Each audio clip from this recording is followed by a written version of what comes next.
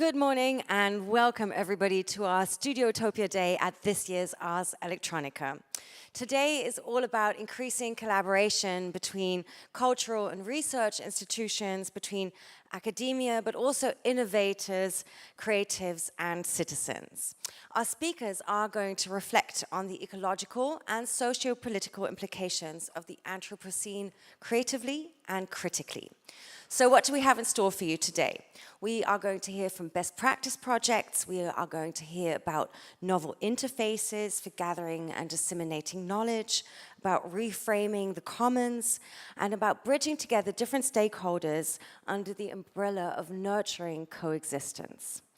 Our program is going to include different panel sessions hosted by different partners, including Doors and The Branch magazine, and of course STEAM, which is going to be focusing on the last panel on the issue of bringing together science, technology, engineering, arts, and mathematics in order to navigate the challenges that our environmental crisis is bringing to our society. So I hope you enjoy our program today. My name is Geraldine de Bastian, and I'm honored to guide you through it. We are going to kick off with a keynote that I'm very excited about. This opening keynote today is going to be held by Carmody Gray. Carmody is a philosopher. She also has a background in ethics and theology and is based at Durham University in the UK. She researches and speaks publicly around critical environmental issues, the imminent threat of climate change, and poses the question how we can get people to act, to emote, and to connect with these problems that we're facing in order to create the sense of urgency and agency that we need. So today she is going to discuss the very important question, what it means to reinvent humanity, who we are, and who we should be. Please give a warm welcome to Carmody Gray.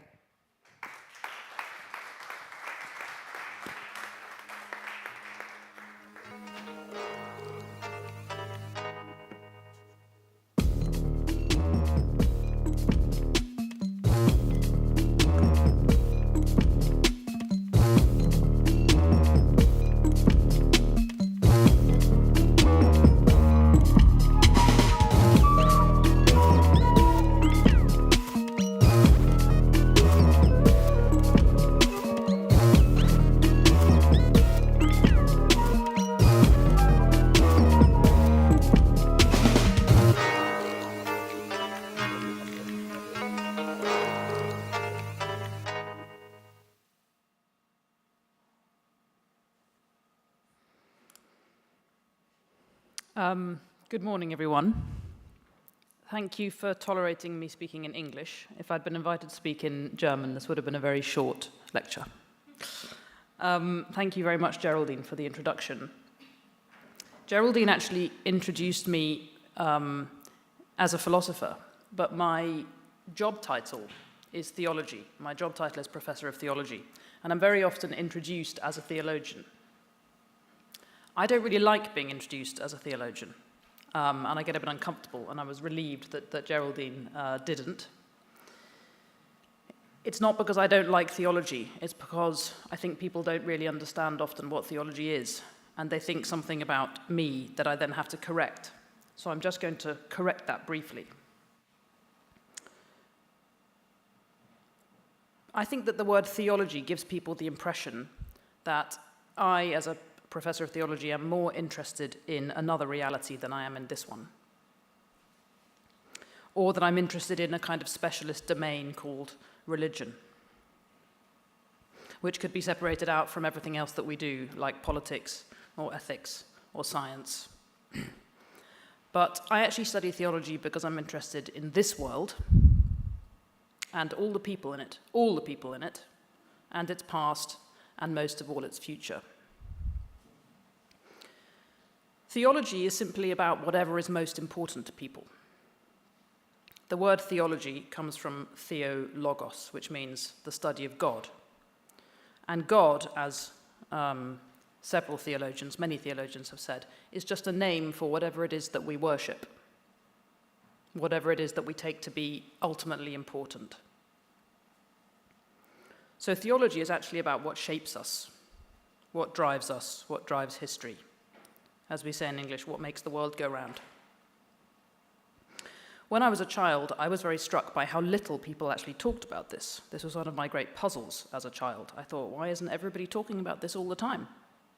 Whatever is most important. There they all were, living their lives as lawyers and bus drivers and engineers and teachers, and voting left or right, and living in one place or living in another place, having certain identities, finding life meaningful or not finding life meaningful. And behind all of these differences were people's most basic sense about what was actually important to them. But that deepest level of choice and identity was very rarely spoken about explicitly, even though it always struck me as the most important thing to talk about. I studied theology, and I work in theology because I wanted to talk about that. What's the most important thing? Last weekend, I was listening to the radio, and the physicist, who I'm sure many of you will have heard of, called Carlo Rovelli, was on the radio, and he was asked why he studies physics. Why did he become a physicist? And he didn't say, because physics is true. He said, because I love it. Actually, even though he's studying science, we would all have found it rather strange if he had said, I study physics because it's true. Because we all instinctively know that there are lots of things that are true that I don't have any passion for at all, that I don't care about.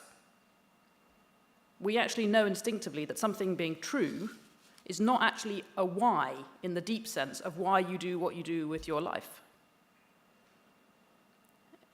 In the sense of what moves you or changes you or draws you. Whys actually have the form of love. Because I love it, he said. You're probably wondering what this has all got to do with environmentalism and our ecological catastrophe. Well, the environmental movement has, in one sense, and I'm sure all of you in the room consider yourselves part of it, so forgive me for saying this, but in one sense, the environmental movement has been a failure. We've actually done more damage to the Earth in the time since the environmental movement started, that's the 70s, than we did in the whole rest of human history before that.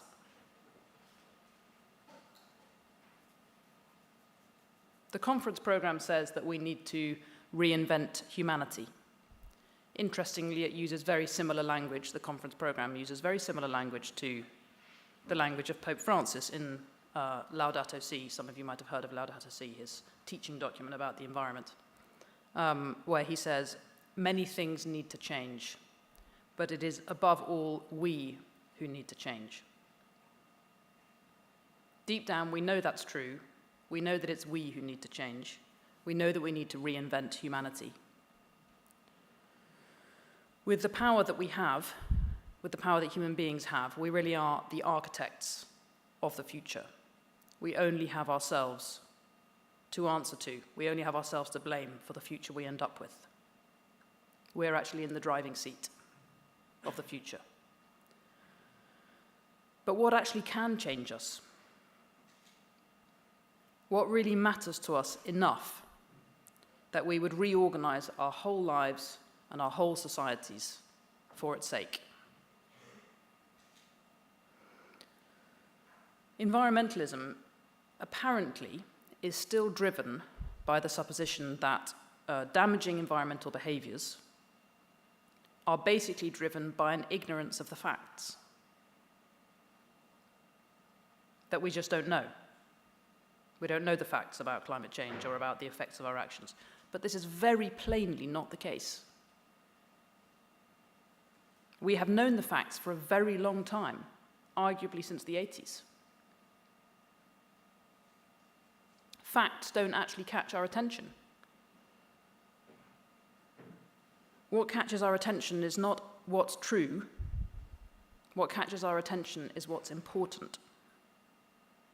There's a famous experiment that some of you might have come across before. You can watch it on YouTube if you haven't seen it. People are asked to watch a basketball game, and they're told to count how many times the players pass the ball. And at the end, after they're asked how many times, they're asked if they noticed anything unusual. And most viewers will say no. And then it's pointed out to them that during the game, a gorilla walked across the court. And the vast majority of viewers didn't see it. Why? Because what was important to them was the ball. We pay attention not to what's true, but to what's important. To put it more abstractly, something only becomes a fact for me once I already have identified it as worthy of being noticed and set it apart. The etymology of the word fact, which nobody talks about, actually demonstrates this. Fact is from the Latin factum, which means a made thing. It's something we've made by marking it and identifying it and separating it. The environmental movement has been captivated by reciting data and statistics as though that alone will change us. But I can stare the facts of climate change in the face, and the difference in price between a plane ticket and a train ticket may matter to me more, may be more important to me, and apparently it is for most of us. Facts by themselves do not have any motivational power for us whatsoever.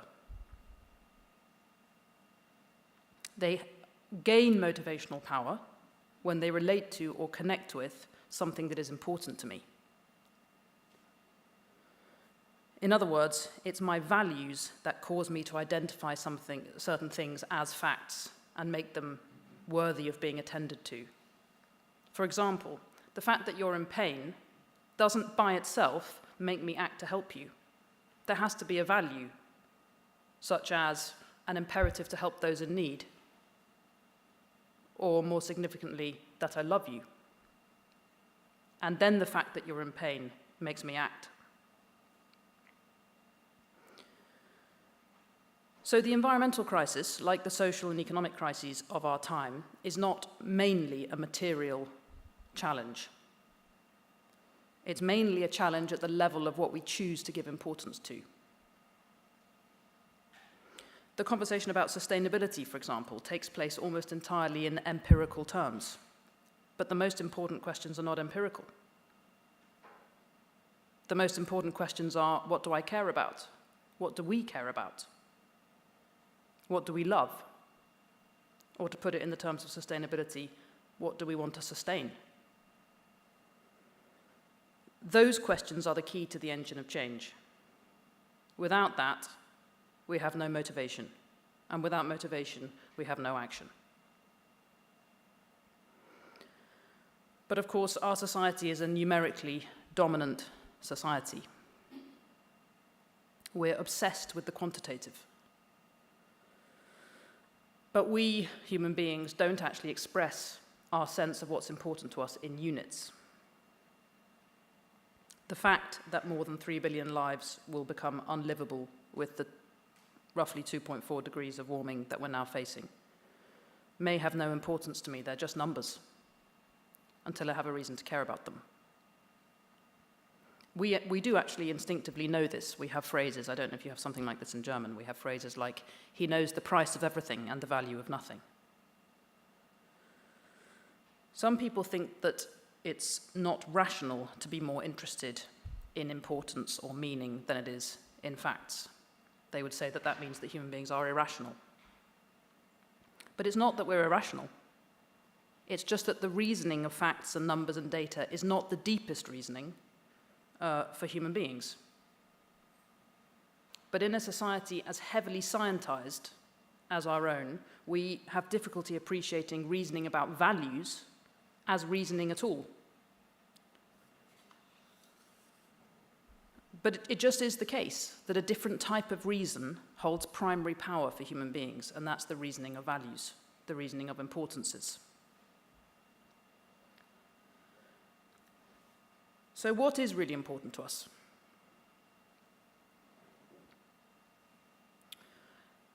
Our culture, and I'm talking about the global north,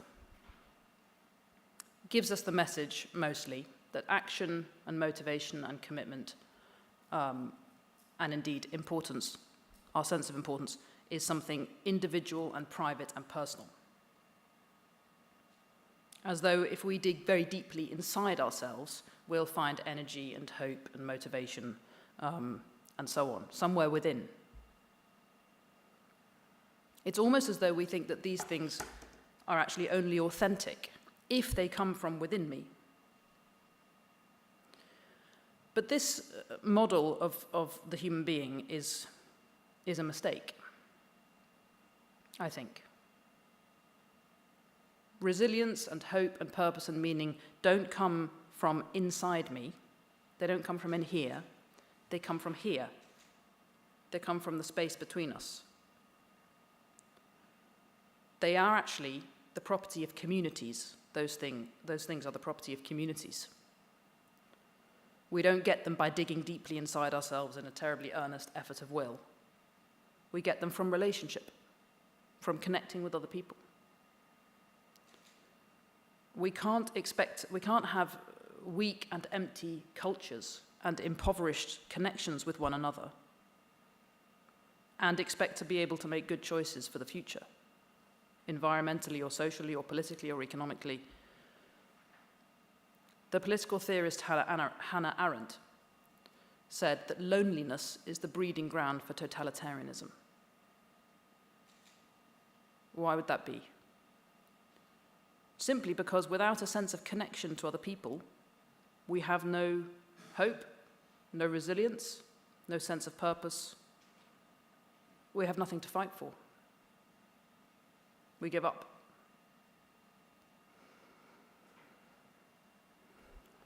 Measured by purely material metrics, life for human beings on this planet, across the board, has steadily improved for decades at a time, for everybody.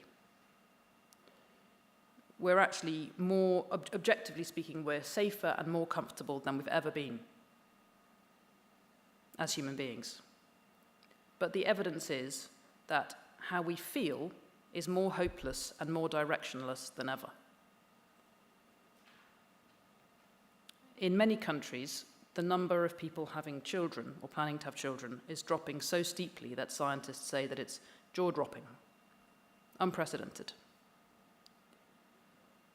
1 in 4 American adults between the ages of 18 and 24 have considered suicide.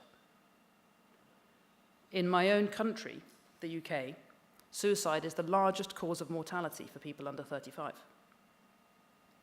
That means that if you die before you're 35, it's more likely to be because you didn't want to live than because your life was taken from you.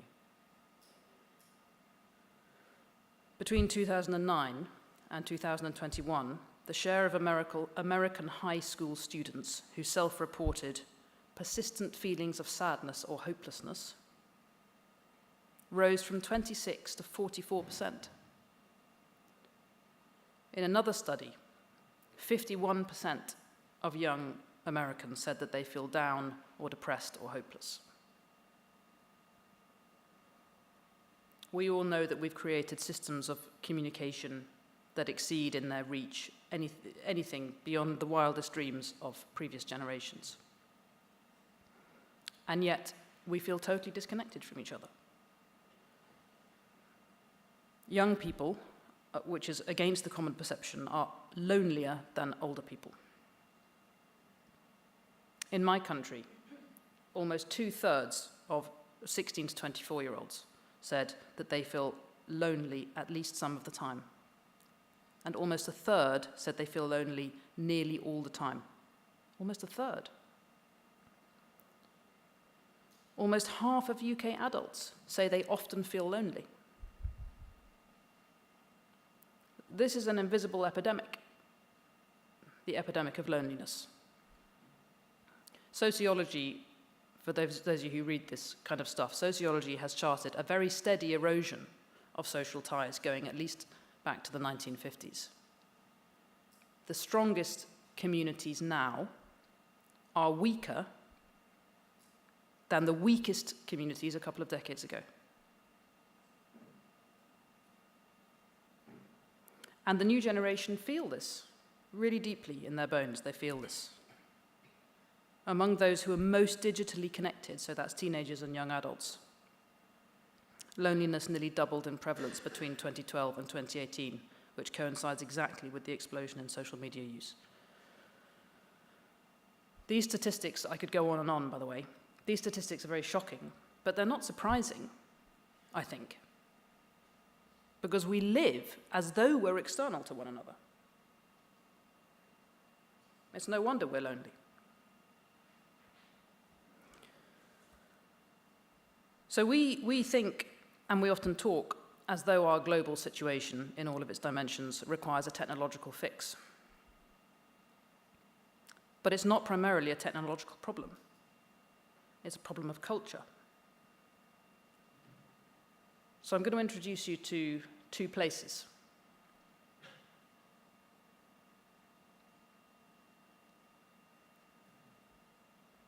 This is a village called Cinque Terre in Italy. It's around 900 years old. I won't say much about it for a second, but please just bear it in mind.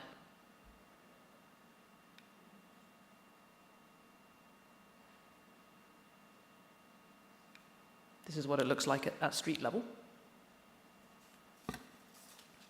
And here's another place. This place is built in 2006.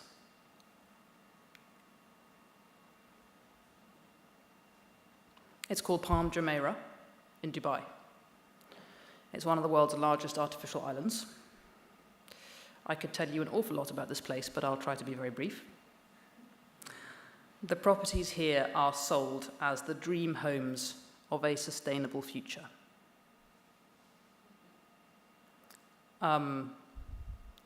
Succeeding years have shown that that's utterly untrue. It's an ecological disaster, speaking purely ecologically, which is in keeping with the UAE, the United Arab Emirates, which the year after this was built was recorded as being 5 times more unsustainable than any other nation. Palm Jumeirah's houses are detached from one another. They're connected only by a road, strung out on lines, in lines along each branch of the palm. And the trunk of the palm is an 8-lane motorway. I find it deeply ironic, as you can probably tell, that it has the shape of a palm, as though that makes it sustainable. Cinque Terre, skip back for a second, is a manifestation, material manifestation of an old idea of the human. Connected to one another, sharing common spaces, at home in a landscape, constructing life and meaning together. Palm Jumeirah is not. Actually, Palm Jumeirah and Cinque Terre are two visions of the future, and they express two visions of the human. All built landscapes do this. All settlements express an idea of the human and of the human place in the wider world of nature. How we express our humanness, in other words, is not actually a given. It's actually a space that we fill with our choices, and our built landscapes, our built environment demonstrate the vision of the human that we have. The vision of the human expressed in Palm Jumeirah I call the human as monad. In this vision, a human being is basically a self-contained entity. We're independent of our place, we're separated from those around us. We live our lives in a kind of discrete, fortified privacy. Palm Jumeirah's humans live in 24/7 cocooned isolation from each other and from the place in which they live. In that vision, the boundary of me is my skin. Society is just an extrinsic arrangement which is designed to meet my material needs, an extrinsic arrangement of self-contained entities. And the environment is the place around me, but I'm separated from it. And in fact, in my very being, I am separate from it. It's over there, like the people, the other people. I think that this idea of the human is expressed in the metaverse, the so-called metaverse, not to mention in many other aspects of our digital lives. It's as though our minds are basically defective computers, just software that needs to be improved. And our bodies are the hardware that carry the computer around. Our bodies are machines which need to be maintained.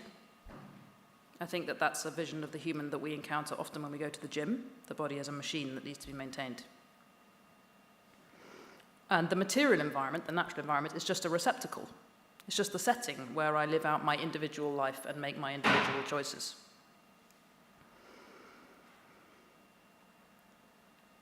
If this dream of the future, this one, is carried to its conclusion, we won't need the Earth or other people or our bodies at all. We can go to another planet. As some of the tech titans are suggesting. If any of you have seen the film WALL-E. Humans left Earth centuries ago and live in a self-contained virtual reality. For friends, we don't need people. We can have robots or chatbots or avatars or... In other words, in this future, we won't actually stay human for very long. It is by no means only in Palm Jumeirah that this future is actually creeping into the present. We're creating structures whose only function is to keep us materially alive and comfortable, but not to put us in touch with one another and with the world around us. We're addicts of technology and communications media, which actually undermine the social structures of community and relationship. And they undermine not only the structures of it, but even the appetite for it, which is the most dangerous thing of all. Because the tragic thing is that when we succeed in destroying those institutions and communities and forms of life that put us in real touch with each other, when we're sufficiently absorbed in our virtual worlds, we actually lose the ability to notice that we're living empty lives. We lose both the skill and the appetite for real connection with each other and with the wider world.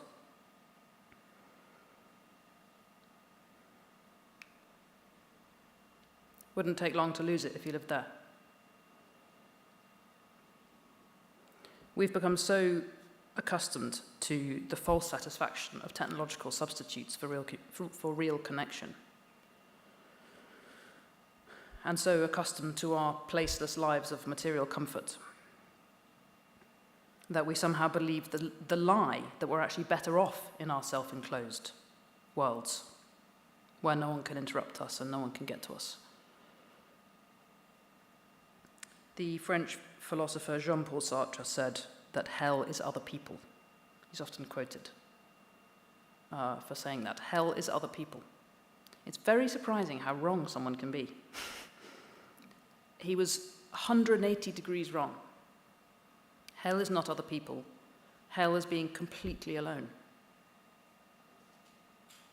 If you've never read The Great Divorce by C.S. Lewis, read it. In the end, he pictures hell as aloneness, and it's devastating and highly recognizable. Loneliness is, in a famous study, loneliness was demonstrated to be worse for your health than smoking. That is to say, if you're smoking and you're lonely, address the loneliness before you address the smoking, because it will kill you quicker. We don't seem to know yet how the impacts of loneliness completely translate into our physiological health, but we know that they do. Many of the facts of our global situation are shocking, but I think the most shocking thing is that we're getting lonelier and lonelier, and that's more dangerous than any other of the other challenges that we face. Why would that be? What could be more dangerous than climate change? Well, climate change we can fight. But loneliness actually takes away our reason to live. Without each other, we have nothing to fight for.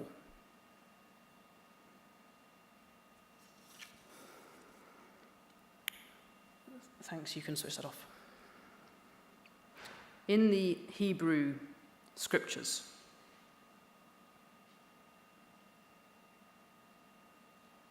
can you turn the screen off? Thanks. In the Hebrew scriptures, God's love for Israel, for God's people, is expressed with the word faithfulness. The scriptures say constantly, God is faithful to his people. I used to find this very strange.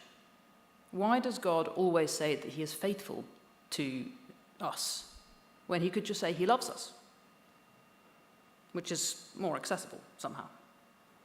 And then I understood. Faithfulness is just love through time. Faithfulness is love that's actually carried through. Psychology and sociology and anthropology and lots of the other human and social sciences have recently told us what the Hebrew scriptures already knew, which is that what really evokes our commitment, what really motivates us, is relationships with other people. Relationships carried through time. Faith communities in general, I spoke about the Hebrew scriptures, faith communities have this understanding of human beings by instinct. It's actually embedded in their practices and forms of life. They don't talk about it, they just do it. Only a society which is as confused as our own, I think, could admire and elevate autonomy over relationship, or independence over community. Faith communities live from that other picture of what makes human beings tick that we looked at in Cinque Terre. They know that love is actually more motivating than truth. They know that community is not just an extrinsic mechanism for meeting my needs, but is actually the substance of my humanity. They know that my deepest energies aren't drawn from me by more impressive technology or more access to material goods or more profitable businesses. My deepest energies are actually elicited from me by feeling part of something, something that's larger than myself. The misdiagnosis of ourselves as independent of each other has led environmentalism in particular, I think, to miss something really fundamental. Namely, that the critical factor in social motivation is a sense of belonging. There's an anthropologist, René Girard, some of you might have heard of, famous French anthropologist, who said that human beings are mimetic animals. That is, it's in our nature to imitate those around us. We actually learn to respect ourselves through the respect of other people. We learn what we should believe from what other people around us believe. We learn what we should want from what other people around us want. We know, for example, and if you're curious about this, then look into environmental psychology. We know that it's not actually how much money you possess that determines how wealthy you feel, how wealthy you perceive yourself to be. It's your comparative wealth with those around you. It's not your absolute wealth, it's your comparative wealth. It's in relation to others that you make judgments about your own affluence. We know also that your intelligence is not a primary indicator for what you believe. Not at all. That's extremely obvious. We don't need anyone to tell us that. There are very, very intelligent people all around the world and all through history who've believed completely different things. It's also not to do with your access to right information. That's also not the primary indicator for what you will believe. The primary indicator, the thing that most governs what you will believe, is the beliefs of those around you.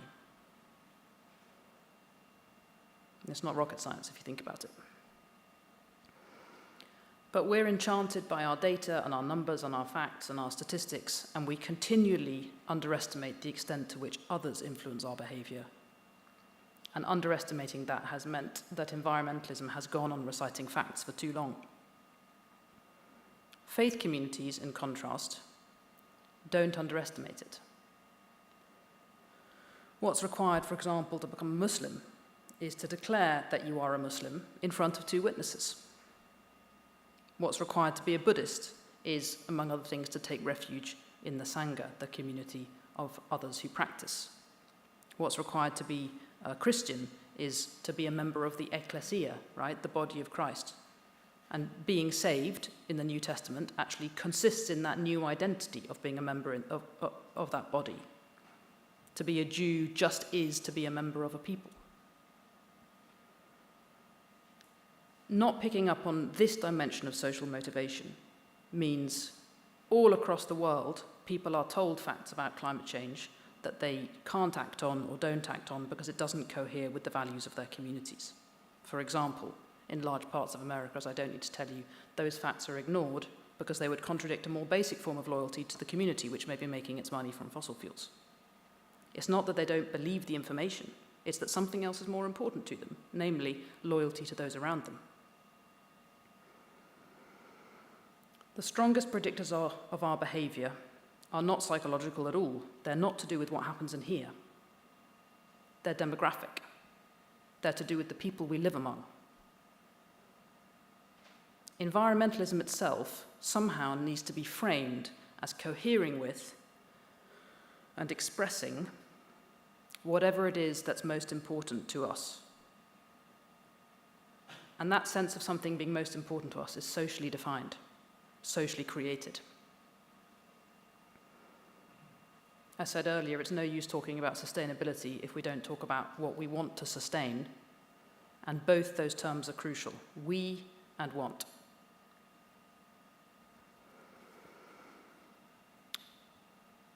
But in the global north, we have consistently marginalized and denigrated and undermined the communities and institutions and forms of life in which this deeper knowledge of the human is embodied and expressed.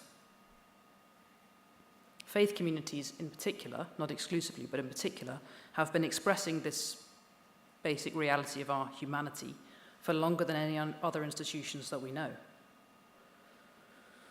Members of these communities, this is also well known, consistently live longer and report higher feelings of well-being and satisfaction. And it's not hard to see why. Because what we most need in order to thrive is a sense of connection, of being part of something. Of course, many other cultural institutions do a similar kind of work. Museums and galleries and theatres and all the myriad structures of civil society which have different names in different countries and different contexts. But among these very vital institutions, faith communities do something unique. They know how to extend our sense of loyalty, our sense of belonging, beyond the bounds of those that we see and know personally, and beyond the bounds of those we have something in common with, for example, common ethnicity or socioeconomic background, or common tastes or common preferences. They somehow make us feel a sense of community with those with whom we have no shared identity at all. Just to give you one example, the largest faith community on earth that is a single institution is the Catholic Church. The Catholic Church gives a common identity to 1.3 billion people. People who not only obviously can't meet each other, but have nothing whatever in common other than that fact. In the age of climate change, we have never more needed to have a sense of common humanity, to have a sense of real community that transcends borders and identities, that gives us a sense of loyalty with the whole of the human, with the human as such. But faith communities and cultural institutions like them, as I'm sure I don't need to tell you, have never been more fragile than they are now. civil society itself is extremely fragile. Because real human connection, unlike the ersatz connection of social media, can't be monetized. It's the opposite of profitable, because it's actually for its own sake. If we use it to turn a profit, we empty it of value. And economic and technocratic logic have no interest in supporting or sustaining the communities that give us that.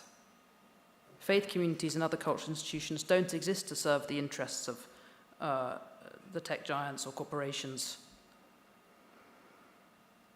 They don't exist to turn a profit at all. If we ask them to justify their existence, we discover that they can't actually be monetized without destroying their identity. They don't have any utility. They're institutions that have no reason to exist other than the thing that they are. They exist for their own sake. Or we might say they exist for the sake of humanity. They exist for the sake of humanness. The tech giants and other corporations, of course, actually profit from the opposite. They profit from our loneliness. As we invest more and more in devices that separate us more and more from one another and from the world around us. As we become more and more needy, we reach more and more desperately, and we give away more and more power to entities that serve, in fact, no interests but their own. In a context of environmental catastrophe, we urgently need to resist the erosion of these longest-lasting and hardest-wearing communities and structures of civil society. Social media and late capitalism and many aspects of our current arrangement actually blind us to the fact that our civil society is in free fall, because when we're not engaging in something, we don't notice if it dies. Without it, we're just lonely individuals, vulnerable to all the manipulations of state power and corporate power. So we urgently need to invest in and support the institutions and forms of life that really put us in embodied relationship with one another. And in particular, I think, learning from and supporting faith communities if we're going to rise to the present moment and survive these challenges. Somehow in their DNA, they know the truth about human beings, which is that human beings are more motivated by relationships than they are by facts.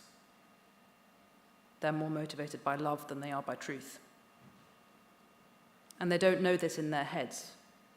They know this in their structures and their forms of life and their practices and their habits. And we need those things, desperately need those things now. The challenges that we're facing, of course, are going to increase exponentially from here. There's the challenge of the present moment, but there's also the challenge of the future that is now inevitable, with mass migration, resource scarcity, political instability, war, and so on and so on. And these challenges will test our sense of common humanity to the limit of our commonness with others. We've never more urgently needed to see and to actually feel and experience that we're not external to one another at all.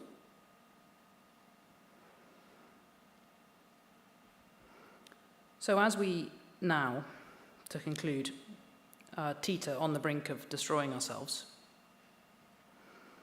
after decades of reciting the facts,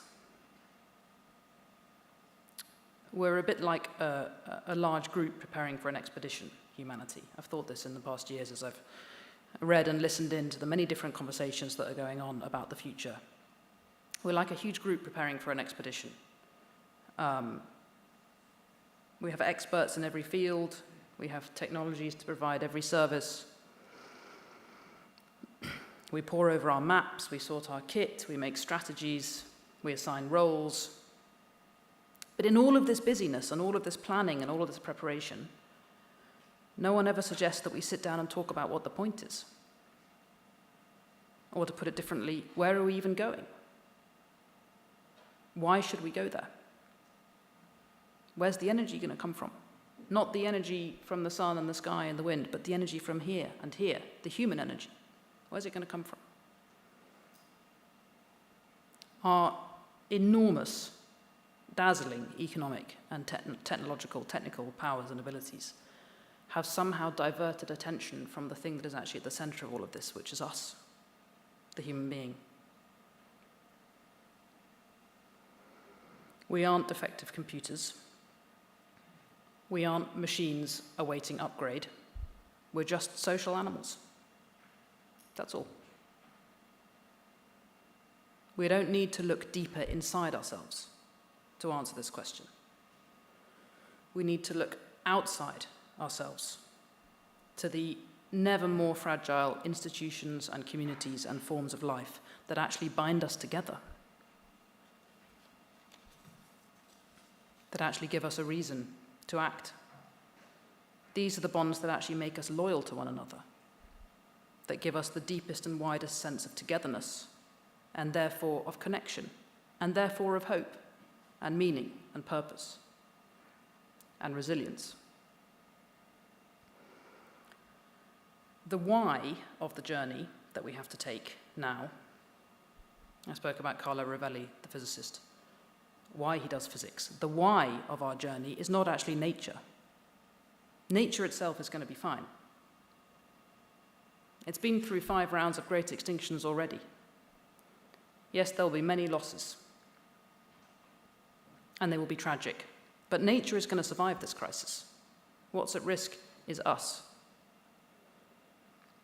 So we're not taking this journey for nature. We're taking it for one another.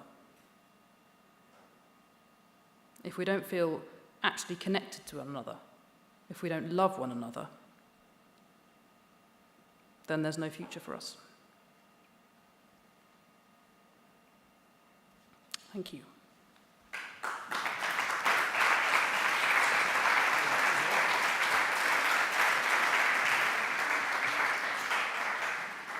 Thank you so much, Carmody. Will you come and join me on this green couch, please?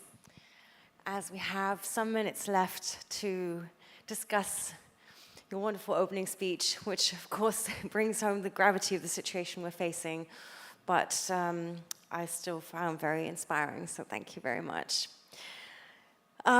Yes, so these images that you showed, of course, so stark, I had to immediately think of another building project that is creeping into my timelines on social media at the moment called The Line in Saudi Arabia. I don't know if you've seen that yourself. So another structure that immediately I found like, oh wow, this is another step of separating ourselves from our environment. So it's a city that is going to be one straight line and sort of rearranging social structures in a what struck me as an extreme structure of control. So these are also, in a way, different kinds of panopticums that we're building, different surveillance structures. And my first thought was like, why would anybody want to live like that? You know, how is this the future that we're selling to everyone? So this kind of creative chaos of the Italian village that you showed, this sense of commons that you were speaking about, I thought was so profoundly captured in those images. So I guess my opening question is, if we are surrounded by these structures of control, authoritarianism, patriarchy, and they are very much not driven by love, but by greed, and we have already maneuvered ourselves into these pockets of isolation, how do we start introducing these ideas of commons, of chaos, of creativity, of togetherness? Hello? Is it on? Yeah. Yes. Thank you. Yes, it is a puzzle to me that anybody wants to live in these places. Yeah. But I think in a way that's part of the key to your question. How do we move forward? Part of the point that I wanted to make, which I didn't develop as much as it really needs to be developed, is that we don't only lose the structures for connection, we lose the desire for connection. And I think we noticed this during the pandemic. Human relationship is, sociality is actually a set of skills and aptitudes. And we can lose it as well as gain it.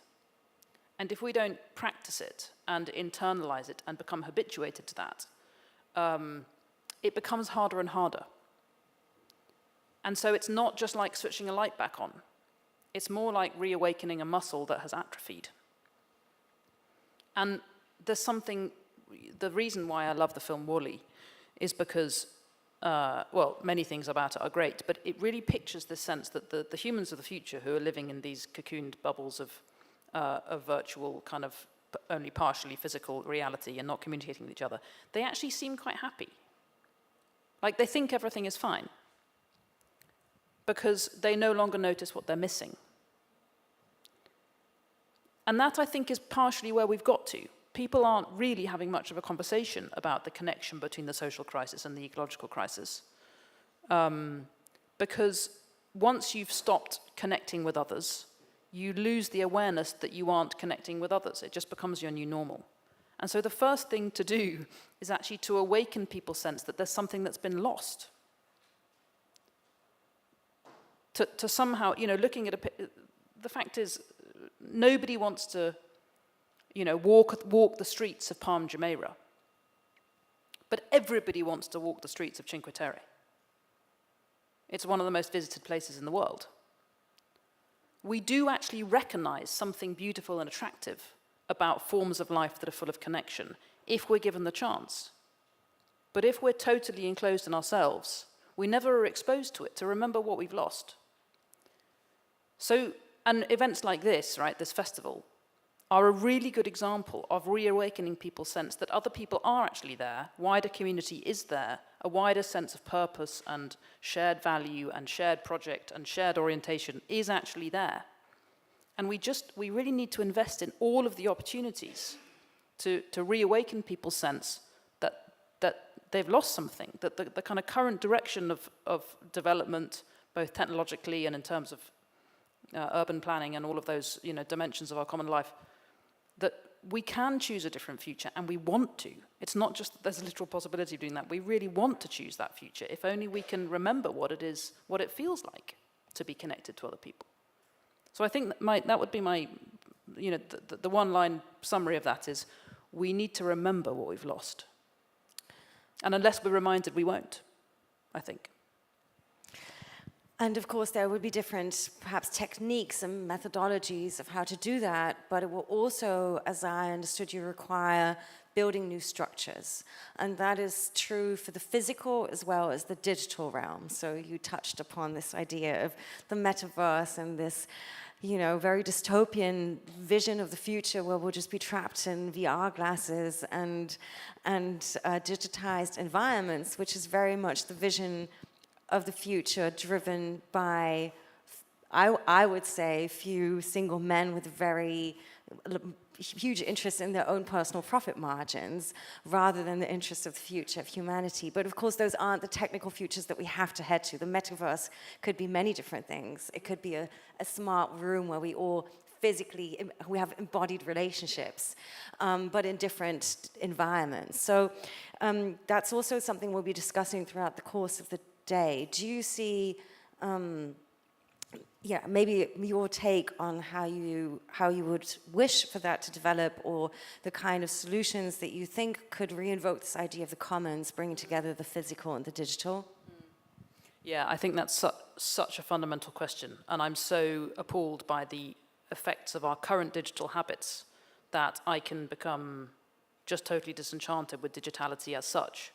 And there's no need for that. That's a kind of overreaction. But I think that we shouldn't underestimate exactly what you were saying, the vested interests in keeping the present arrangements or deepening them. To use a parallel, and I didn't talk about this because, one thing at a time, but it's not only the tech giants who benefit from making us think that we're individuals and that we really want to live by ourselves in our own digital realities. That's been a key victory of the fossil fuel industry. In fact, the whole packaging of the environmental message as being a message for individuals has been part of the problem. You know that the phrase carbon footprint was actually invented and promoted by BP in an advertising campaign some years ago with the slogan, "Carbon footprint, everybody has one." The implication being that the only person who can fix this whole situation is you as an individual. Whereas in fact the fix could never be at an individual level, obviously. The selling of environment, and some of you might have come across the environmentalist Michael Mann, who wrote a really fantastic book, which I'm now not going to be able to tell you the name of because I can't remember, but last year, saying that selling individual consumer responsibility as the solution to the climate crisis is the reason why we're still in it. Because we don't individually have that kind of control. We only have that together.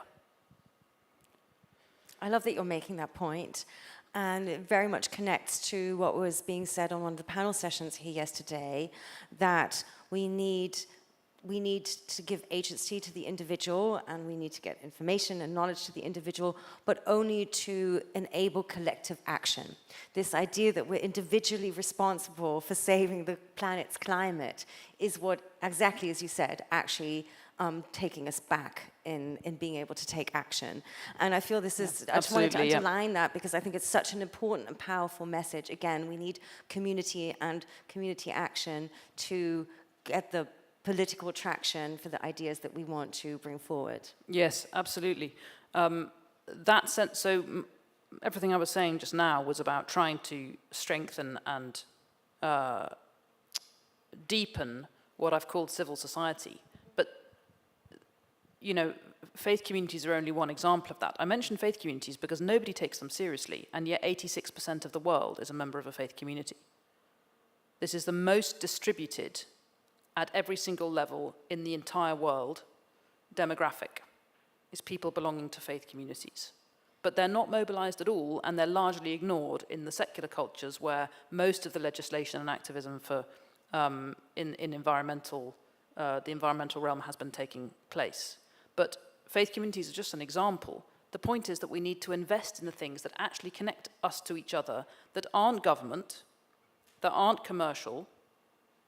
Right, so this is, I've been spending time in Switzerland, and Switzerland is a place where they still have an incredibly dense network of civil associations, which they call Vereine. You know, these are kind of sports clubs. They're what we used to call in English guilds, like collections of people who share a profession and who spend time doing things together, or very, very devolved forms of local responsibility for particular aspects of local life, which come together with all kinds of connections that aren't functional at all, that are just social. Where people have shared projects that aren't saving the world, they're just cleaning up the park or whatever. And these things look unimportant. You know, the museum in our town might seem very unimportant, but those are actually the structures that connect us to each other, where there's no purpose to it other than the community itself. Investing in those institutions is what we aren't doing anymore. And I would say in terms of practice, thinking about how those institutions, in those institutions we can bring together the physical and the digital, addressing this particular point, which I think is really fundamental. How do we connect the physical and the digital? Because what we don't want is a digital unconnected to the physical. We don't want that. Because as it happens, we do live in our bodies. And hopefully we will go on living in our bodies. We don't want that separation. And bringing those two things together in a way which is socially embedded is the project. And there isn't, I don't think, and this is another part of the challenge, I don't think that there's a single answer to what that looks like. That's part of the difficulty of it. Because the whole point is it needs to be at the human scale. It can't be just up there in the sky. It's got to be at the scale at which we actually live. One of the things that really gets to me about the contrast between Palm Jumeirah and Cinque Terre, and by the way, this is so applicable across our built environments. One of the reasons why Cinque Terre is a wonderful place to be is because it's literally built for humans. It's built at human size. Size does actually matter. Palm Jumeirah is not built for humans, it's built for cars. We need environments, digital environments, social environments, physical environments that are built for actual humans, where humans can be human together. And again, this is not in the interests of many of the people running the world. And I don't mean that in a conspiracy theory kind of way. I just mean literally, that's not what's on their, like, that's not a metric of success for them. The metric of success is the profit margin. I think it's a perfect opening into our program today, as we'll be hearing from so many initiatives who will be sharing how they're trying to achieve just that, building different solutions, different interfaces, different projects that reintroduce that concept that you've just shared of being more human, being more at scale with our needs. And I'd like to thank you so much for opening the conversation and the floor and being here with us today. Thank you. Thanks very much.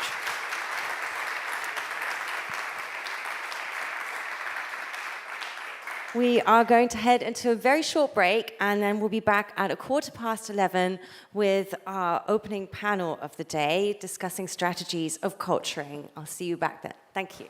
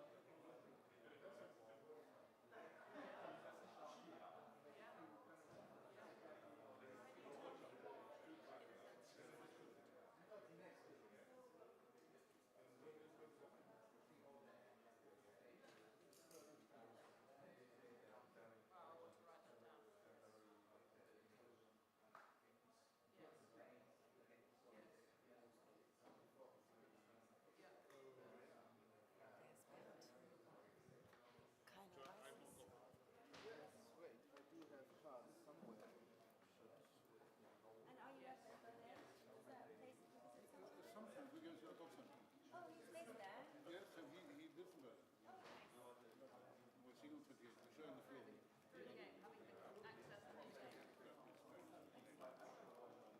No, he's about the chef. He's well worth it. I'm going to be There are ways of harnessing it, right? I'm in touch with, I don't even know. Max. Max. Great. Contact is lovely. See you sometimes. And then I don't go to London often enough. That's why my sister stays. She's never up north. So. Oh, Max, that's great. You're about to leave, but I need some guidance as to what we should do next. Right, I'll get Caroline. I was going to say maybe Caroline, So I'll just tell her to check in with you.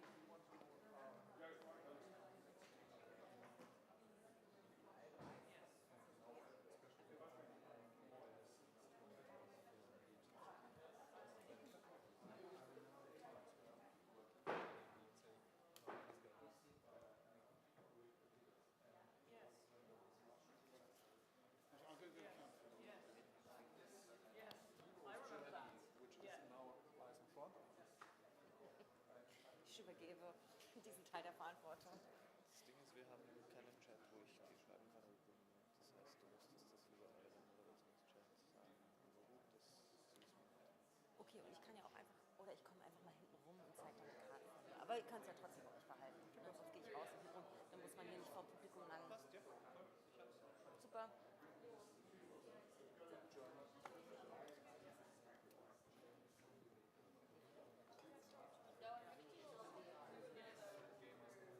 Yes, that's the language they speak. Being Yeah.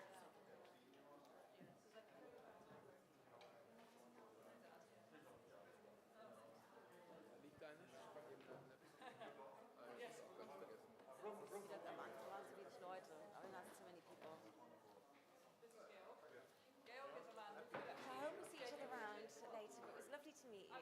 Well, I'm sorry to go. No, don't worry. just saying Please to Max, go explore and enjoy. I was knocked over and I just need to go lie down. Oh no, oh dear. All right, I Not hope here, you're all before I right. came. Okay. Well, I hope you get to rest a bit. I think that'll be fine. Okay.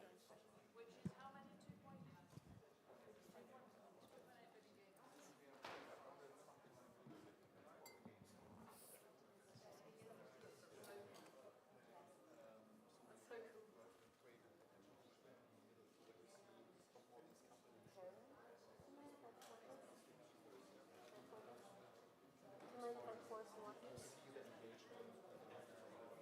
Doesn't that sound amazing?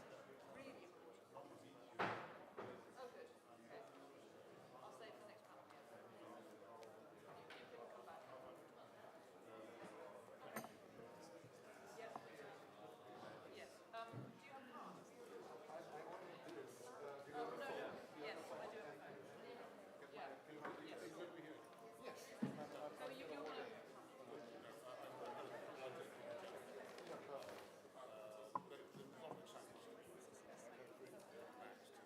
No, you use that.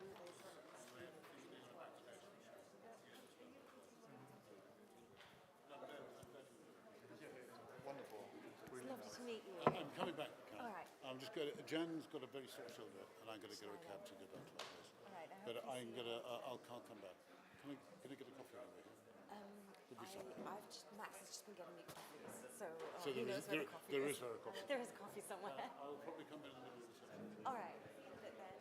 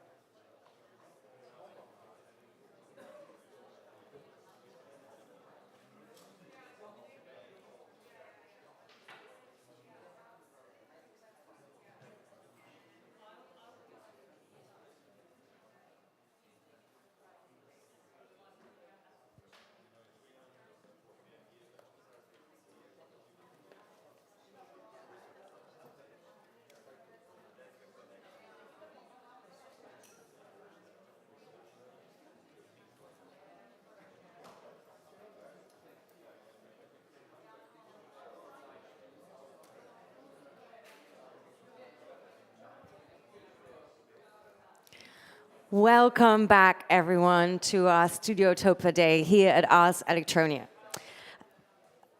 We're going to start into the next session, so if everybody still talking can settle down a little bit, that'd be lovely. Okay, so one more time, welcome back everybody to our Studiotopia Day here at Ars Electronica. We are going to head into our first panel discussion of the day on the topic of strategies of culturing. So this panel discussion is going to include a very exciting interdisciplinary mix of experts, including experts from the field of AI research, from transdisciplinary and critical arts, as well as cultural industries, philanthropy, and organizational development. And together, they are going to discuss the strategies and tools that we need to build those cultural narratives that really inspire and shape change. The discussion is going to be chaired by Alexandra Antwi-Boziaco from Hamburg, who builds bridges between artistic visions and different kinds of audiences. So over to you, Alexandra. A big warm welcome for you, please.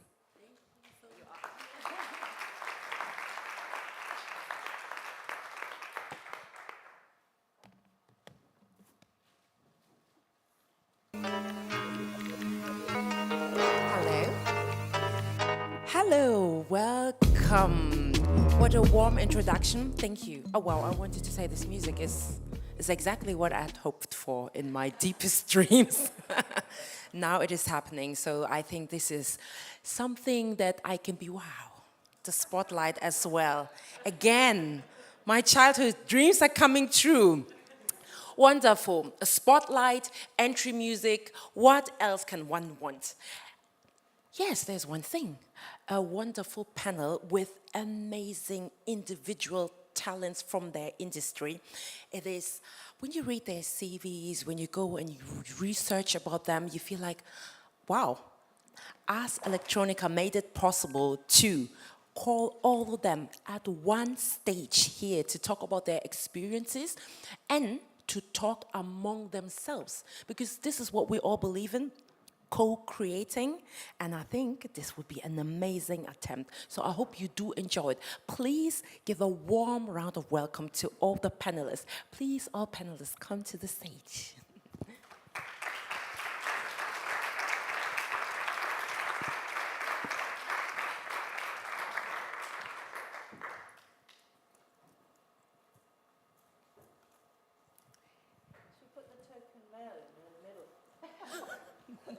Am I a token? Yeah, usually it's a token female, but this time. I knew I was a token something. I just wasn't sure what it would be.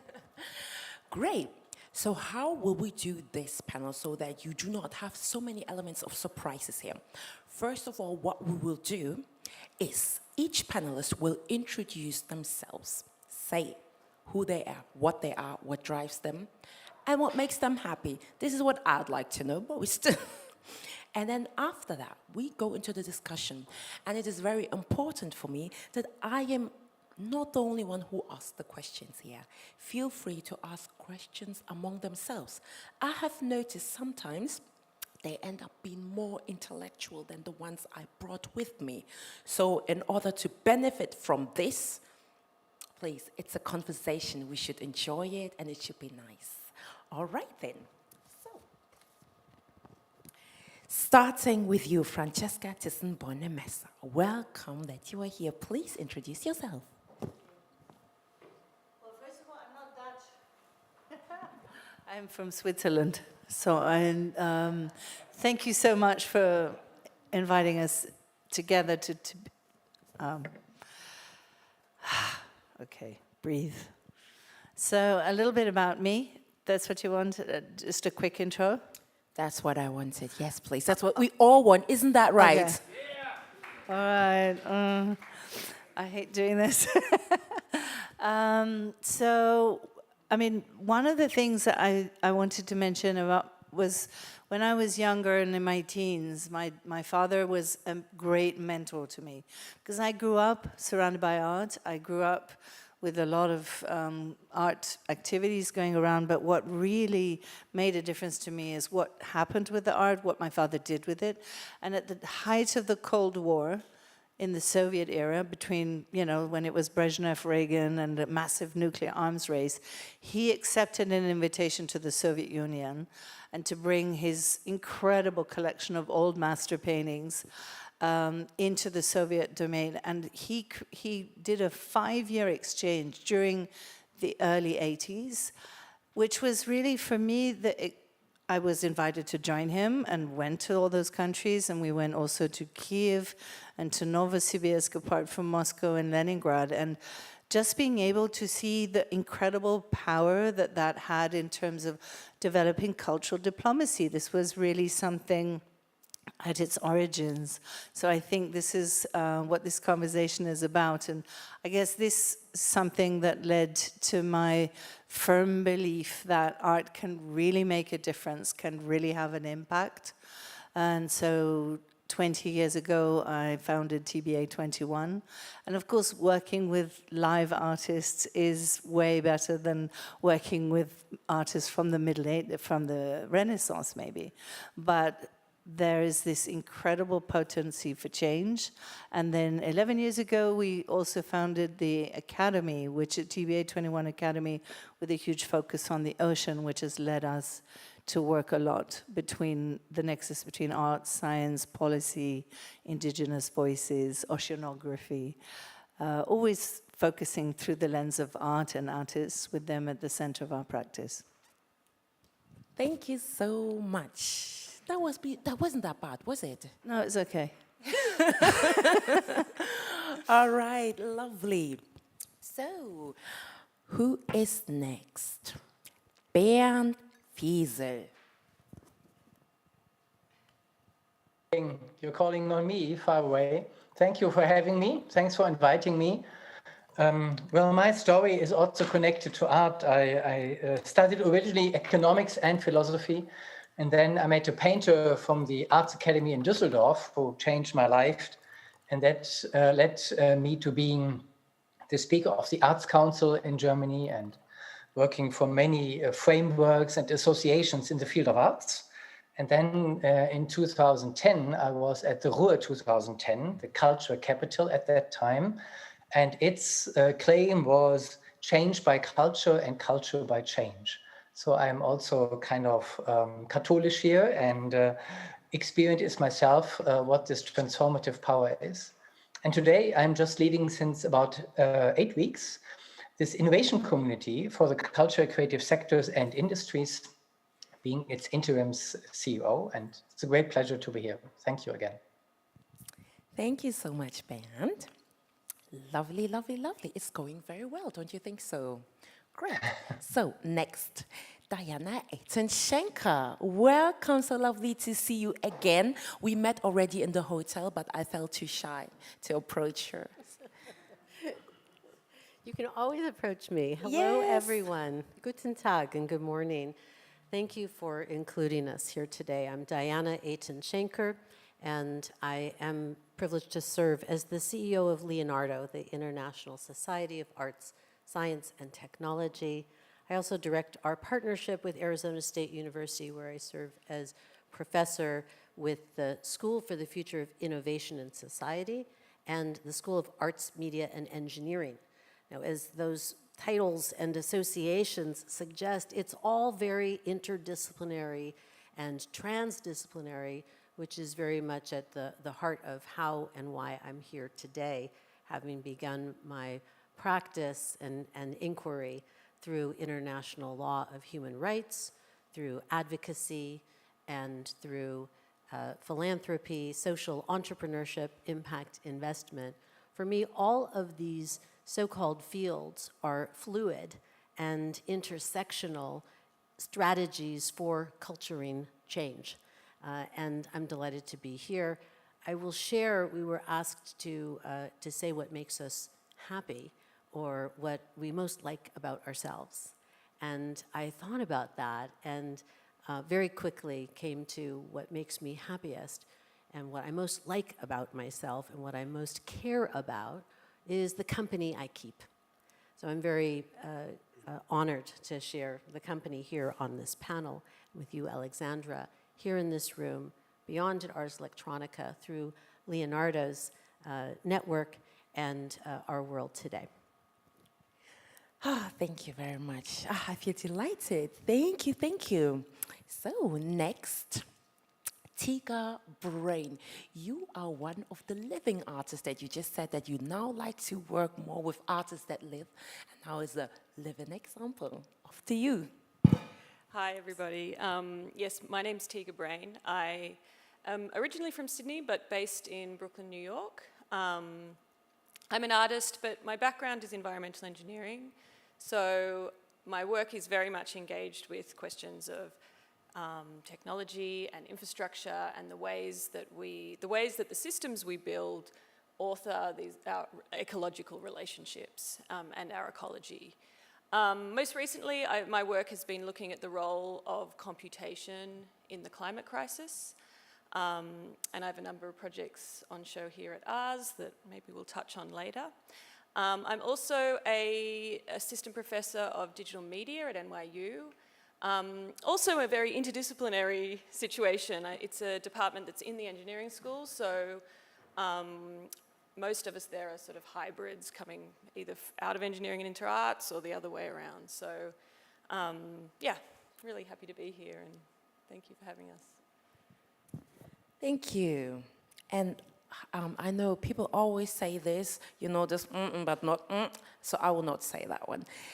Very welcome, Drew Hammond. Thank you very much. It's great to be here. So I'm Drew Hammond. I'm a professor of data arts and society and a curator. I work between the University of Edinburgh and the Alan Turing Institute in the UK. To give a personal touch to this, to explain what makes me happy and why I'm here, I'd have to go back to when I was really quite young. In the 1980s, I was very involved in electronic dance music, which was I'd say in Europe, the last analog subcultural revolution, but made possible by digital technology. The first wave of cheap home computers and also networks of independent labels. Soon after that, I got involved in a series of events called the Virtual Futures Conferences between 93 or 4 and 5. And then after that, launched Future Everything, which was the UK's annual digital culture festival, which I directed for 25 years before handing on to the far more capable hands of Irini, who's the current artistic director. And I've now moved to a role where I'm able to be a bit more strategic and work to support more organizations and more artists, commissioning artists, but also seeding new cross and transdisciplinary methodologies. And what really makes me happy is to see the people I'm working with flourish. Right now in the exhibition, we have an exhibition next to Leonardo. I'm a member of the Leonardo community. I'm very proud of that too. And in that, we have some amazing artists, Adam Harvey, Inez Kamala-Larette, and Kizzy McNeil, who are early career, late career, and mid-career artists. And we also have engineers. We have a platform on display alongside artworks. We have social scientists. And they are phenomenal. I'm just going to quickly, last word, read out the message I sent the team this morning on Signal, on our team chat. To prep for my talk, I scanned through all the documents we've developed, and it blew me away. This is genuine. This is what I wrote this morning. It blew me away how much incredible and profound work we are generating as a group. It's an embarrassment of riches. Round of applause to everyone on the New Real team. That's what makes me happy, people flourishing.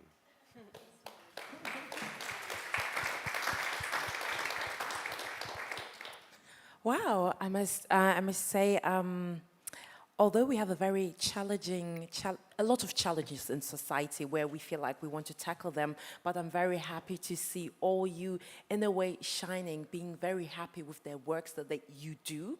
So this is a privilege, and I hope that you always have this kind of motivation, this fire within you whilst you do your work, and that you love it so much. So this is amazing. That's why I like conferences like this, because it reminds me that we should all seek for something that we love doing, because that's when we, yes, come and get some outstanding performances. Great.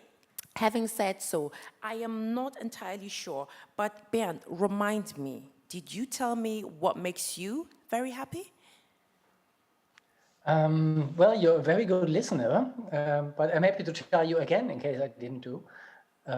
It is really empowering people to do new things.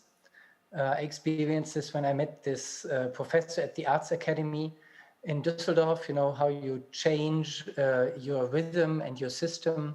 When I was working at the European Capital of Culture, it was great to see to motivate mayors of cities, department leaders for culture, but also artists to have a space to do what they love and to overcome barriers and boundaries to this.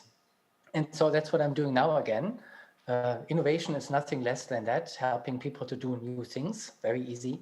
But to have the frameworks for this and the space and the freedom and the tools, that's not so easy. And yeah, to make those tools the best and the freedom around, the freedom for the artist to innovate at best, yeah, that's my passion, and that's what makes me up, gets me up in the morning at 6. Yeah.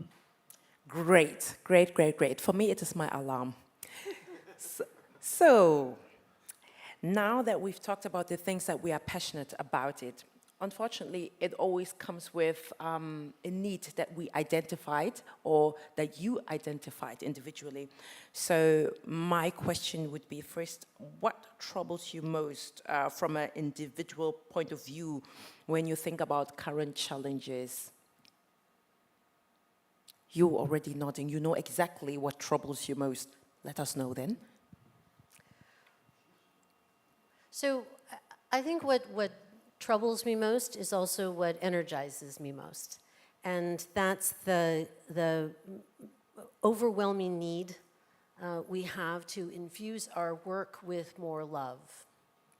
The overwhelming need we have to infuse our organizations, our strategies, our initiatives, our quest for change or any other quest with love. By love, I mean compassion, I mean resilience, I mean adaptability, the sense that we have a collective responsibility and opportunity to grow as a species.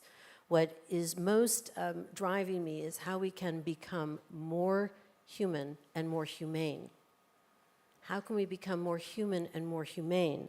And for me, through Leonardo and in partnership with this international network at the nexus of art, science, technology, of which Ars Electronica is such an important part, as are each of the panelists here and everyone in the room and outside of the room watching.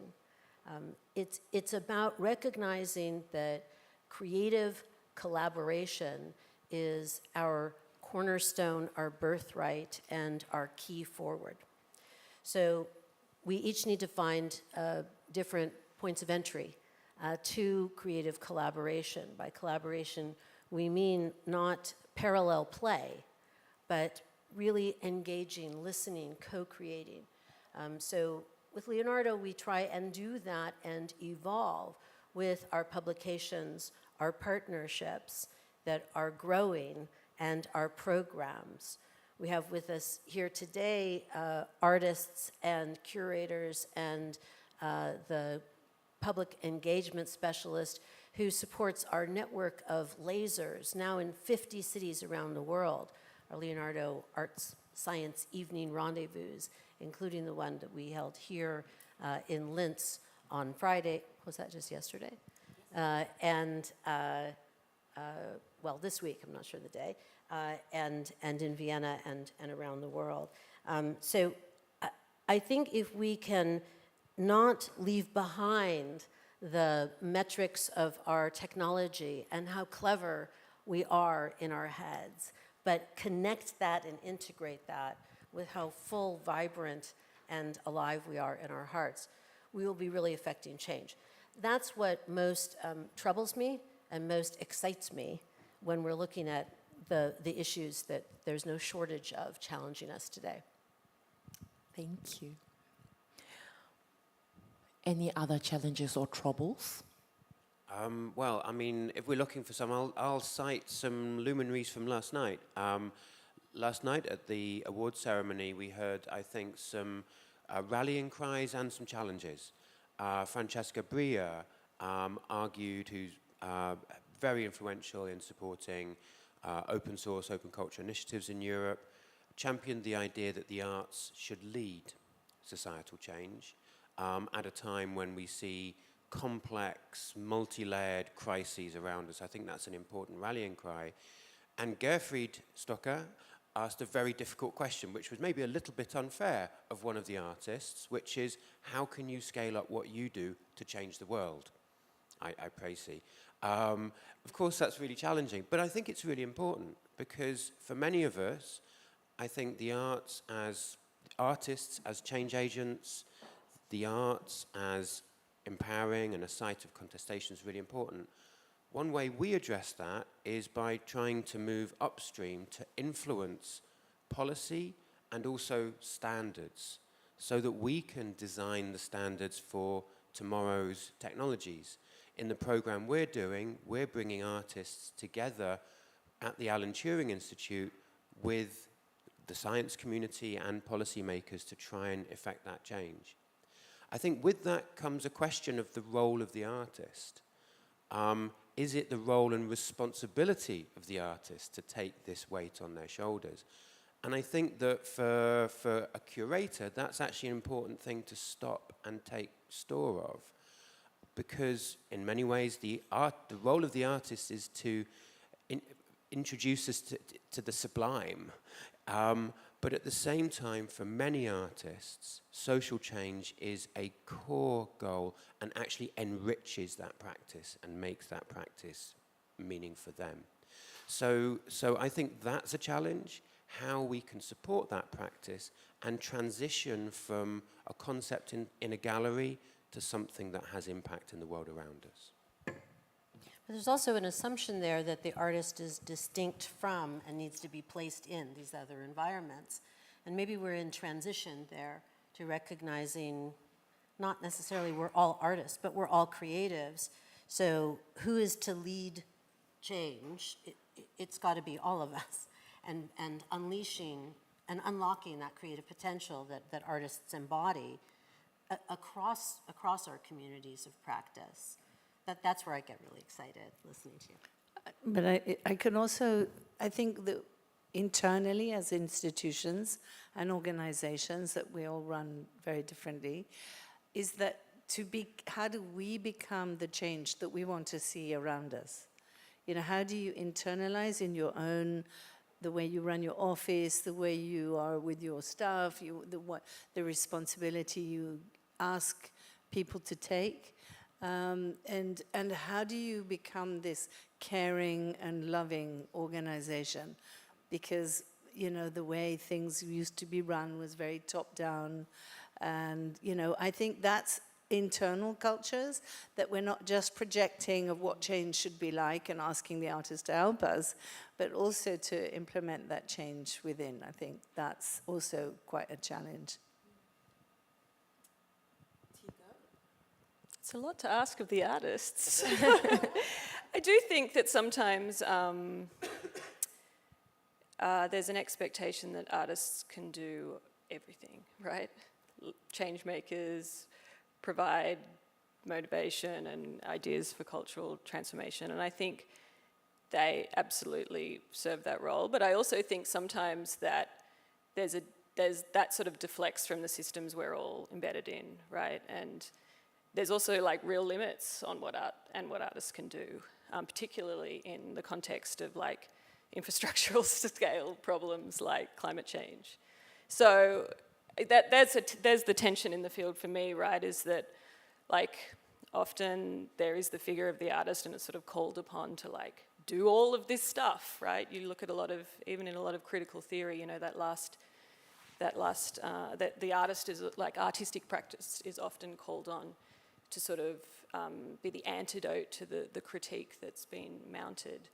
And so I think one of the problems that comes with that is there often the least resourced, right? When we're in the team and in the organization, and often their role is very brief, and you're there for a very like brief residency, and so I don't know. I feel like I'm maybe pointing out some of the challenges with that role. Bert, you from remote, what do you say? Yeah, thank you for giving me the prompt. I was just going to raise my hand and wave at you.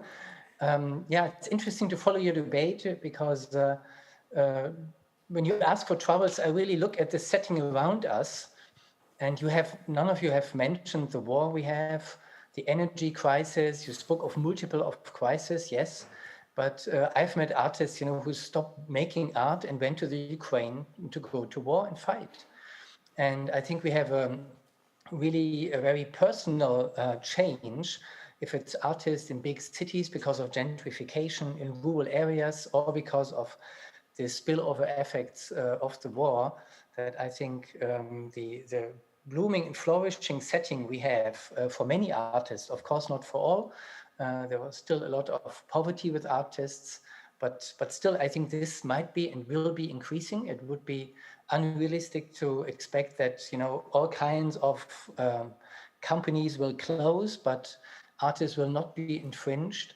So I think that's also a setting we have to take care of. How do we protect this community of artists, also protect them from being divided and enable them to keep this power of change we were talking about. There is an institution in place of war, which is specifically helping artists, to work under conditions even of social upheaval. So I think there will be really new challenges. Unfortunately, on top of those, which was just mentioned, how to be a good role model for the climate change. Because in fact, if you look at it, many artists and our communities and sectors are not really leaders in green transition. If you look at fashion, 99% is thrown away. So we really have to get up and going and follow others who are leading already to make up what our sectors at some point have lost and had not been doing for the last 10 years. So I think we have to also be self-critical where we stand. Yeah, that would be my view on this. I have, in the light of the challenges that you mentioned, for instance, love as a driver or as let's say really as a hard skill, not only as a soft skill, but as a hard skill. And also the discrepancy of what are the expectations of an artist. And I think it's really interesting that you mentioned it, coming from a background that has a very functional narrative, being an engineer. People associate our narrative around engineers are that they are solving problems in that sense. And now you are an artist, which combines basically two, you were basically educated for two things in that sense. And then policy, which is very, very critical as well when I think about social understanding, social narrative. It starts with our children. Are you rewarded when you have good grades in art? Or not. I was very bad, but it was like, oh, no problem, but you still have to move on because it's just drawing in that sense. And this is a very old thinking pattern. So what I would like to ask now, imagine you had now, because we are talking about interdisciplinary approaches, outside of your scope of work, one superpower, one super other disciplinary that could help promote your course, who or what entity would that be? If you could assign for 1 year, one particular industry that must support you in promoting artists as change makers, who or what will that be? I'll have a go. Yes. Please don't say Beyonce. No. I'm going to come at your question in a way maybe is a little tangential, but I'm going to do my best. So rather than one discipline that could kind of come in like a ray of light and solve my problems, because that's a very hard, I might need a little more time on that. What I'll say is, what one discipline, if I was able to shape that discipline, do I think could solve a lot of the problems I'm grappling with? So it's similar, yeah?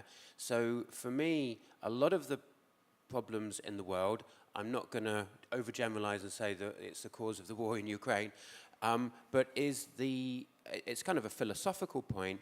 It's about our way of knowing the world and the kind of dominance of quantified, extractive knowledge practices in knowing the world. And if I could have access to the domain of computer science for 1 year and could really pull their strings, I would go on a journey, or rather invite others to take me on a journey to see how we can challenge some of the fundamental principles. That knowing isn't only what we can quantify in data. It isn't only about extracting patterns from historic data.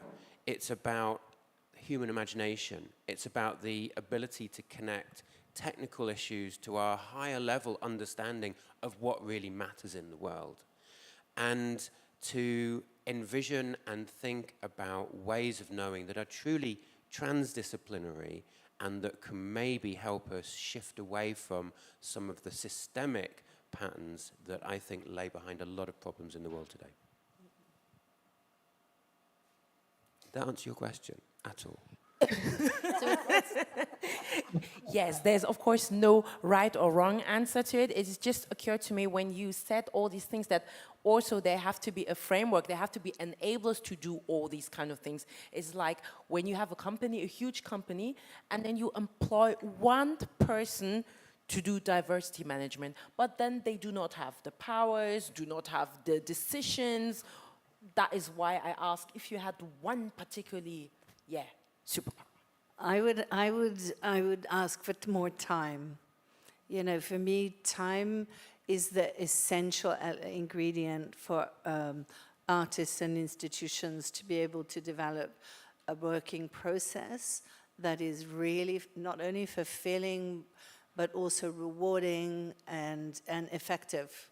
And there is such a pressure within the art world to deliver events where the art world is super event-driven, especially now since the market has taken over and you've got these art fairs popping up everywhere and everybody's got their collateral events scattered around. And I think people don't even make the difference between an art fair and a biennale anymore, the general audience. And it is, as an institution who really has learned to give artists time, and I think that we're there to nurture and support their process, not to sort of expect them to come up with all the solutions, but we work together closely. I think this is what I'm hearing from everybody here on the panel, that there is this incredible collaborative spirit that, I mean, I'd say most of the projects that we develop, we work on them for 3 to 4, sometimes 5 years, and they have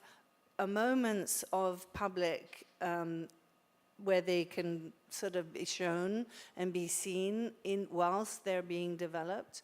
And there's this incredible way that you can engage people in an audience and your community and the community building by allowing them to be part of that creative process and understanding where all of this research and development comes from, and to look at the kind of processes that we all engage in over a longer period of time, and not to be sort of subjected or seduced into banging out shows and publications and broadcasting, endlessly broadcasting.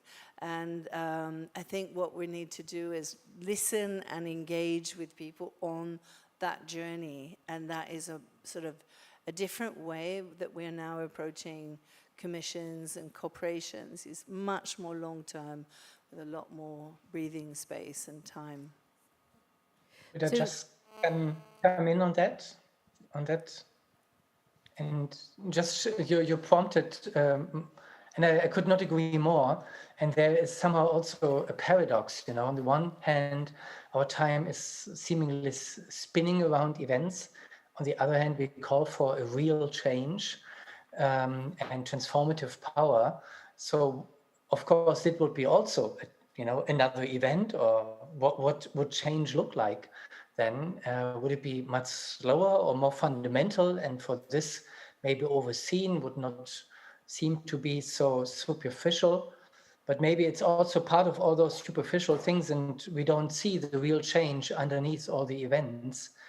And so in terms of superpower, I think it would be really a little bit like you said, time, but also this this capacity to instigate real change and to understand change. And for me, this goes along with empathy. So if I have to put it in one word, as you said, I would call for empathy as a superpower. And I hope that helps to understand that better. But I couldn't tell you a sector, I couldn't tell you a company who has that. But in the end, I still think you go back to art to also experience empathy. So that's a perfect point to build on that inspires me, Bernd. Empathy as another expression of love that's grounded in our daily experience, or can be, is one way to shift our relationship to time as a potential superpower, or really what it is, a construct. And I think the most important word is going to be the word "and." So we think about time slowing down, having deep time, long-term perspective. At Leonardo, we're thinking about our 30 years with MIT Press. We're thinking about 55 years of work, about what happens as we approach our 60th anniversary. Long period of time for an organization, tiny period of time for the species, for the planet. At the same time, and we want more time, we want to go along, it's immediate. We need change right now. We can't wait till we hit a milestone. We need to start activating our superpowers right now. I'm reminded of the intelligence of my 6-year-old son, who's now turning 21. But when he was 6 and learning the concept of time, very frustrated, turned to me one day and says, "But it's always now." Like tomorrow, later, sooner, yesterday, it's always now. And he was right, and he still is, because we can't wait to have a year of a superpower and another single industry. It has to be more integrated. If I were looking at a year's dedication, devotion to accelerate the kinds of supercharge we need for change with a superpower, I'd be looking at building on this gathering, welcoming to Planet B, and invite us to articulate a blueprint for Planet B. So what is our blueprint, and how might that change through this nexus of creative disciplines, our sense of currency? So if we think of currency as our energy, as fuel, then we can move through systems of current economic structures that, and power dynamics that we might be giving lip service to changing, having a diversity person in a company or an organization, rather than integrating inclusivity as equity and what it really is, enrichment and humanity throughout. Those kinds of changes in currency coming from empathy change our sense of time, and we need it long-term, and we need it immediately. Tiga, what do you say as an artist? Now we are juggling between time, empathy, love, computer science, which is not so far as well from infrastructures that you look at with your art. I mean, the reason why I left my job in consulting when I was in engineering was because, you know, I had done, 6 or 7 years of study in environmental engineering. I thought I was going to change the world. I was really excited. And then I was just facilitating the construction of large housing developments over, undeveloped land in Australia. And as someone in my late 20s, I was like, I don't understand how this has happened, right? I've done 20 years of education, and here I am, and I'm just literally making the problem just a tiny little bit less bad, right? And I'm making it comply with the government regulations around environmental impacts. And so to me, it really became clear that like the environment and the climate crisis is not a technological challenge. Like, sure, there's a tech layer in there, but like these are problems of economics, of capitalism. These are problems of social change and of culture as well, right? And so that was really the motivation for me to leave my engagement with environmental engineering as an engineer, and now I engage with that field as an artist, right? Because I want to catalyze these conversations around how do we address the climate crisis from a cultural perspective, right? And it is a massive cultural challenge.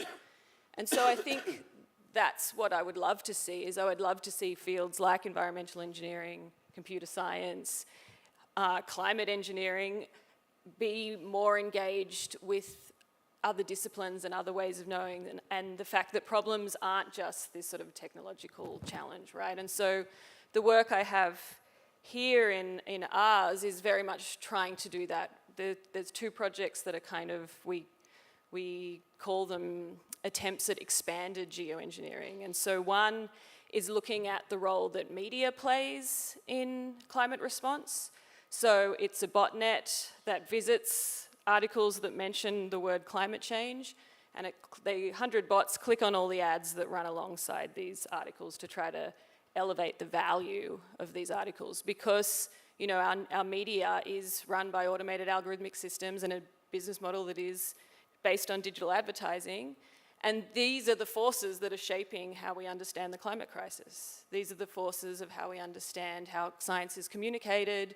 These are the forces that means it's really hard to cohere around a narrative of what's actually happening to our world, right? And so the project is, treating the media as this space for climate engineering and advocating for like platform reform as a part of the response to the climate crisis. So it's trying to shift away from just seeing climate engineering and geoengineering as a scientific and technological challenge to being much broader than that. I could go on, but maybe I'll leave it there. No, but I actually love, first of all, to understand why you changed from one point to the other. And what you all said as well is what one particular thing is literacy in general as a society, because for me, I still have this pondering around that we all sit here, you all sit here, we have already a general sense of awareness about how we feel or how we hope or how we wish art can influence a lot of aspects in life and society. Nevertheless, I still feel like the general challenge of meeting a broader society that lives within a narrative where the arts are still, it's the art and it is different, it is separate, that is one thing where I wonder, what do you think and how far literacy must take place in the broader society space to facilitate social change in general? I can just jump in quickly. I mean, I think literacy, yes, but I think also, the arts makes a huge contribution to like the social analysis of technologies, right? Like what their implications are, who they're harming, who they're benefiting, and so it's not just like, it's not just sort of pedagogical, but it's also actually pointing out where technologies break, where they misbehave, where they're like doing something that's not the story around them, right? Where they depart from their narrative. Yeah. But I think that the arts also, in addition to the social commentary and analysis, can be drivers and spark the imagination of what technology or other social constructs could be or become. So because as creatives we imagine, we unleash and unlock the imagination, we drive the way technology can be used in ways that hadn't been considered. For example, when in collaboration with my creative partner and husband, Bill Ayton, we wanted to experiment with augmented reality in public space to increase the literacy of how we engage with art as a reflection of social change, in this case, the UN's Sustainable Development Goals, the SDGs, and the 4 freedoms of international human rights. We worked with partners to construct an augmented reality sculpture in the middle of Union Square, New York City, 2019, and we're told, well, this is how augmented reality art works. It's like this. It's something on the table and it can pop up, Pokemon Go, and then you see it there. We said, well, what if it's a 10-story tall tower that's leading up to a new world surrounded by the fundamental freedoms? And so, well, no, that's just not the way it works. So, well, what if it could? What if? That what if question that artists spark. You said something really important about catalyzing change, and I think that arts and creativity is a catalyst for where we're going, and that's the kind of literacy that we need to be seeing. So when you come into a public space, whether you are trained in art history or practiced in art or science or technology, if you have the technology of a phone in your hand, which over 3.5 billion people on the planet do, you can access a 10-story tall tower that augments our reality, not replacing it, but enhancing it. That opens up a new pathway. So when we talk about literacy, I think we're really talking about access. And the arts embedded with science and technology, not in isolation, but integrated, radically expand access as a creative practice. That's the literacy we need.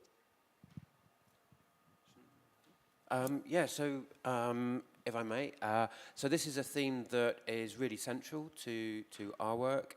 I think, like you, Tega, we think in terms of critical literacies, which goes beyond the purely technical. It encompasses also the societal implications.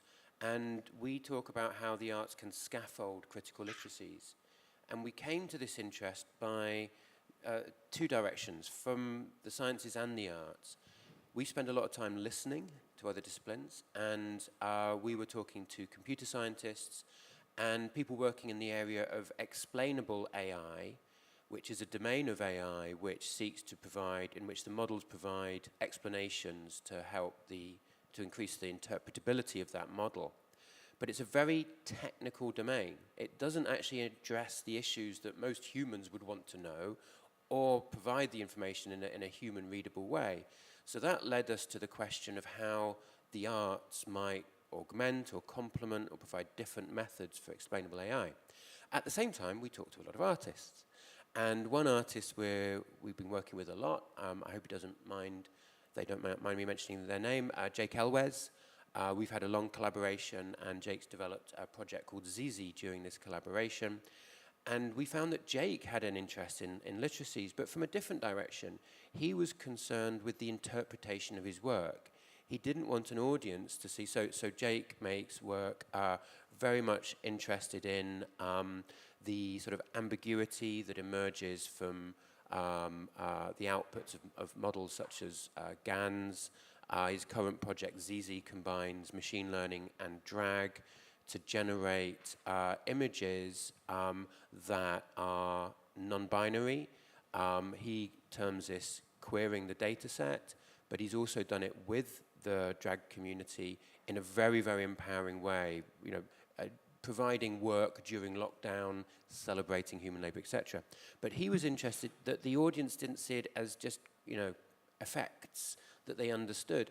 And that led to a really rich space where we explored how different literacies could be opened up from these different perspectives. And it wasn't that one is better, but that we can bring some together.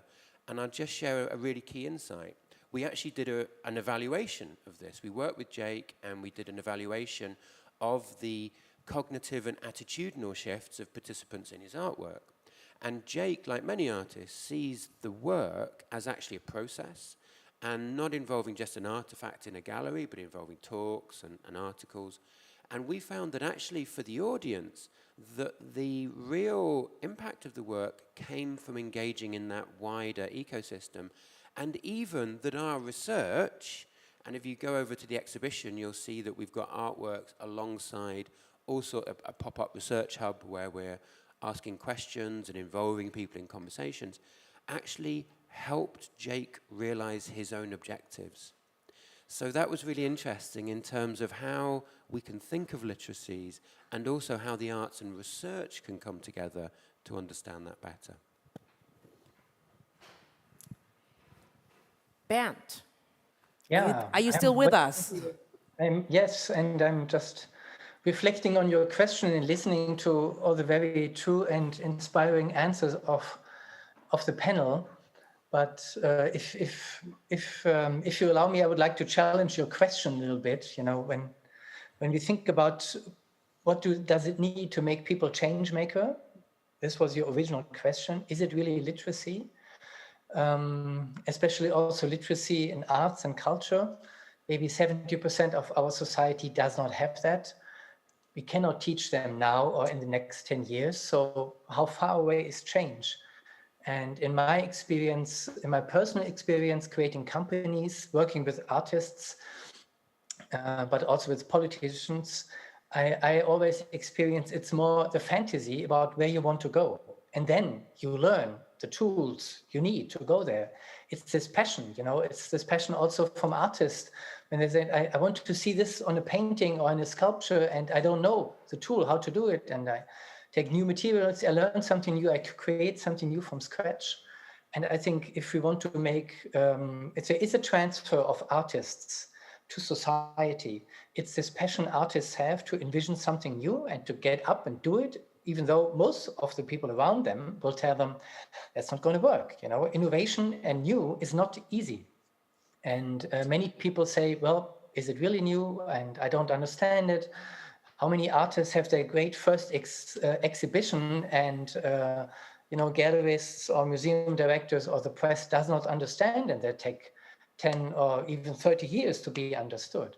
So this passion to do it despite all obstacles, I think that's one of the key things our sector is just living and can be a role model for the rest of society.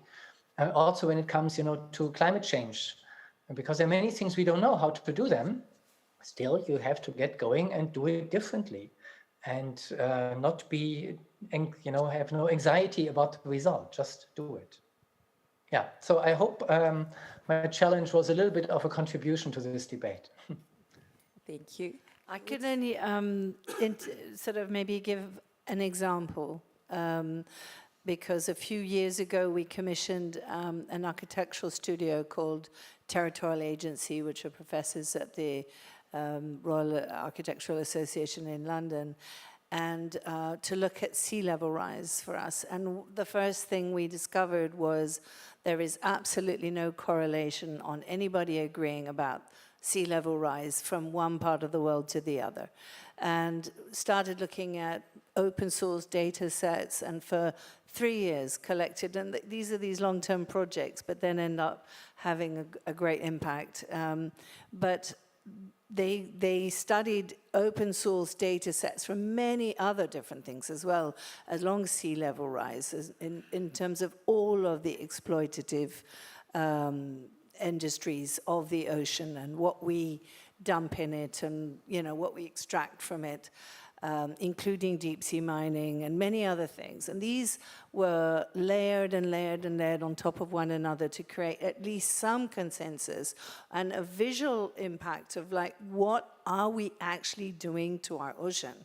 This is, I mean, visualizing it was phenomenal. And I had some slides of this project because it won the STARTS award last year. And it's this particular project is so complex that we invited a number of fellows, mainly PhD students from around the world, to come to Venice. And they were going to, through their individual disciplines, look at these different layers of this project, and then over the next, whilst the exhibition was on, act as invigilators. So actually taking our visitors around and actually explaining the project through their own lens. But of course, COVID put an end to that. So we went online with the fellows, and we had regular meetings with them, developing what ended up being what I would call literacy, because ocean literacy, a big contribution to that, because we went online, opened it up, had over 500 students participating in these conversations, and created, literally over that year that we had this project up and running, this incredible community of people caring about the ocean through totally different perspectives, totally different geographies and backgrounds, and obviously disciplines. And I think that's something that COVID taught us, is how to go online, but through that to create community and shared responsibility and shared caring about a subject which is so vast and complex as the ocean indeed is. Thank you very much, actually, indeed, that you pointed this out, because actually, I have so many questions when it comes about I have a problem, and then you put it together with art. What you all did is inspired this thought of creative thinking for problem-solving issues that are very vast and connect us all. It's not like, oh, I prefer theater to books or something like this, but rather something like the ocean, climate change, all this. But time is of the essence. Some want more of them, some want immediate changes, and some in the audience might have some questions. So in order to acknowledge this, is there anyone who would want to ask one brief question that can be answered in this panel, of course, because sometimes a very fundamental question comes. Oh yes, young man, please. Why are you laughing? Because clearly there's great lighting here that you call me young man. So I take it. I have a question for Drew. It goes back to the beginning of your beginning statement about love, which I couldn't agree more on. But I think we find ourselves in a climate currently where love is something completely fluffy and intangible, and we're talking about natural capital, human capital, ecosystem services, right? This is how we kind of measure. It's an economic term to measure care, or at least to inspire care. Do you and Leonardo, do you have kind of a strategy how to actually introduce love into the discourse as something that is to be taken serious and not just fluff, like art is expected or sometimes regarded as fluff in these discourses? I think we have to own it. I think we have to be okay using the L word, that in this case is love. I think we have to recognize that the work we do in incubating creative innovation is love. I think we have to recognize that the remediation from painting to virtual reality is a kind of compassion and generosity. That's love. That we need to recognize that the 3-year projects of research is dedication, faithfulness. That's love. That the interdisciplinary listening that Drew does with his various initiatives and affiliations that you see at the new reel that I hope you all come visit, that's love. That you see in exploring media as an agent of change with arts building on and engaging with environmental engineering, that's love. We need to be okay with that language and recognize that that's part of being and becoming more human and more humane. It's an accelerator. It raises not just awareness, it raises our vibration to act more collectively, collaboratively, creatively, and effectively. So when we talked about critical literacies, which is such great language from your work as a response to what's the one literacy we need, which is hard. We think with Leonardo about 5 core critical literacies that we know from our interdisciplinary creative practices of publications, programs, and partnerships.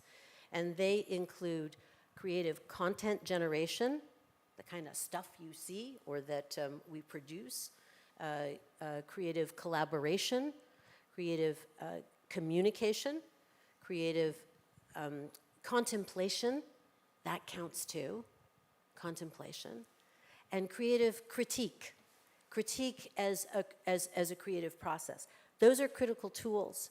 They are, and strategies for culturing. They are accelerated by the drivers of curiosity and compassion. So we see this play out through a new approach to publications with new media, with new voices shaping what those publications look like, so that our scholarship and our inquiry is accessible and translated and as meaningful as it is brilliant for all of us. We see this play out through our new programs like the Cryptech Incubator, designed for, by, and with artists and advocates living with disability to crip or reimagine how technology might be humanizing us and how through our educational innovations we might humanize digital culture so that we integrate. These are some examples that you'll see and could visit with the remaining time at Ars Electronica, Leonardo's neighboring exhibition to Drew's on altered reality that has some virtual reality, some web-based pieces addressing sustainability, climate change, and war as acts of love. Thank you for your question. Sorry for missing out the names. Yes, because I was pondering about my mind. I just want to say, Drew, do you want to also say something to the question directed to you? Ds. We're the D team, Diana and Drew. The DD. Good. All Double right. up D. I can give a quick answer. So I live on an island floating on the edge of Europe. I live in the more European part of it called Scotland, and over the years, yeah. But I've done a lot of, I'm a passionate European, and I've done a lot of work in Europe, and Europe is really leading in addressing this point. So I would raise, for example, a European initiative called Citizen Observatories, which is about bringing love into Earth observation. I was triggered by that when you mentioned ecosystem services, and I was very involved in that. I led a big H2020.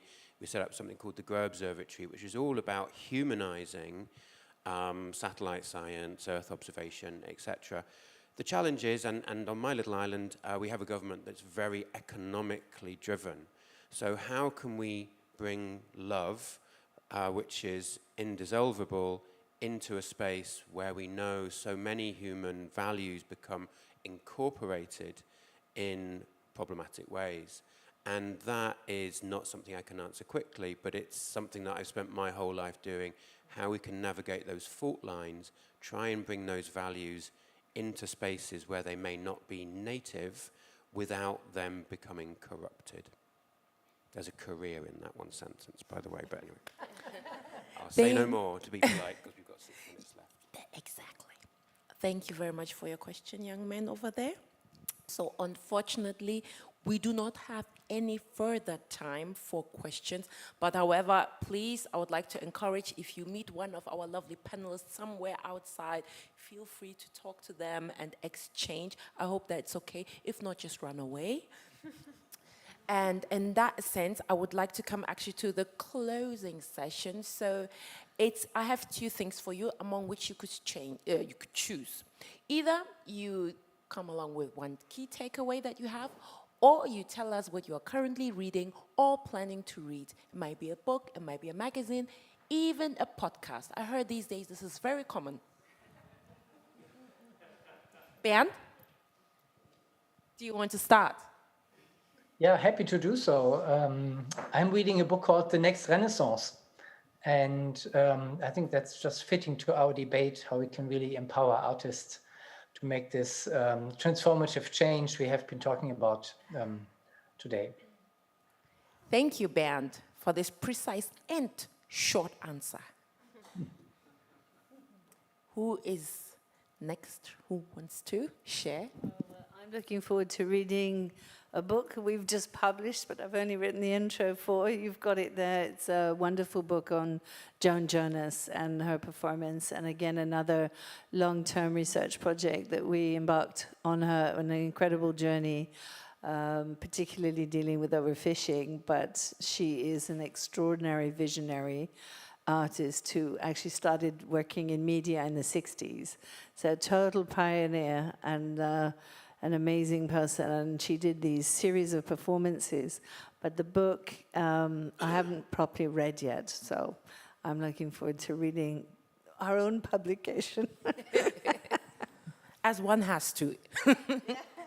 I know it's terrible because we do publish an awful lot and then don't have really the time to read our own publications. I mean, I'm guilty of that at least, I admit. True. I'll go for the takeaways, if I may. I think my takeaway was the words empathy and. So I'm very interested in collaboration methodologies. We've just published a framework called Open Prototyping, and one of the roles, which I think can give a one-word answer to your unanswerable question, is which superpower, and it's actually not a single discipline, it's the mediator. And we found that the mediator, the broker, the translator is a key role, and that can be an artist, could be a designer, could be many disciplines, but that would be my one superpower. And can I be a little bit cheeky and just say, I'd also just like to say we have a wonderful workshop tomorrow where we will give you breakfast and look at these questions, the future of creative AI and next generation intelligent experiences at 10 a.m. And we would love you to come and meet our lovely mediators for a wonderful workshop tomorrow. Thank you, Drew. What kind of breakfast is it exactly? The best in Linz. Yes, you know these That's all you kind need of to know. tricky things, The and then best. it's just a dry bun or something like this. Yes. Stop the dry buns.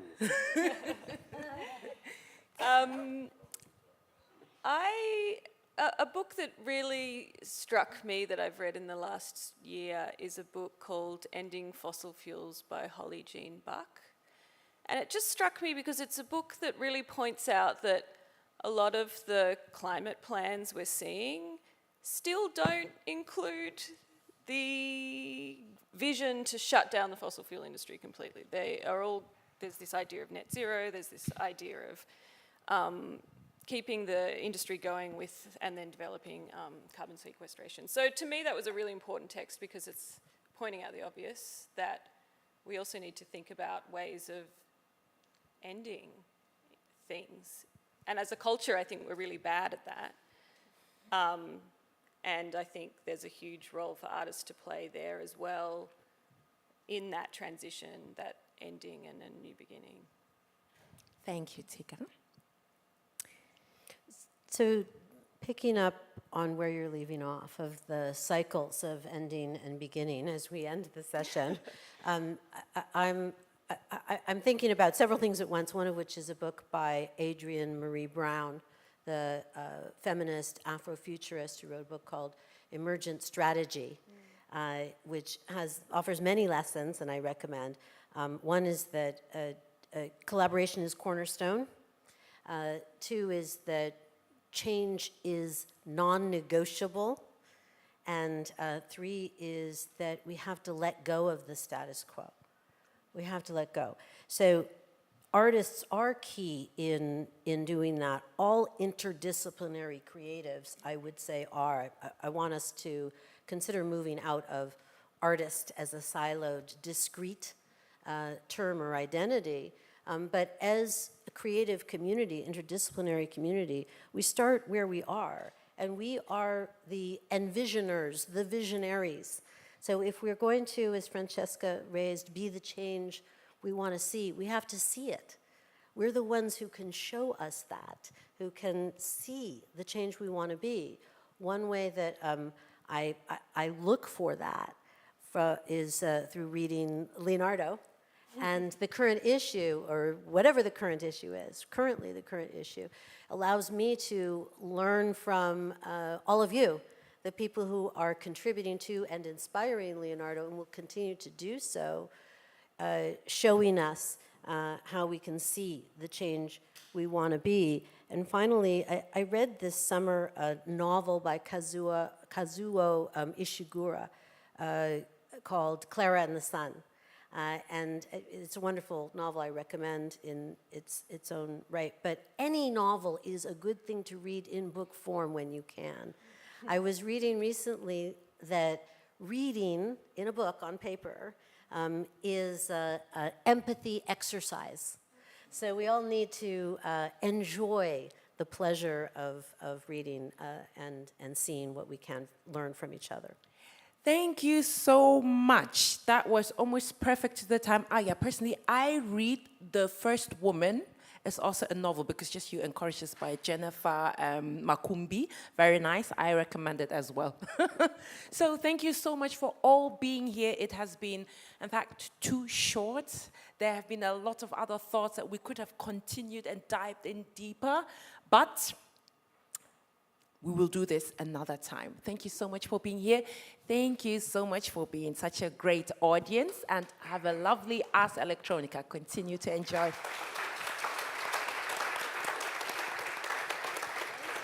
Thank you, And Alexandra. thank you to you, Alexandra, for this great panel hosting. We are going to take a short break now, and we are going to resume our program at 3:10 with our Get.Inspired talks. And I promise you that's a session that you do not want to miss, so look forward to seeing you back here at 3:10. Do enjoy lunch in the meanwhile.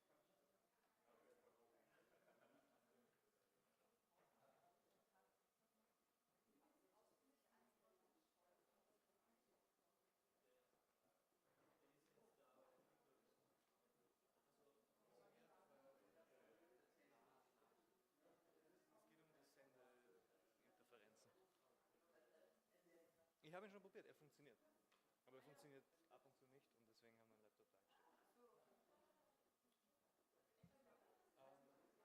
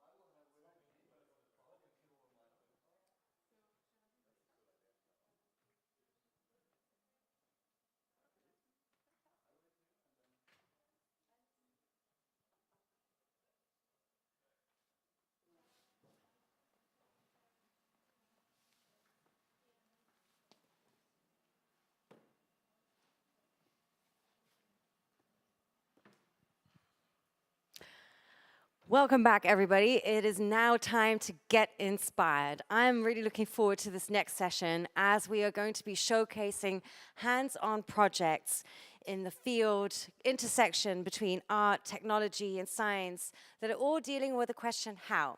How are we actually going to find our way out of this planetary crisis?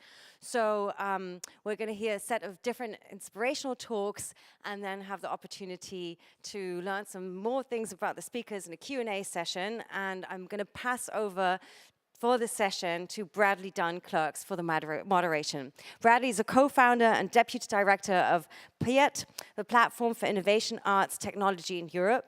And he's also currently working on the future of fashion with visionary Yumiya Nakazako, a Japanese biotech company, Spiber. And this is a very interesting sector of work, which we hopefully will also learn some more about. He is also the former CEO of Iris van Herpen, the couture label that is known for experimentation with materials, techniques, and cutting-edge technology. So really the perfect moderator for this session. Please give a warm welcome for Bradley and the Get Inspired speakers.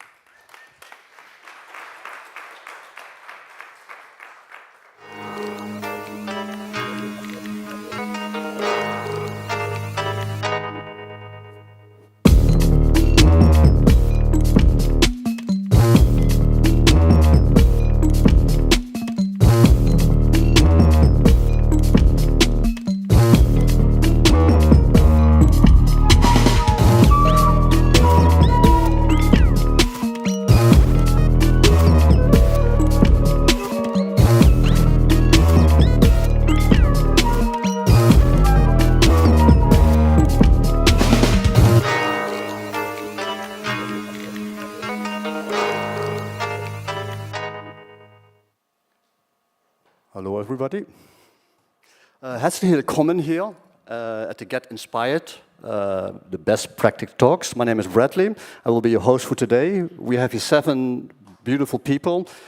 Today, you know, they're going to be sparked up and fired up to talk in 3 minutes' time about their work, explaining the work to make a real change, not only the world we are living in, but perhaps also ourselves after hearing these points on. So we have some topics: circularity, environmental sustainability, and mobility. And to understand, we need people and organizations that not only talk about in concepts or in metaphors, but practice now and inspire others to rethink, give hope for a better planet A, B, C, depends on which perspective you're talking about. And we need to realize as a fair coexistence. And perhaps with the help of some technology, we can decipher more precise and act faster for a solution. So for the first one, I would love to have Marco Vivola on stage. Give him a big applause. Thank you.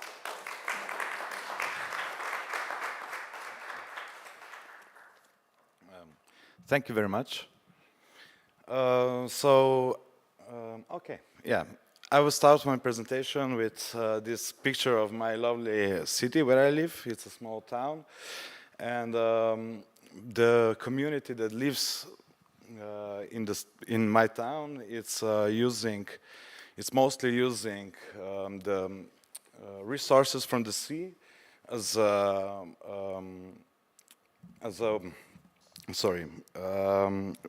like our community is using the sea as a resource of the biggest ways to exploit it is in the food industry. A lot of food restaurants are constantly producing organic food waste that are mainly treated as garbage. Just for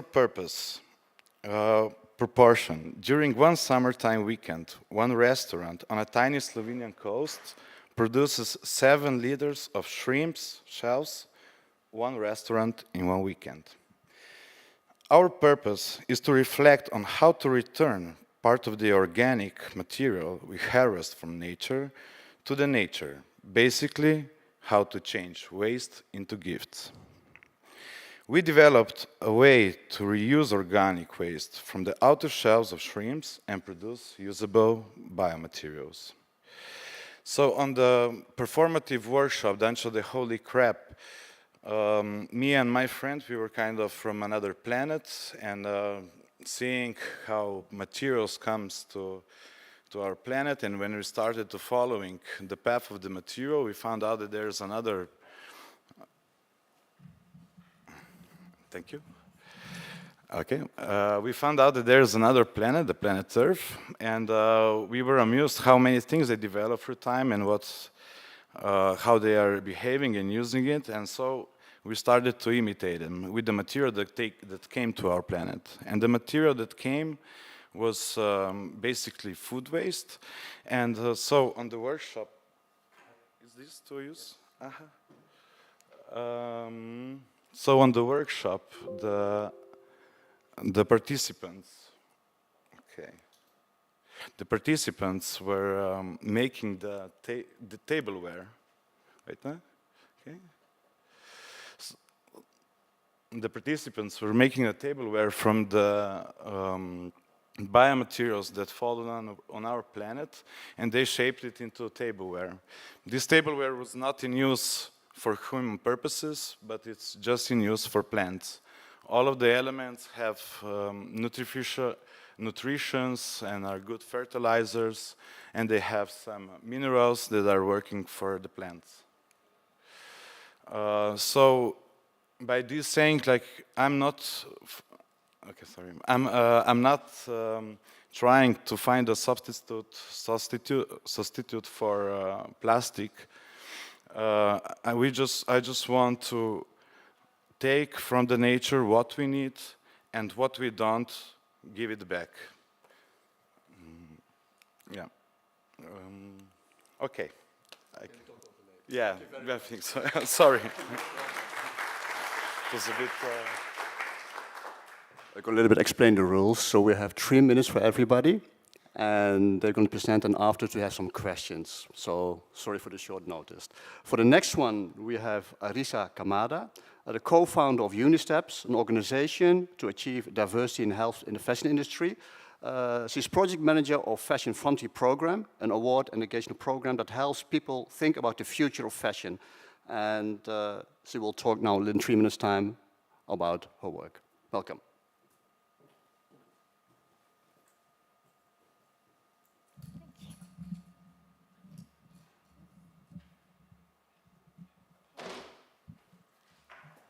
Hi everyone, my name is Arisa Kamada from Japan. Thank you for having me here. From me, let me introduce Fashion Frontier Program, our challenge for improving circularity of fashion industry by transforming designers' awareness. 40%, this is garment recycling rate in Japan in 2020.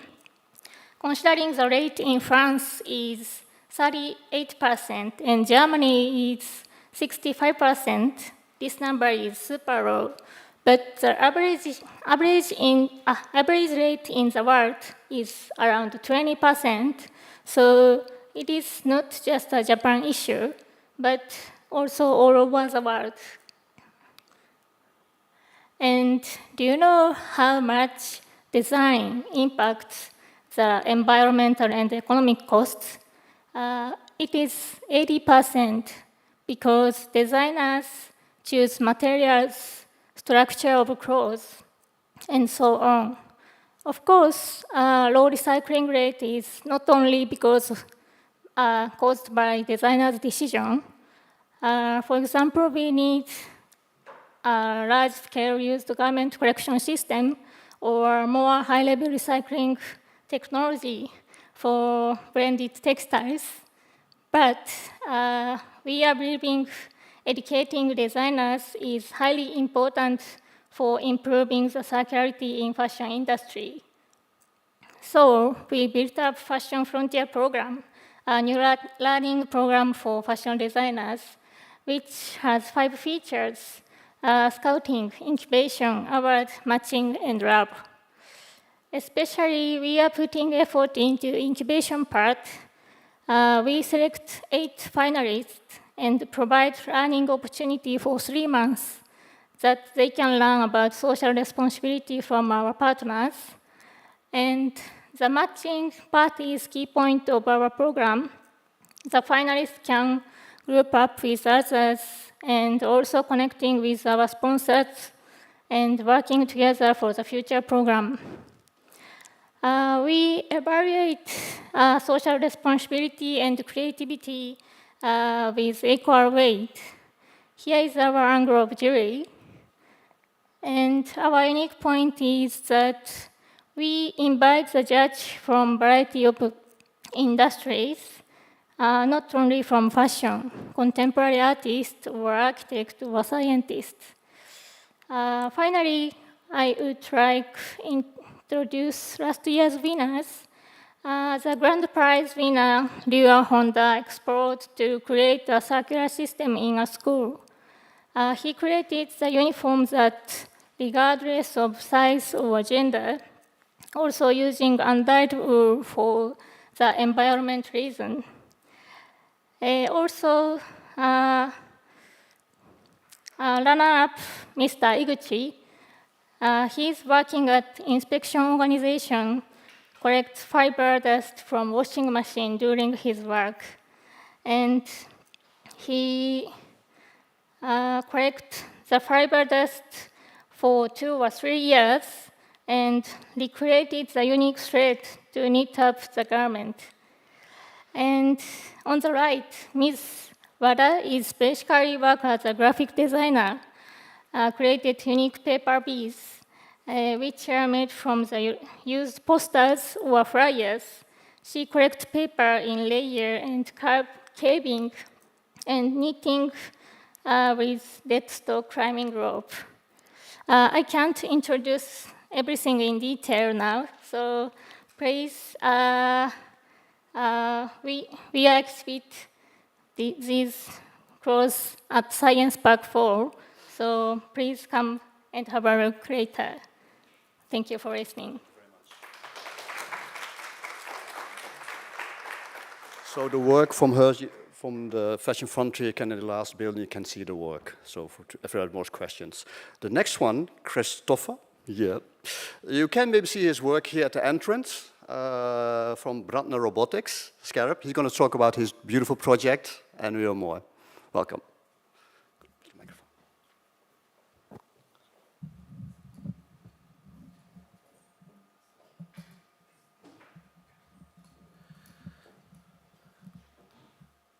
Thank you. Welcome everybody. My name is Christoph Pasching. I'm representing the company Brandner.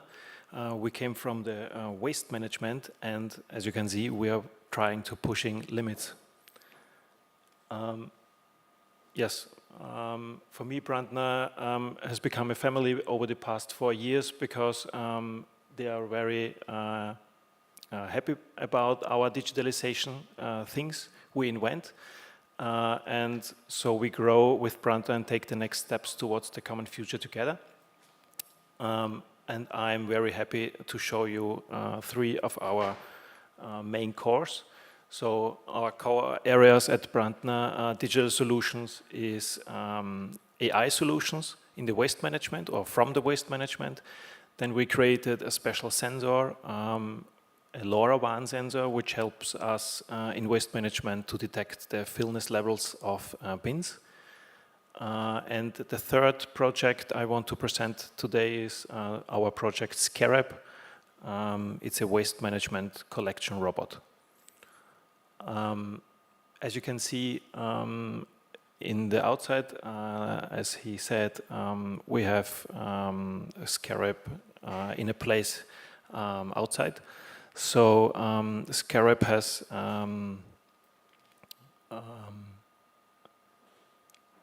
the mission to detect if a bin is full.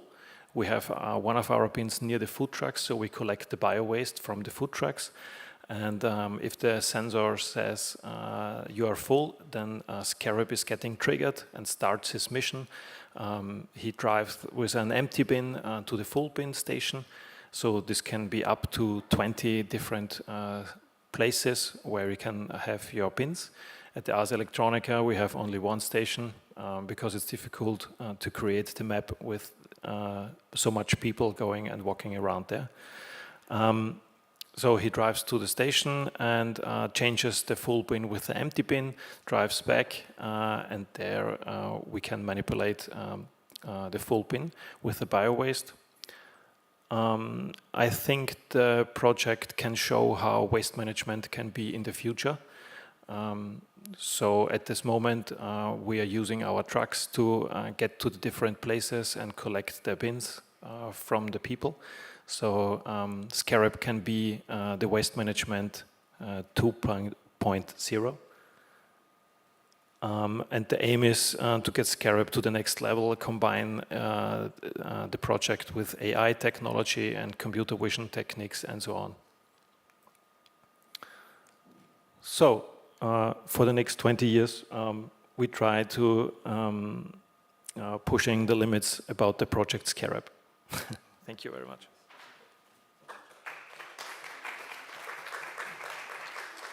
If you have time, go outside and see how the robots work. It's amazing to at least see in practice, in real, how it's going to be implemented. For the next one, with a big smile, Farah Peluso from Berlin. Her project is how to connect the human being with nature, living organisms and biological processes in a deeper relationship, and constantly researching and taking inspiration from elements present in nature. And she believes that's a great strategy for design. Give her a welcome and talk about 3 minutes. Thank you.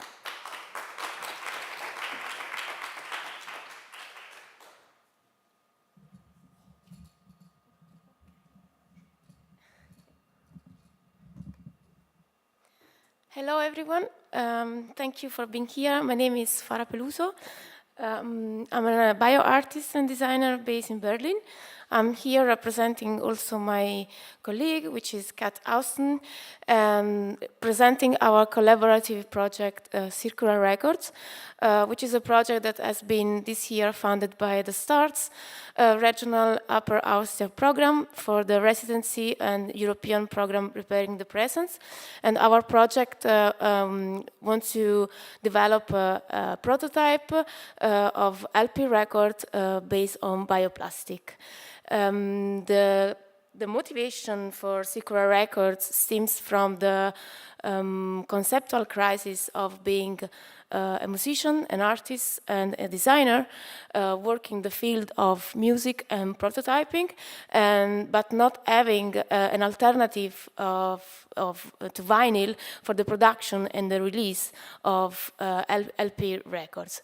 So the aim of Circular Records is to have a prototype made of algae-based bioplastic, and we will release the first album called This Land Is Not Mine, which is the album by Kat Austen, and it's an album that talks about the mistreatment of a land at the between of the East Germany and the border with Poland, and it's a land that has been mistreated by a main industry which is based on brown coal mining, and it's a land that is becoming a desert and is receiving mistreatment by this industrial activity.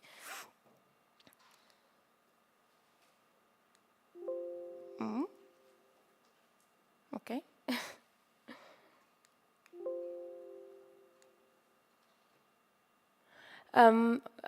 Okay, me and Kat are not strangers to each other because we know each other from a collaborative project based in Berlin, which is called DIY Hack the Punk. And we are not strange to interdisciplinary methodology because we are able to mediate between stakeholders, scientists, and industry. We are two artists and two bio-artists, and Kat is interested in researching, she's a musician, scientist, and researching in climate change and the presence of microplastic in natural landscape. I'm a designer, and I research in water ecology, biodiversity of algae, and researching in bioplastic algae base. Our project has three future innovation potentials from material design perspective through a new technology development, because we are asking the engagement of industry and companies working in the field of LP manufacturing to change and modify their techniques and process according to this new material. But we also, our project holds also a cultural innovation potential, because through this project we are also exploring new aesthetics and new materiality connected with the sound that this material can produce. Thank you.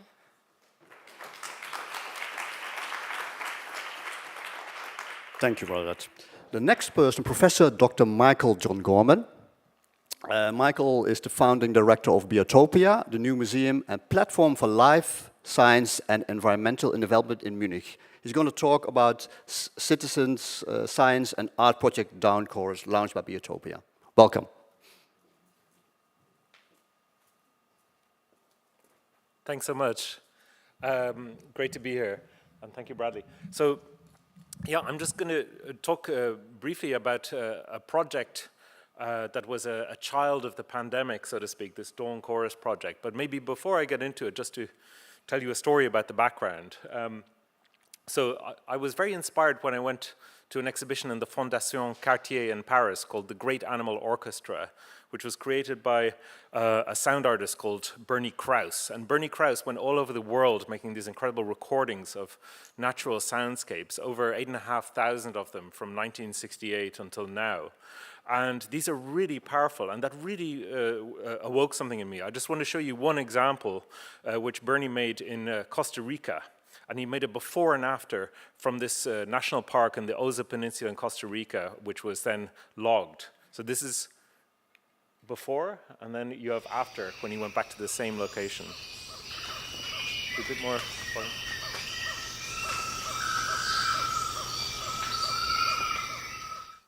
And then the exact same location after it was logged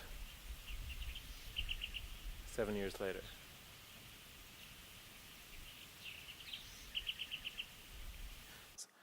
So this was a really powerful way to experience biodiversity loss through the ears.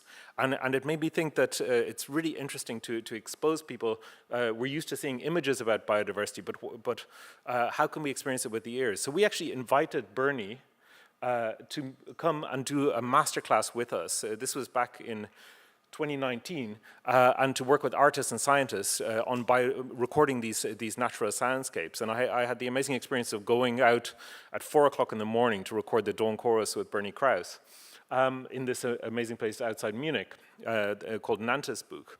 And then, of course, the pandemic hit. And suddenly we were in this situation where there was no cars on the roads, there was no airplanes in the skies, and everyone was able to hear birdsong much more clearly. A lot of people talked about this kind of, this amazing sound of the birds. And then we actually went and launched a project to get people around the world to record the local Dawn Chorus on their doorstep, to go into their balconies or to go into their gardens or into a forest, and then to share that with the world on a global sound map. And then we developed that further with some help from the Kulturstiftung des Bundes into a Dawn Chorus app, and we involved not only scientists from the Max Planck Institute, but also artists such as Marcel Karnapke and Mika Johnson, who created a sound feather feature where people could actually record, make sound drawings for the Dawn Chorus. And here you see the sound map. We've had more than 21,000 people who have made contributions to the Dawn Chorus project throughout the world. And this is a way to connect with local biodiversity, to share it with the world, but also to share your stories about the biodiversity on your doorstep. So it's an ongoing project. It's evolving with the aid of artificial intelligence, and we're now bringing in artificial intelligence birdsong identification, and that will allow people to learn, invest more in the local biodiversity, but also be part of a global project on biodiversity monitoring around birdsong, which is the alarm call of the natural world. Thank you.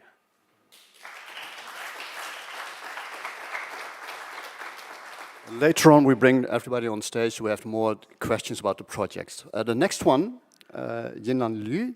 Yeah. Yinan Liu is a digital artist and programmer with an architectural background from the University of Auckland.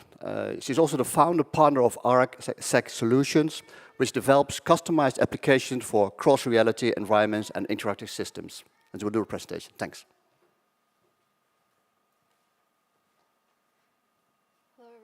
My name is Yinan Liu, and I am here as a representative of Garden Aotearoa. So Garden Aotearoa was conceived during the lockdown of 2020 as a part of the Ars Electronica Partners program as New Zealand's contribution to the global network. The pandemic highlighted the lack of similar platforms in New Zealand for artists, researchers, and creatives that fell into this alternate category of the combination of art, technology, and society. Especially works with public scholarship in mind. On top of that, as you guys can probably know, the distant location of New Zealand also makes it difficult to exhibit work internationally. So the opportunity with Ars Electronica Festival's initiative to decentralize the festival was a new and exciting idea which allowed us to showcase New Zealand projects internationally and introduce international projects back into New Zealand. So creating a bi-directional portal to visit the creative and emerging technology scene of the South Pacific. So we hope we are able to establish an annual or biannual festivals with independent funding, expanding to panels and workshops. Just in June, we actually had our first physical exhibition after 2 years of having to switch to virtual very last minute. So we hope to provide an informative and cutting-edge festival that includes all range of ages, professions, and research areas, and to be able to explore technologies and interrogate potential futures, exactly what we're doing here, bringing the spirit of Ars Electronica to New Zealand. And this is just a sneak peek into what we actually exhibited this year. We also have brought 3 projects from New Zealand exhibited at the Learning Centre at JKU and also at Marine Dome if anyone is interested to drop by. So the way that we can actually expand further. So the steps, we're still taking very small steps towards realizing our goal of what we actually have here in Linz, building up to find strong teams with similar ideals in order to move forward. Since our physical exhibition, we've also received interest from multiple festivals in Auckland and New Zealand to team up and capture more funding and audience. I suppose the number one problem is still funding and budget, so that's something we hope to support in terms of helping artists, researchers, scientists to capture more funding in this area. Co-establish funding for transdisciplinary projects with arts councils and cultural institutions. Thanks, that's it.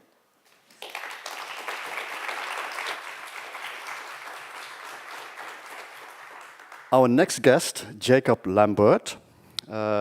He is the managing director of One Mobility, a company founded by the Republic of Austria, and his idea about the climate ticket. So give him a welcome to Jacob Lambert.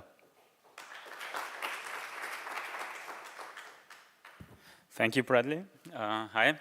I'm really happy to introduce Austria's climate ticket to you. It's an annual pass for all means of public transport. Perhaps I can show you my slide, right?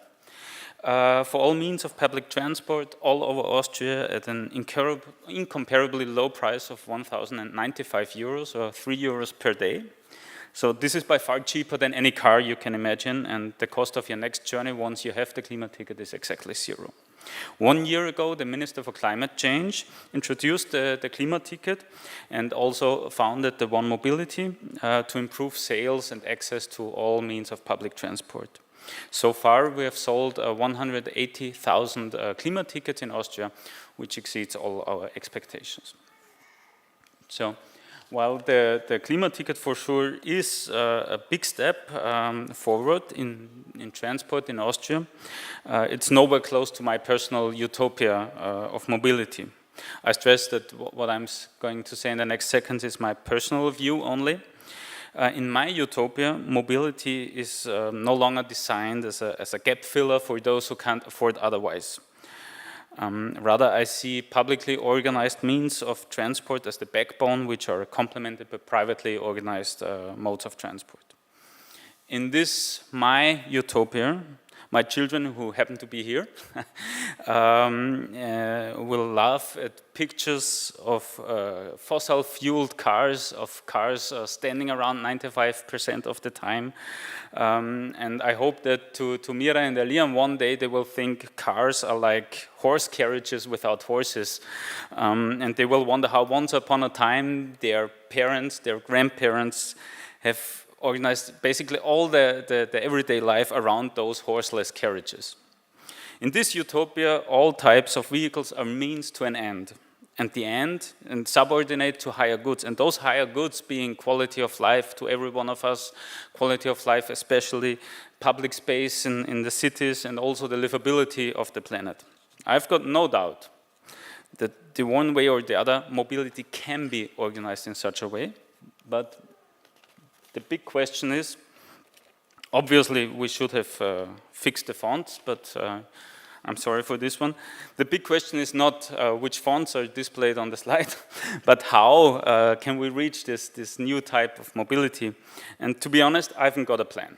What I can offer you today is a glimpse at what science believes that are the key factors, and why I think that the Klima ticket and warm mobility have kind of a role too. If we want to get people out of cars and into public transport, there are push and pull factors. Push factors are those that make the usage of cars less attractive, and scientists agree this is the most important thing. Of course, we need to improve public transport too.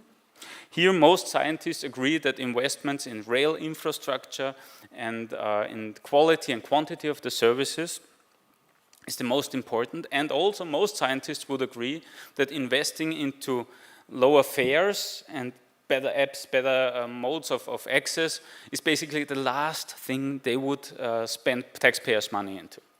So this is by chance what we at Warm Mobility and Klima ticket are doing.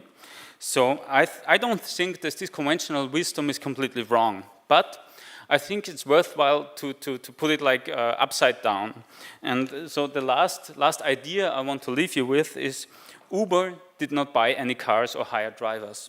And Alibaba did not build up huge inventories, and Airbnb did not buy real estate. So yet all those companies changed markets or even found new markets. And I think this is where the Klima ticket and warm mobility have a role to play. One day, maybe we'll make a difference. And yeah, I think something interesting is going to happen. Thank you very much for your attention.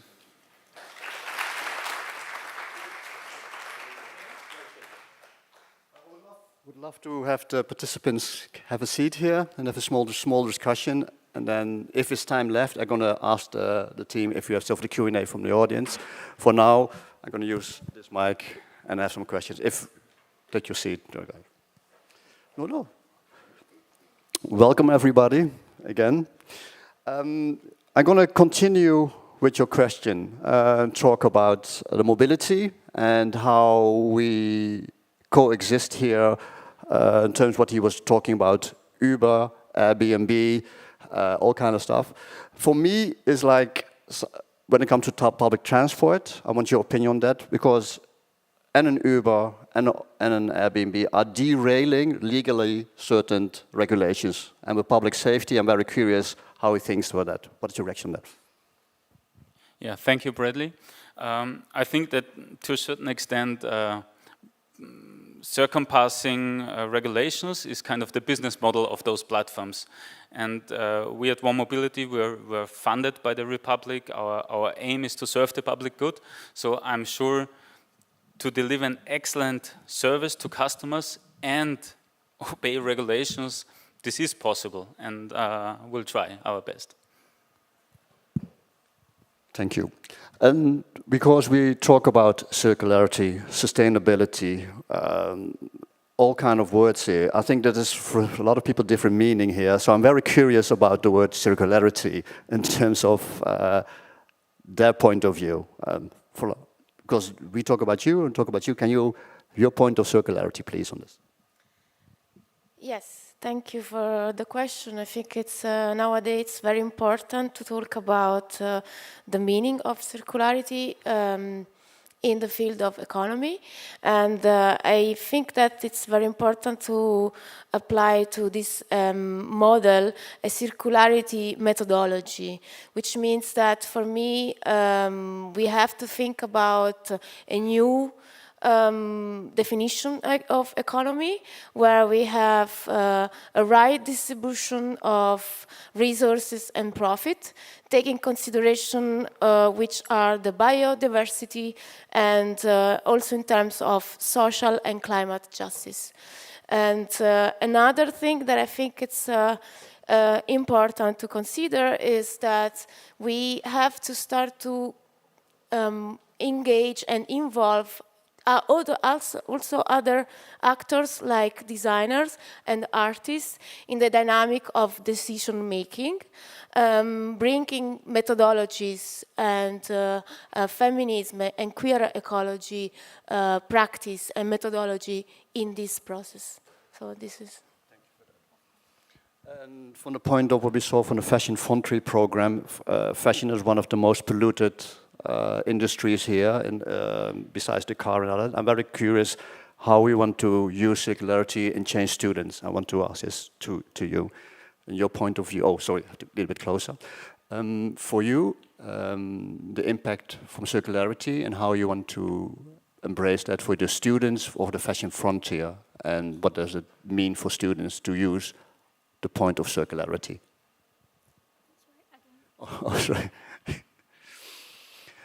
The question is mainly based on the word circularity. We have a starting point in resources. We have a point of where is for you the chain with the students to start the circularity in fashion as this. That's my question.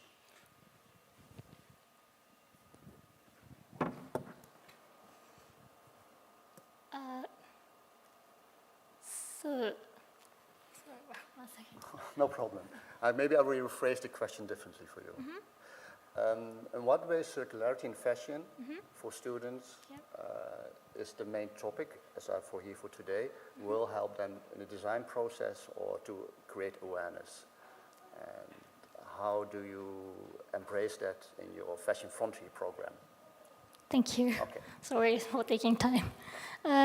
It is important to make a chance to dialogue because circularity is not achieved only by designers, but also textile makers or consumers or so many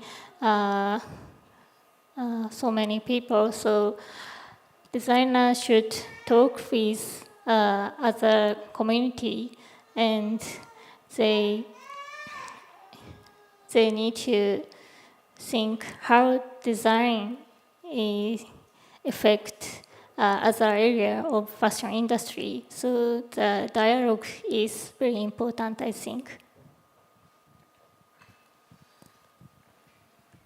We heard a lot about coexistence, environment and biodiversity from that point of view. Also from the museum point of view, how we embrace nature and how we're going to do it in terms of explaining then and from your work.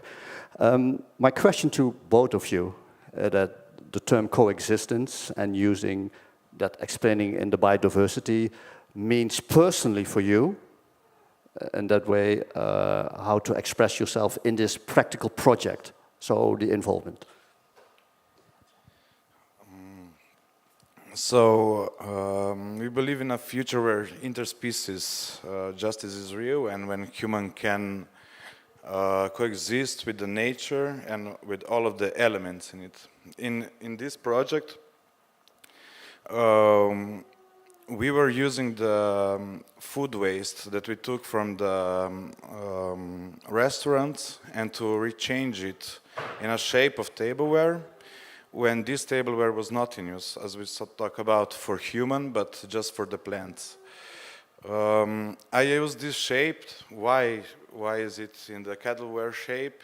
It's just a shape, but in the process of how we are acting with things that we are having, and we need to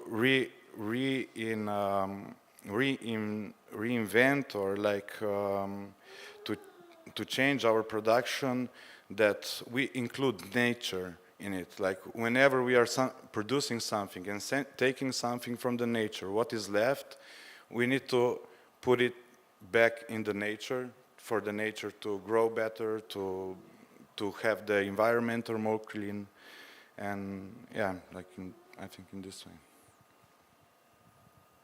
Munich, sorry. Munich.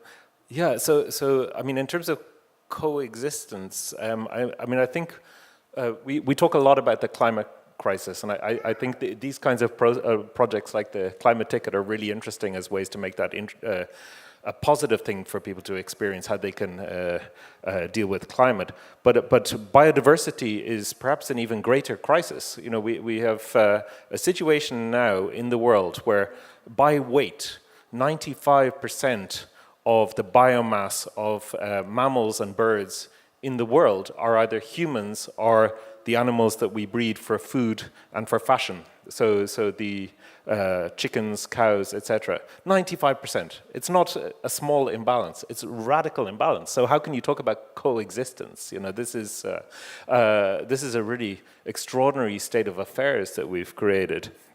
So, and I think we need to show people ideas about how one could change this relationship, and it's quite a dysfunctional relationship right now. And we need to think about biodiversity in cities. In Germany, in many cities, there's more biodiversity in the city than there is in the surrounding countryside, including Berlin, for example. And we have a huge issue in how we do agriculture.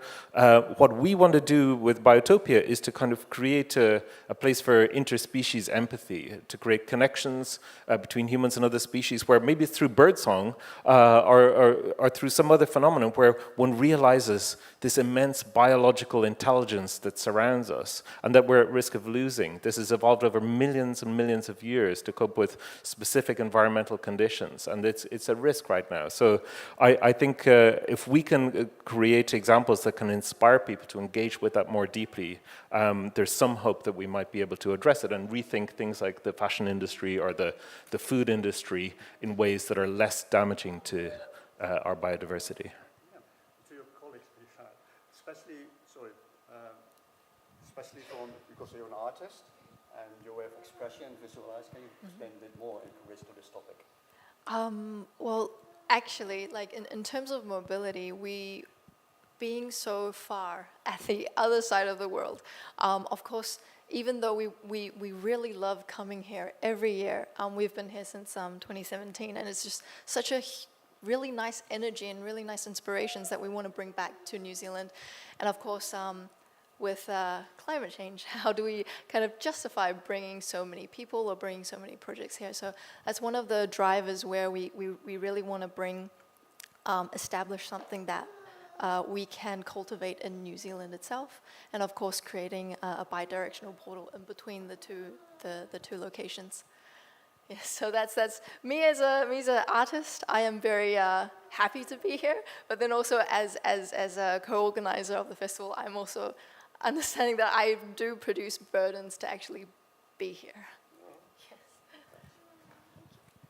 I mean, the Ars Electronica Festival produces also a lot of waste, and one of those here is the scarab about recycling and things. How would ideally for you your project evolve in the city and coexist in a certain environment? With your project, how it's coexist? Yeah, how would ideally for you? Yeah, I think waste management collection hasn't changed over the last decade. And with our project Scarab, it's an idea how it can be in the future, because it's not a job, people doing it it's not comfortable to collect the waste because it smells bad and it's a heavy job. And so maybe there are use cases in a cooperation with the humans. Where can we find a use case where Scarab or the type of waste management we want to show with this project is the best solution? So for such kind of events like the Ars Electronica, I can imagine there are 1 or 2 or 5 Scarabs who collect in the future the waste and dump it automatically. I have maybe a critical question for some designers here, also in terms of biodegradable materials, sustainability and kind of stuff. Use of living tissue or algae to make material from that. I'm very curious, we are now replacing certain material, make it biodegradable, but we are using living tissues like algae, and then making material out of it. How do you see this ethical question of now using living organism and making material out of it?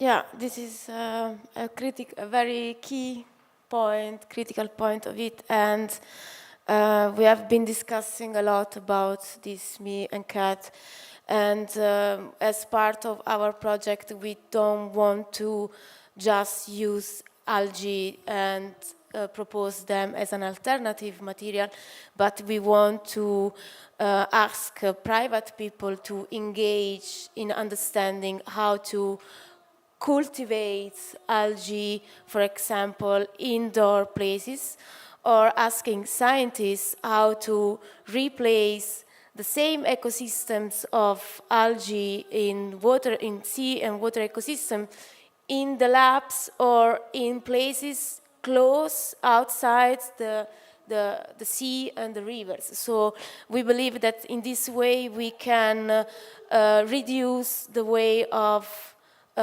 mistreating the natural landscapes, but also moving these water culture systems can also, for example, help to produce more oxygen, for example. So we can have like algae farming beside the natural water ecosystem.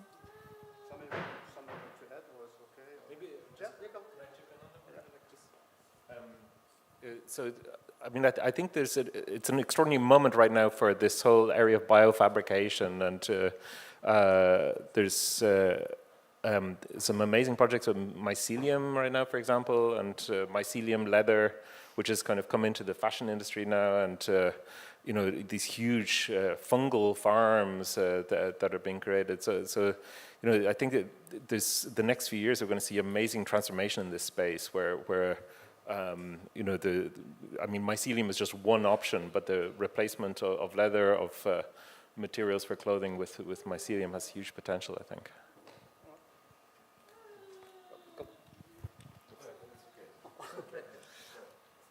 I'm going to ask permission to Geraldine if there's still room for a question from the audience. There definitely is, absolutely. Okay. We don't want to deprive anyone of this opportunity. We have about 10 good minutes left for Q&A. So if there's anybody out here who would like to ask a question to the panel, you can raise your hand. Microphone will come to you. We are Ars Electronica. Don't be scared. No need to be shy. Don't be shy, everybody. For sure you have questions about some certain projects. Raise your hands, please. Big smile. Nobody dares. Then I will get asked. Sure? Then I will go with the mic to so they can ask questions to each other, I think. Is that okay for you, Geraldine? Absolutely. All right. A certain question for somebody else? No. Everybody's quiet. Yeah, for sure you will. All right, let's get started. Thanks. This question that we were discussing before the panel about, you know, how can you make sustainability pleasurable? You know, this, and how can you make it not a punishment, but something that's actually really a joyous experience? The architect Bjarke Ingels has this idea of like hedonistic sustainability. I mean, I'd be interested in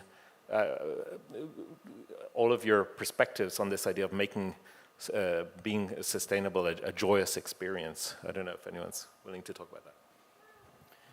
I'm happy to give it a try, because there was, to be honest, there was quite some discussion when we were working on the Klima ticket, that by the pricing, so it's one fixed rate per year, that actually you induce more mobility, so that people take journeys they wouldn't have taken otherwise. And so from an ecological point of view, you can criticize this. Yeah. But on the other hand, I think that, for example, my parents bought one and now visit relatives. My sisters go to museums in Vienna, and they live here too. So I think their quality of life, their possibilities, their interaction with society increased by the Klima ticket. So I think this is kind of the thing that, on the one hand, it's we should find ways reducing our mobility, because also going by bus or going by train is not actually good for climate. So it's unsolved.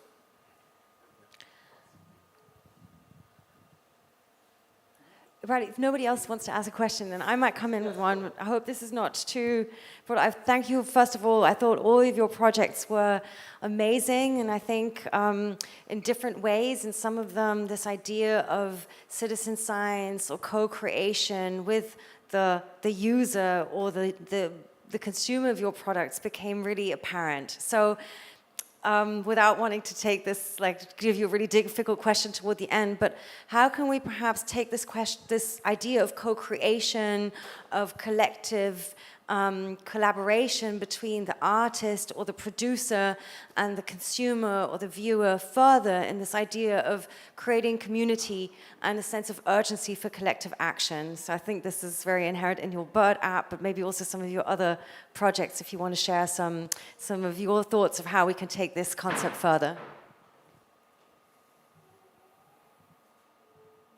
As an artist or as...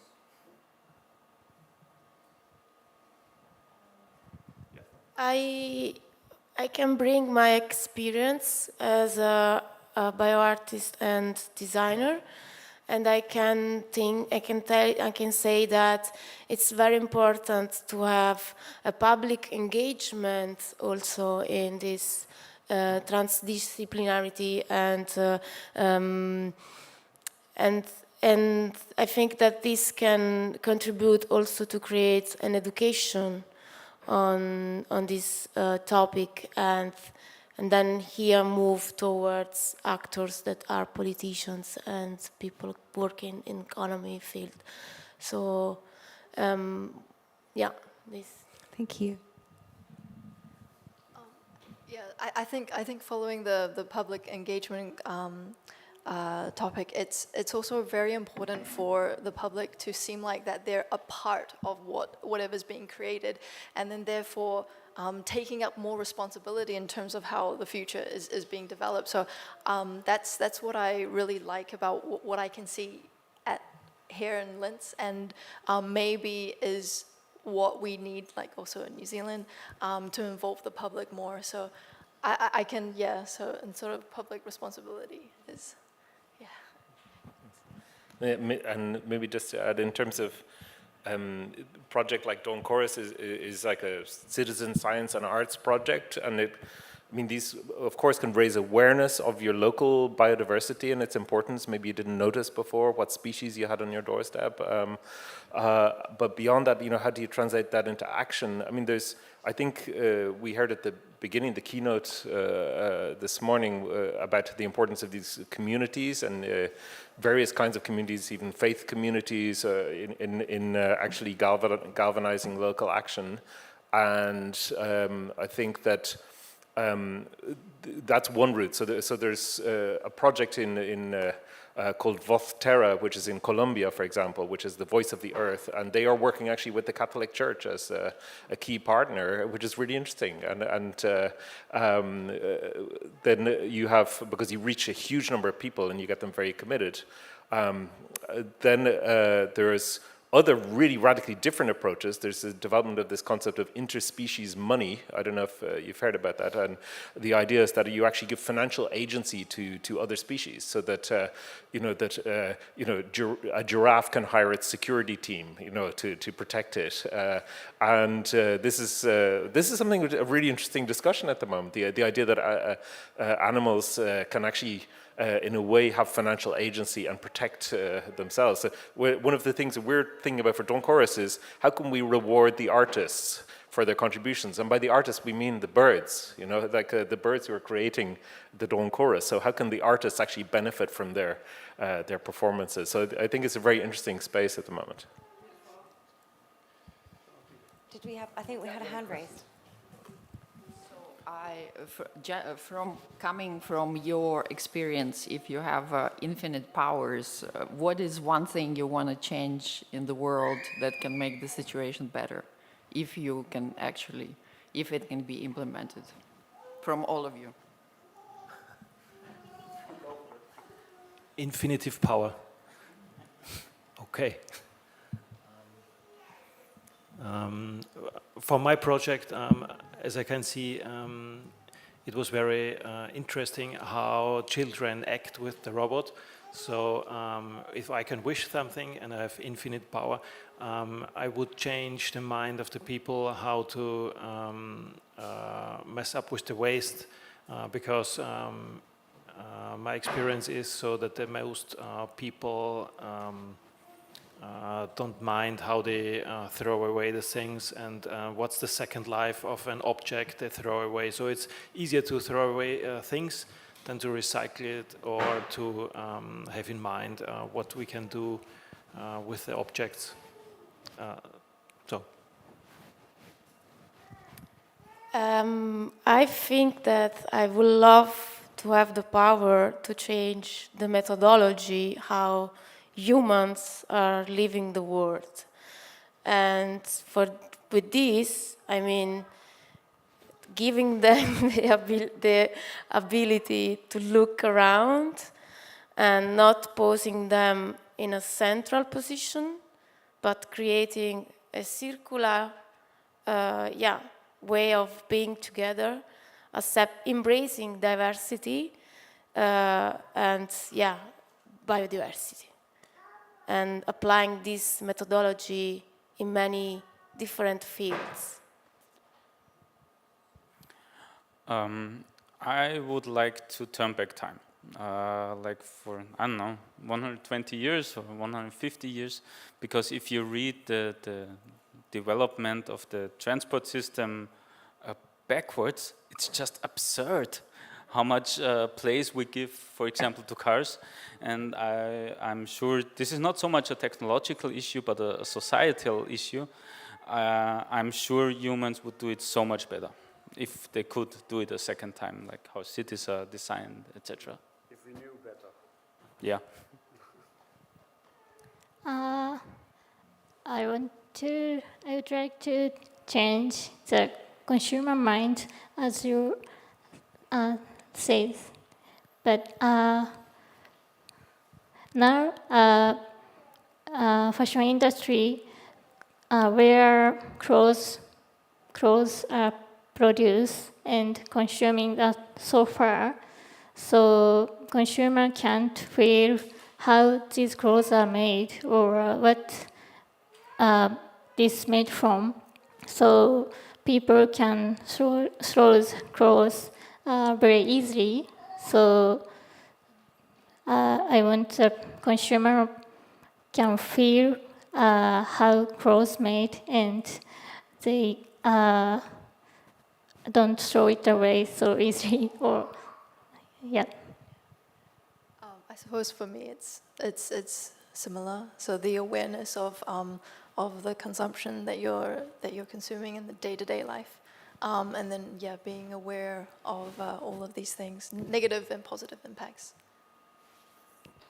For me, it's always been the Dr. Dolittle dream, of being able to converse with other species and understand what they have to say, and learn from them. That would be a power that I'd very much opt for.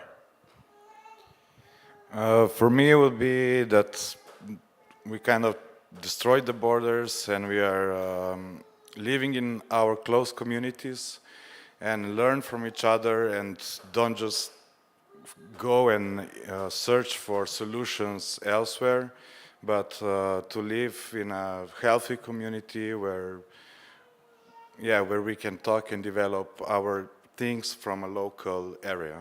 Thank you.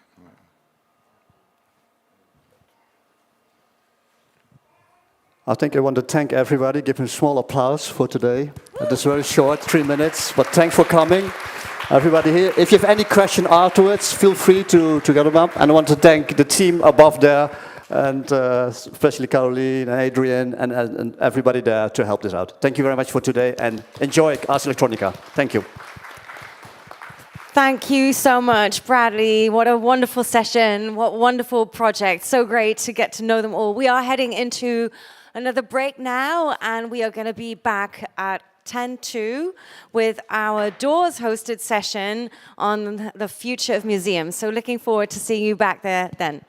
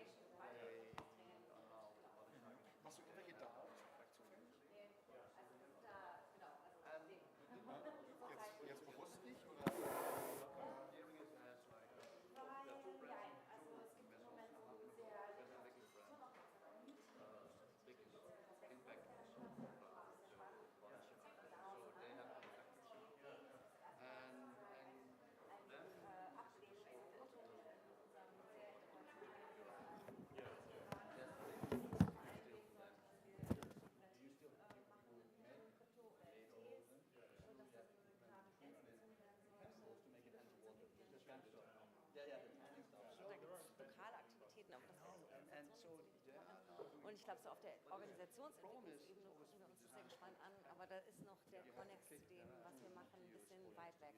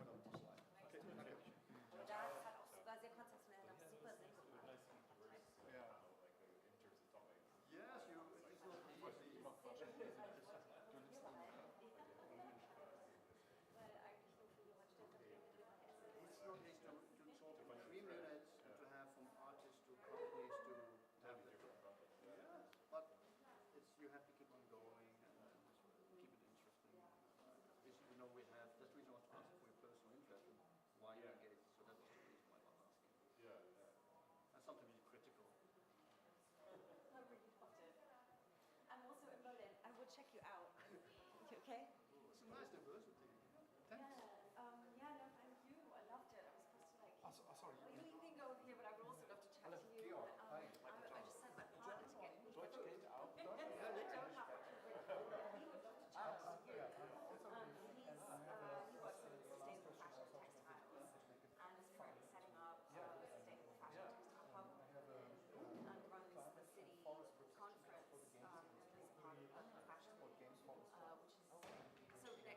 conference and is part of fashion, which is so connected to all the topics that feature here. And I think he'd love to exchange contacts. I'm very bad now because I'm just sending him to get in the room. And now it's an opportunity to connect with you. The timing, so it was quite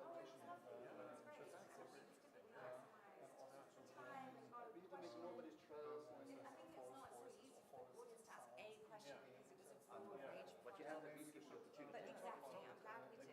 And I thought it was a lovely atmosphere on stage between us. Some critical questions sometimes that really depends on. I tried to take because I had a lot of questions and now. I don't know how people react. Japanese people Oh, that was so nice. I thought she did very well. Yeah, so I mean, I tried then to slow down the pace and also share certain topics so they can react and add on. So sometimes you don't have to be original questions, sometimes hold back and then let the audience. And how did you know the projects before? Did you meet them through the preparation of the panel, or were you in touch with any of them beforehand? No, I didn't. When Audrey made the list, and then I asked specifically that they mail their personal interest. I was not interested in what they do now. So if you give me your details, but they have to inspire. Why they are doing what they're doing. That's what to me more important. Yeah, lovely. You have NFC, otherwise. Yeah, I think that transported. There was. I hope so. I mean, it was short. Like I said, really nice vibe on stage, I think. Yeah, and I like the diversity. I mean, that's it. He will be again on stage now, afterwards again. Yeah, I have to change clothes or something. Could we swap clothes, actually? So he was my hat, he was my jacket, I will be naked here. Yeah, can I sit up? Oh, no. I will give you money for your trousers. And they are great pants. But I was the first one to ask. I was the first one. Travel pants. But hang on, I should try and send you my.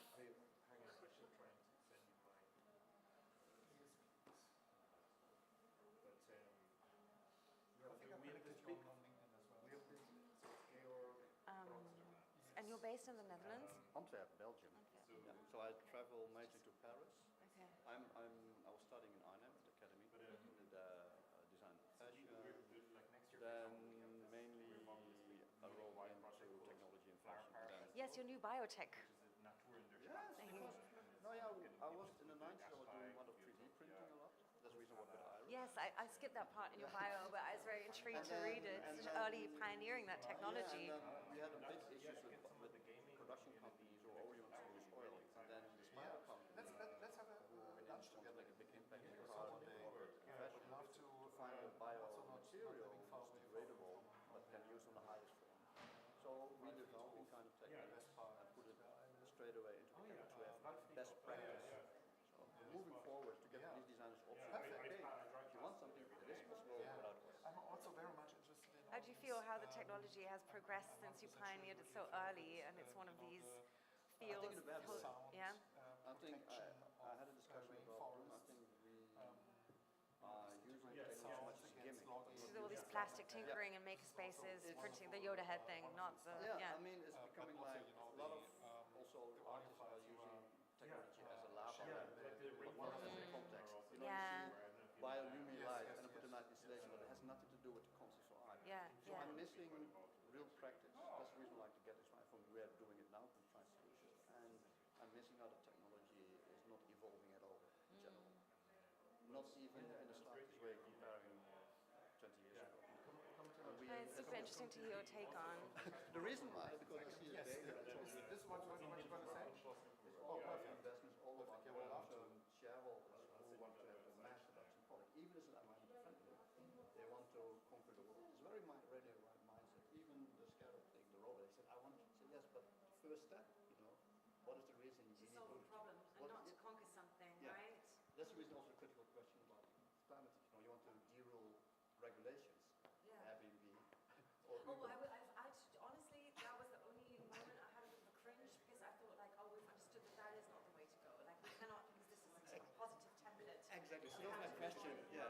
question for the day, you know, public regulation. Yeah, all the best. Okay. Unfortunately, I haven't time to join the panel like here in the morning. But really? I think outside's alright. I hope we have a totally different audience for our panel. Are you part of the museums panel? Yeah, I'm Oh, great. Then I'm going to get some more time in this one with you. Then I won't keep you. But I would love to also connect. I've already downloaded the app. I'm a huge fan of this idea. It's lovely. And it coincides very well with my other favorite app. Thank you. Important. I think it will go with my Lieblings-App Vogelerkennungsstimme. Just the same one. So the next step is the AI Vogelerkennung. But we are actually, I mean, Vogelerkennung is one step, and it's an important step for a lot because we want to be sure people are not experts, right? But then once the AI is very interesting because then there's also other things you can ask, you know, like blackbirds have different dialects in Vienna and in pigeons.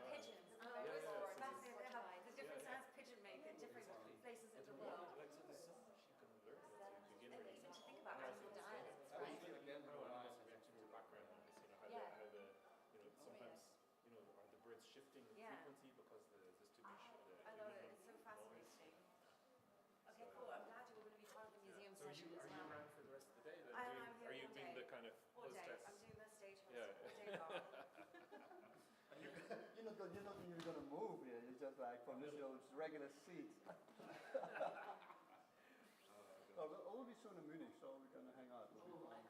Yeah, will you let me know? Like, I mean, but I'm going to fly off from Munich. When are you going to be there? October, after Fashion Weeks. Okay. Yeah, because I have to go to Trieste and then... So when in October likely? 23rd, 24th, maybe 26th at the moment. Maybe a stay longer. That's a project.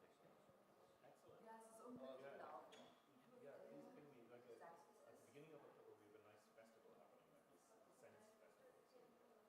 I know that one. Chef, mit dem Kabel. Ja, beziehungsweise nehmen entgegen auf der anderen Seite hinten. Because also neuroscientists looking at like echolocating people and everything like that.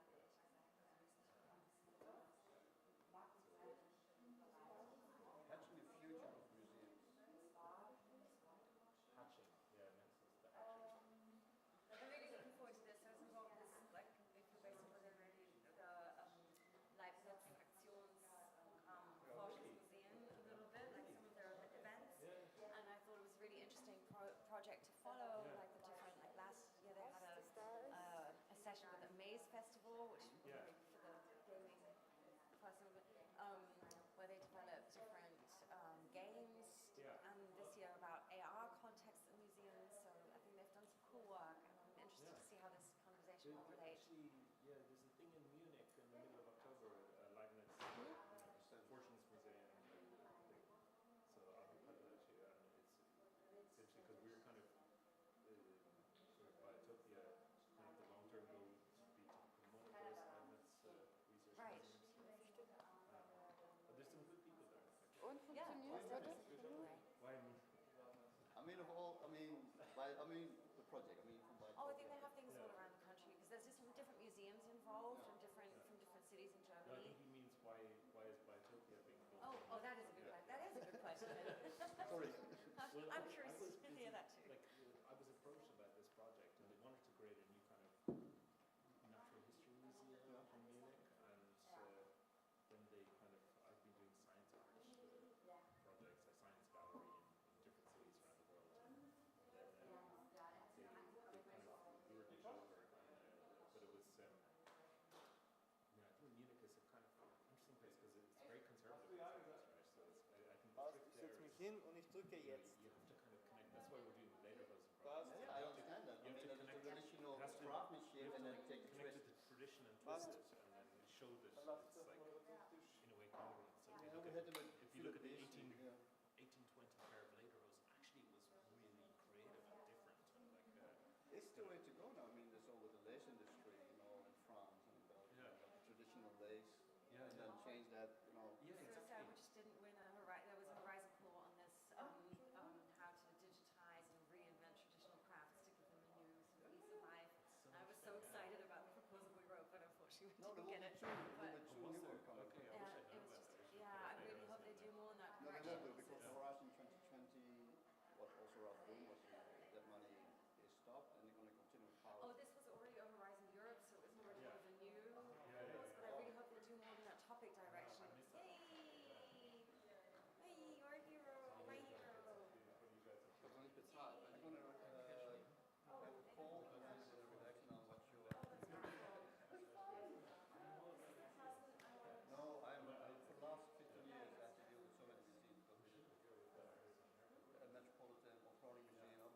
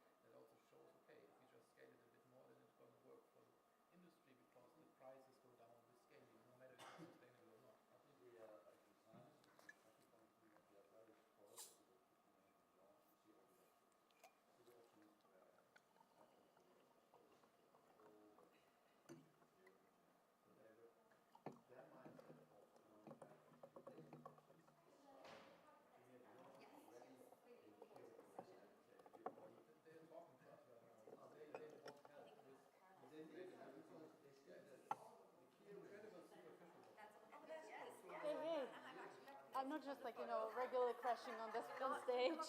From the back. I just thought it was You did someone it? nice from the team. It's a lovely bag. It's a lovely top. All right.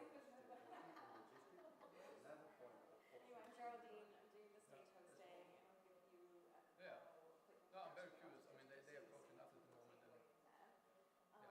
And we know it already, but I'm sure somebody else has done this, but just to double check the general proceedings here. So I would start by being about here. I would do my very quick intro moderation to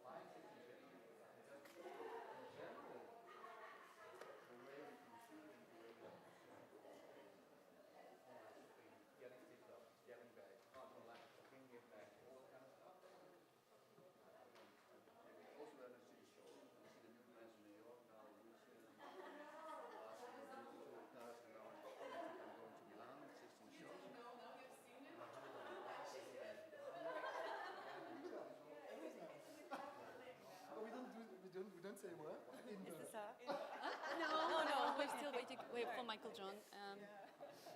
How much time do we have? I mean, I don't have the clock now. Oh, it's okay. I mean, yeah. I mean, your session officially starts in 3 minutes, but that's fine. We can also hang on a bit longer.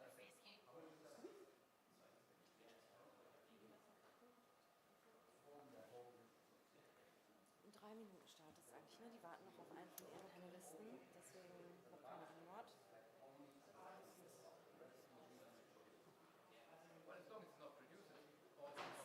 würde, also müsst ihr sagen, falls er jetzt später als 5 Minuten kommt, ob wir dann trotzdem ohne ihn starten oder die ist jetzt schon im Zoom-Call um. Oh, Holly. Was nicht, was also vermutlich trotzdem, aber Falls ihr das irgendwie, nee, natürlich meine auch nicht.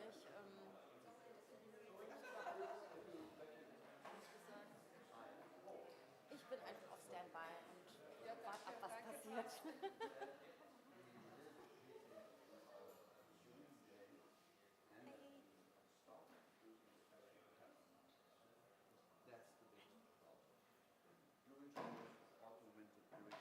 Sales starts, the moment I go to Paris, I see the new collection and the other collection right in sales in Tang. It's the cycling of thinking.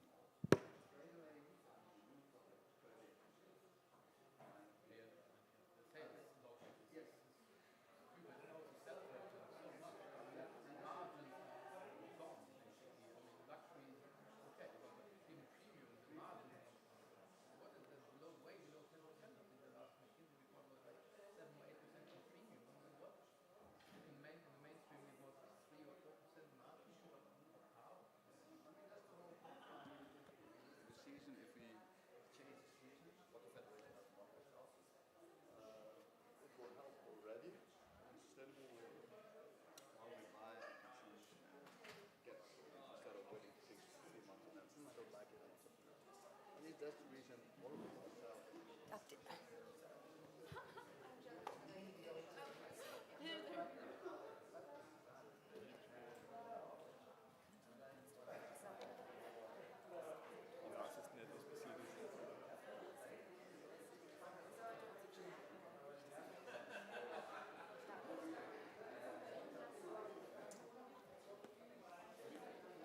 There he is. Okay, he's there. We're ready. No, it's really interesting because I was seen the way you asked, like, understand your views and your perspectives. Welcome back. I hope you all enjoyed lunch and a bit of time to network and reflect on this morning's program. It's been a really rich day here at the STUDIOTOPIA Day at Ars Electronica. I personally am very excited for our next panel where we're going to be talking about hatching out the future of museums. I want to clear the stage for our moderator of this panel, Olga Tikhanova, who is head of strategic development at Museum Booster. Museum Booster is a Vienna-based research and consulting firm that is really, working at the heart of this topic of advancing museums and cultural institutions through digital transformation and organizational innovation.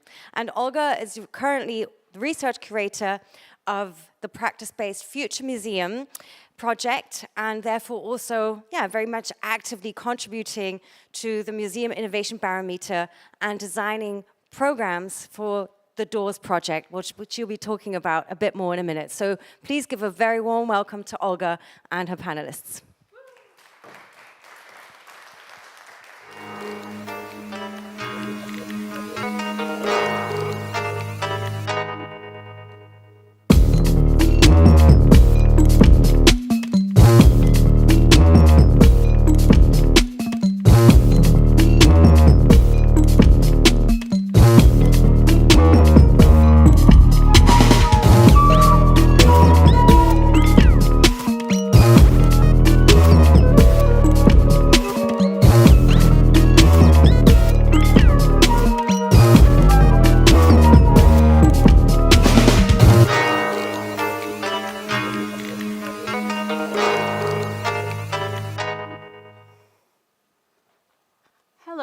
And welcome everyone to the panel Hatching the Future of Museums.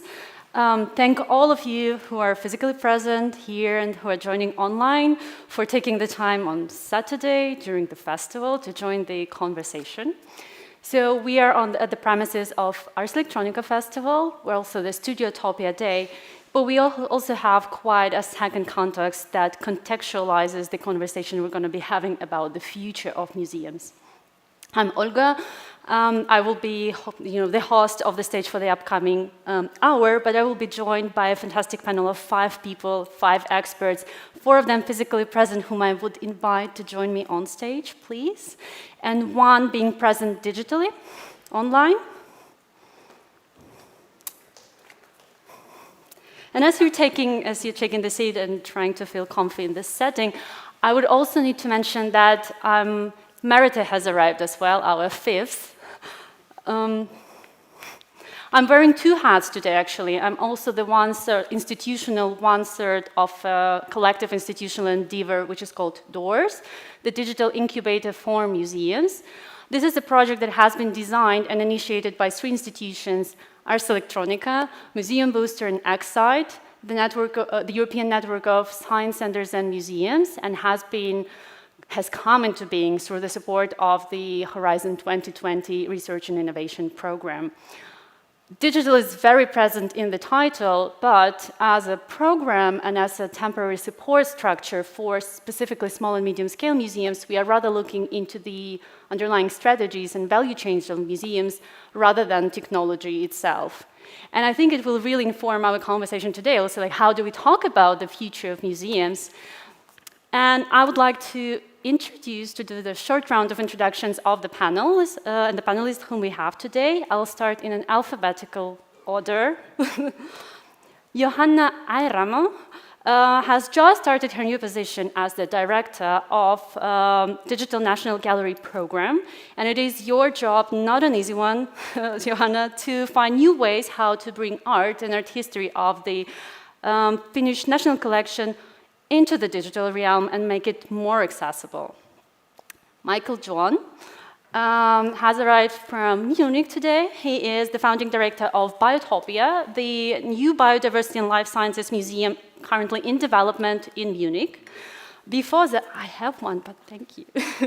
Before that, Michael John has previously founded Science Gallery in Dublin, which is space for creative collision between science and art, and you are the master brain behind the global sisterhood of institutions with a Science Gallery network.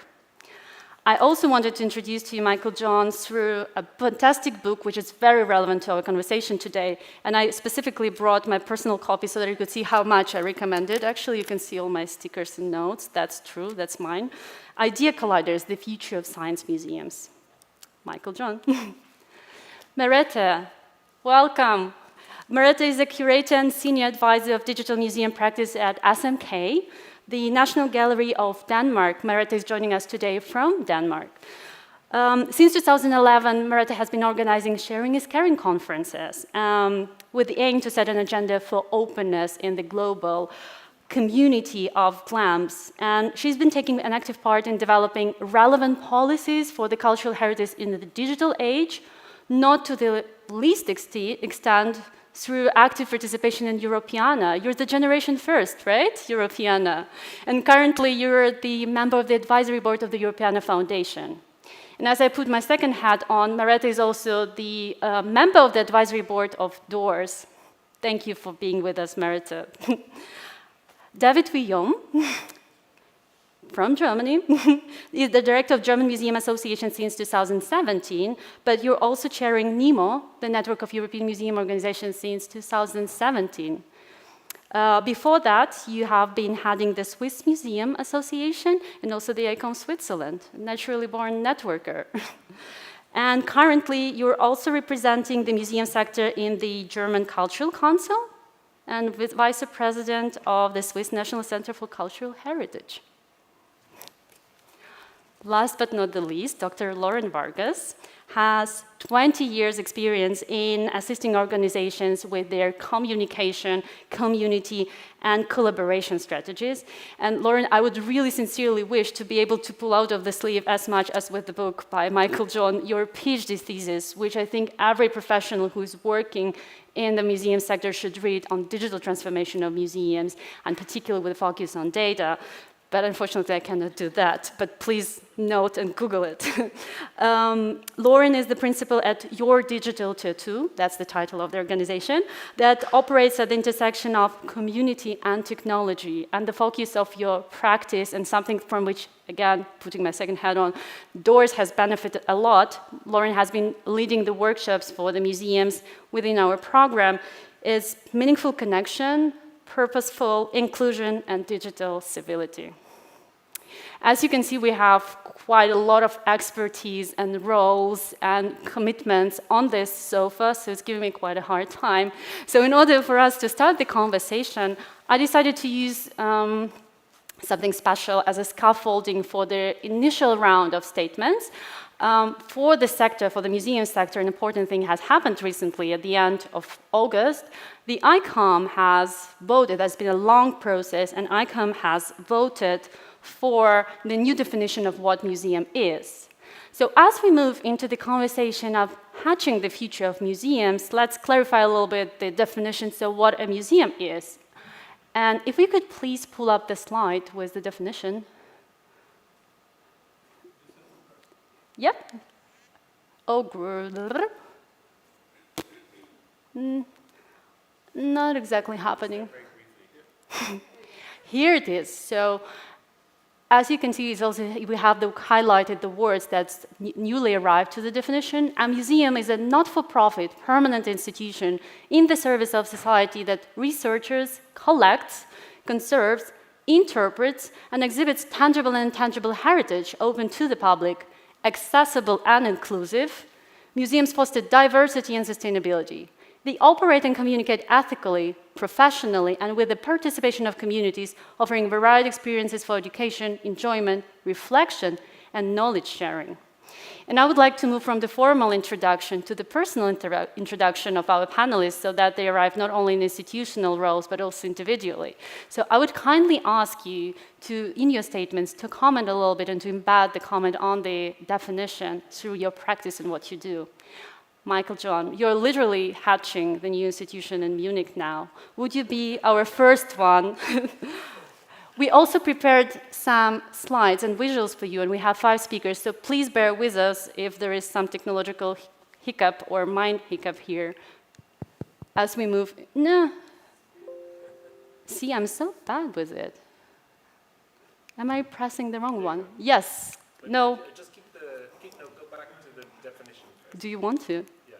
Good. Can you go back? Yeah. And could I have the clicker? Sure. Yeah, thank you so much, Olga, and it's really great to be with such an interesting panel today. I mean, hatching the future of museums. I mean, I think it's really interesting to have this new definition, right? So August 24th, suddenly we have this vote in Prague, and we have a new museum definition. And wonderful. You know, we have suddenly all the museums in the world are accessible and inclusive. Isn't that incredible? Just like that. And they are also fostering diversity and sustainability. How do we deal with this new information? I mean, unfortunately, it's not quite true, right? Not all the museums in the world are accessible and inclusive. And I don't think that on the 25th of August, a huge number of museums were kicked out of ICOM, as far as I've heard.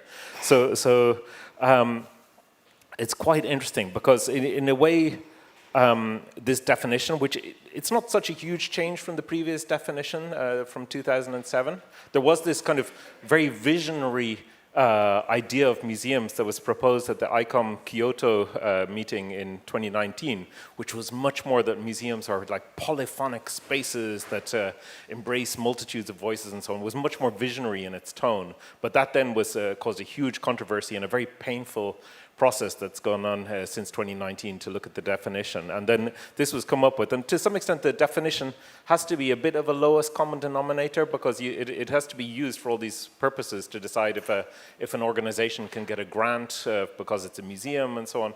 So it can never be quite this absolutely empowering vision. I mean, I think in some ways it's great that words like accessible and inclusive are part of the definition now. But the question is really how that becomes implemented in practice. And I've had a little bit of involvement in this process as a member of the board of ICOM Germany, so I've seen a part of that and all of the really heated discussions. You know, the Council of Trent and the discussions about transubstantiation had no like heat compared with the heated discussions about the museum definition. You know, so but. In a way, I think there's a risk that this is a bit of a distraction for our field, you know, debating definitions is all very well, but you know, our field and the field of cultural institutions generally has really been hit by a comet over the last couple of years, you know, if you think of the asteroid that collided with the Yucatan Peninsula 65 million years ago and wiped out the dinosaurs.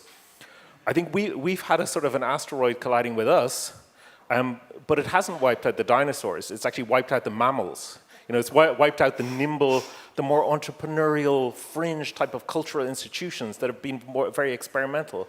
So many people I know, so many institutions have actually not survived the pandemic, or they've changed their career path, they've got out of the museum sector or the cultural sector, they've had to, or so many artists have had to change direction. So in a way, while we've been debating, you know, about you know, camels going through the eye of a needle, in our field, we've been really hit by this something which has really reduced the creative potential of our field in significant ways and caused huge challenges and closures. Even the institution I founded, Science Gallery in Dublin, you know, is another casualty. It's closed. They ripped the sign off the wall. You know, it's gone. So you know, and there's many other such examples around the world. So I think it's you know, it's great to have a new definition. On the other hand, I think now we urgently need a vision, a museum vision. Where are we going? You know, how can we reinvent ourselves? And you know, I think this only gets us a very little part of the way. And then maybe just to say a little bit about what could be ingredients for that vision. I mean, I think there are really 3 ingredients that should be part of it. And the first one is, if I can have it. It's the red button. There we go, yeah. So the first one I think is curiosity. And in a way, curiosity isn't something radically new for the museum field. I mean, if you think back to the Wunderkammers of the Renaissance, you know, we've been places of curiosity, but we need to be places that really cultivate curiosity about ourselves and about the world we live in for our visitors. And this is, we really need to come back to that original purpose of museums as places of curiosity. And I think the second key ingredient is empathy. Empathy was mentioned this morning for people who are there. Empathy has 2 dimensions. You have cognitive empathy, which is about shifting perspectives, taking a different perspective on a situation. And then you have emotional empathy, like in German they say Mitgefühl, you know, the idea that you feel with another.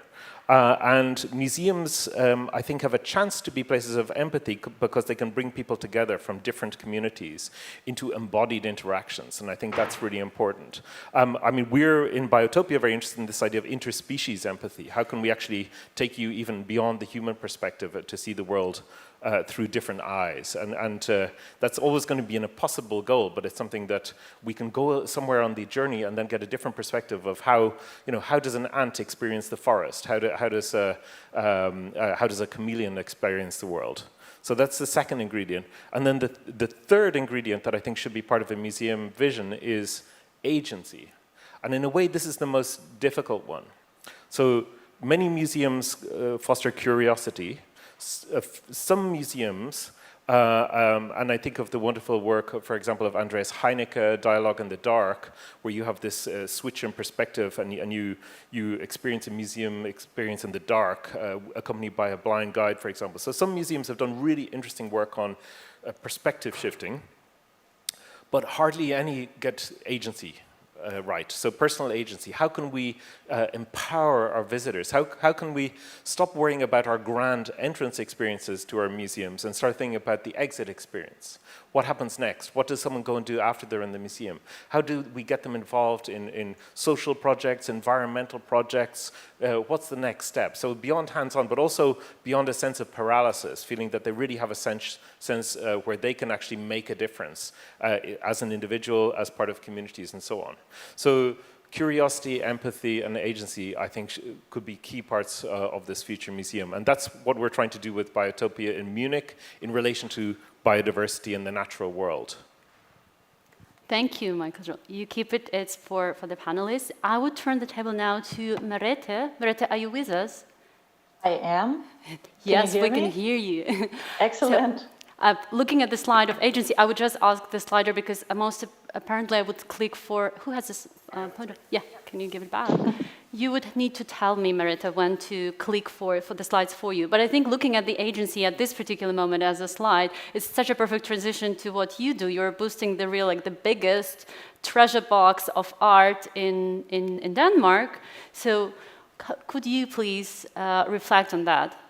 Absolutely. I'd like to start just thanking Michael for a really invigorating beginning of this debate. I actually see the museum definition of ICOM as, I always see definitions like that as visions. So, okay, it's there in writing now, and of course the museum sector is not there, but I actually understand a definition like this as an aspiration. So I like, in a sense, that we shift some words towards something that's worth aspiring for, and now it's there in writing. Now it's how we define ourselves as a sector, and now we can aspire to go there. The way that we work at SMK, Statens Museum for Kunst in Copenhagen, which is the National Gallery of Denmark, is actually to also try and be a catalyst of the change that you've been talking about already. Because we're the National Gallery, we have to be at the helm of development for the entire Danish museum sector. And the way that we define, for instance, the sentence in the new museum definition, open to the public, is not only about the physical museum, but also that we have opened up the digital collection to everyone, the entire country and beyond. Please shift the slide. And that helps us to be in the service of society, because opening up the digital collection is just the first step that allows us to then become a facilitator of the needs and desires of the public. Once the cultural heritage that we steward is out there, reachable, tangible to citizens all over, we can then start helping people use this resource for the kinds of things that they are interested in. For instance, as raw materials for Wikipedia articles, for new creative projects, for citizen science projects of all kinds. So we see cultural heritage as a raw material for democratic engagement. And the third slide, please. So the physical museum is great in many ways, but the format doesn't appeal to all. And since the vision or the definition that we have obligated ourselves to at SMK is called SMK for all, but obviously not everybody comes to the museum. But we reach more and more diverse audiences through opening up the digitized collection.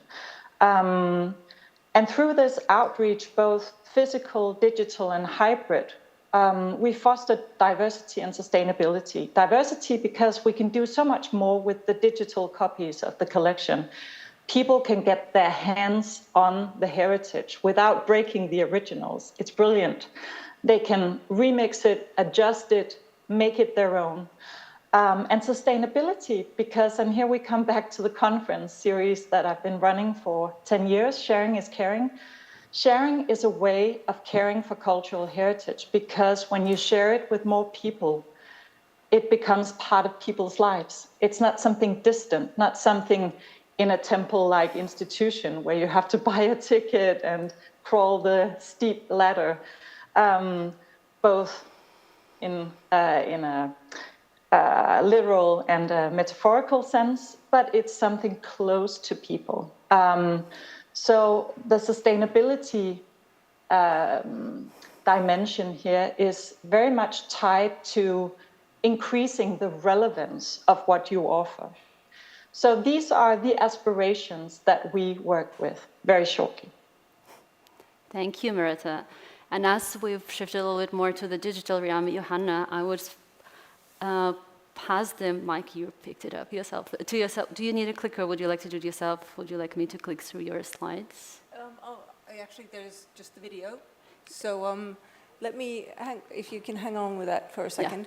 Yeah, so I don't want to double what Merete just said. We come from fairly similar kinds of museums. So definitely a digital reach out in the web too, in the services that we can provide for our communities and art lovers in the digital contexts that are familiar to all of us right now. But as my role differs now, or saunters now also into the metaverse, I thought I might want to show you a little bit, a short sneak peek into a pavilion that we're building into Decentraland, which is a virtual reality built on blockchain technology.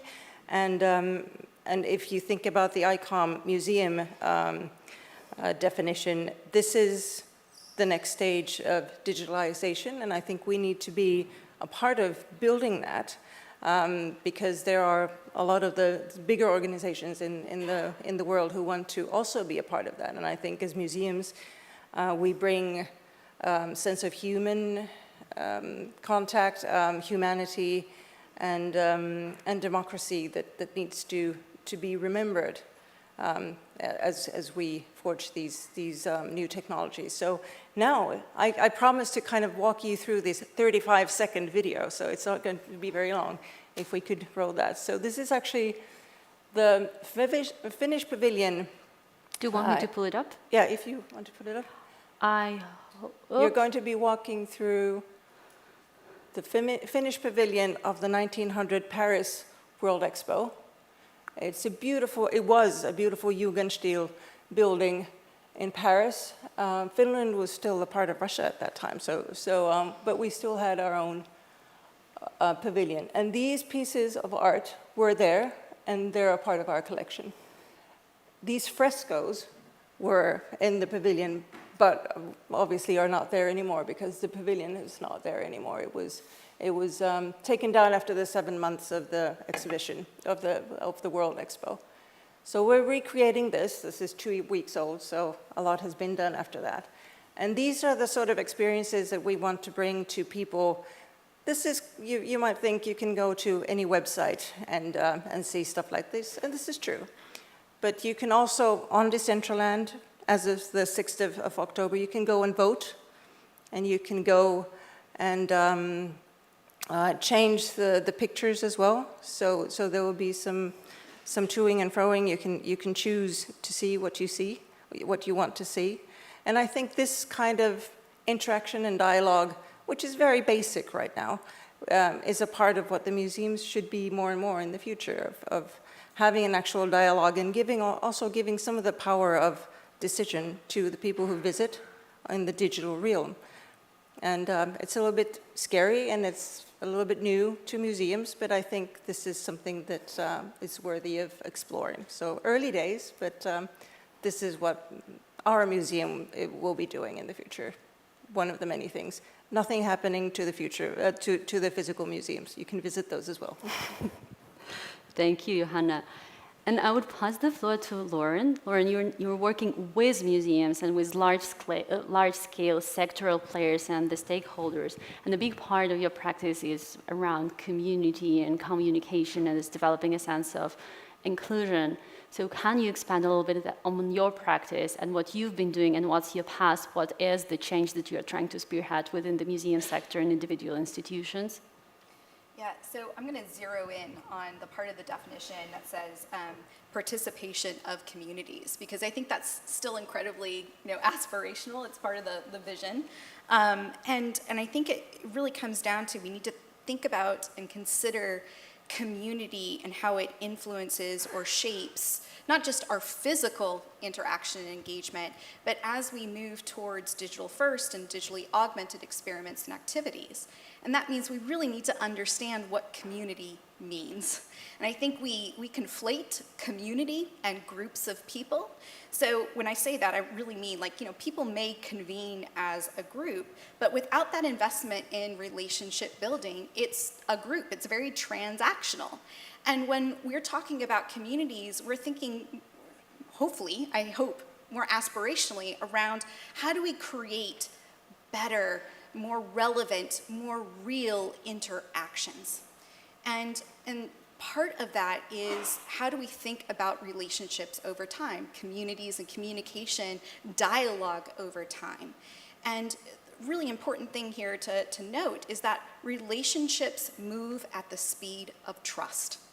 And that means when we talk about communities in the sense of museums, they're not confined to project timelines and funding, windows. They are not a one and done thing. They take constant maintenance, effort, involvement. In a lot of cases, we may organize a community, or we may have to be participants within an already existing community, and we need to understand what the rules of behavior are. How do we interact? And when we factor in the digital component, we have to work harder to be human in those spaces. And as the keynote this morning so eloquently, kind of framed this conversation, we need to think about what is that inclusive scaffolding that we are providing in those digital first or digitally augmented experiences, where we are truly being interactive and we are building communities that are built on dialogue, built on that knowledge that we have to hold multiple truths and multiple perspectives, and that there isn't, so-called safe space, because safe is very relative for the people involved, but how do we create safer places, spaces, interactions, and activities? So when we talk about that participation of communities, we need to think about, it requires knowledge about the community. It requires compassion. It requires grace. It requires the ability to apologize, to make amends, to hold a compassionate dialogue. And ultimately, community has 3 ingredients. Community, to distinguish itself from a group, means that the people within that community have a say whether or not they have membership in that group. They're not just, that's a default community, that is a group of people, but no, they are actively having agency in saying, yes, we are involved. The second ingredient of community is that they have the ability to interact with each other. It's not just the organizing individual or the entity, but that they have multiple contacts. There are different pathways, intentional, that are created to express and build those relationships. And the third is that of progress, not purpose, because we can all be in community with a different reason for being there, but ultimately we want to be able to collectively move together. And so that element of progress and being able to hit those milestones over time is incredibly important. So we've got to really break down community into its fundamental basics to be able to blend both the physical and the digital aspects. And I would like to pick up on your point about the relationships and the inclusion, and to give the mic back to David, because it's a relationship also not only with our audiences and our communities, but also with each other, like museums with museums on a sectoral level. And I really like how you introduce yourself to me, the first, that you like to challenge the operation of museums through the networks. So I'd really love you to make a statement on that, given your, impressive experience of running networks and being a networker. Yeah, thank you, Olga, to give me this opportunity to speak, to give the perspective of the networks, and I can use your word. You have used that membership, interaction, progress are of course elements of community of people, but of course elements of community of organizations. And the new museum definition doesn't mention anything about collaboration between institutions. But it's not so bad, because actually it's the expression, the definition is the expression of the collaboration, very difficult, as you said, difficult collaboration between the museums. 2 or 3 years long, they fought to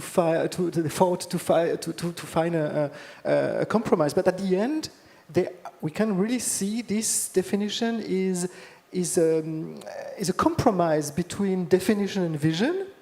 It's not really a definition, it's not really a vision, but it's a good compromise. 82% of the museum community worldwide accepted it. So we have now a really good basis to work. I have a picture just for a network. Yes. Actually, I wanted to visualize one network, not ICOM, the worldwide network, but the European network of museum organization. Actually, it's a very bad visualization of the network, because it's just a map with some points. The network is the interaction, the different form on the interaction between all these members. But not only, because all these members, all these points are networks also. It means all these points of the members of the network of European Museum Organization have at least 3 members, and some of them have much more. The German Museum Association represents 7,000 networks, 7,000 museums. And it's very interesting to know that every partner of these networks, they really want to interact. They really want to be member. They paid for that. And they have done that 30 years already. It's not really visible what we do outside of the network, but it doesn't have to be visible.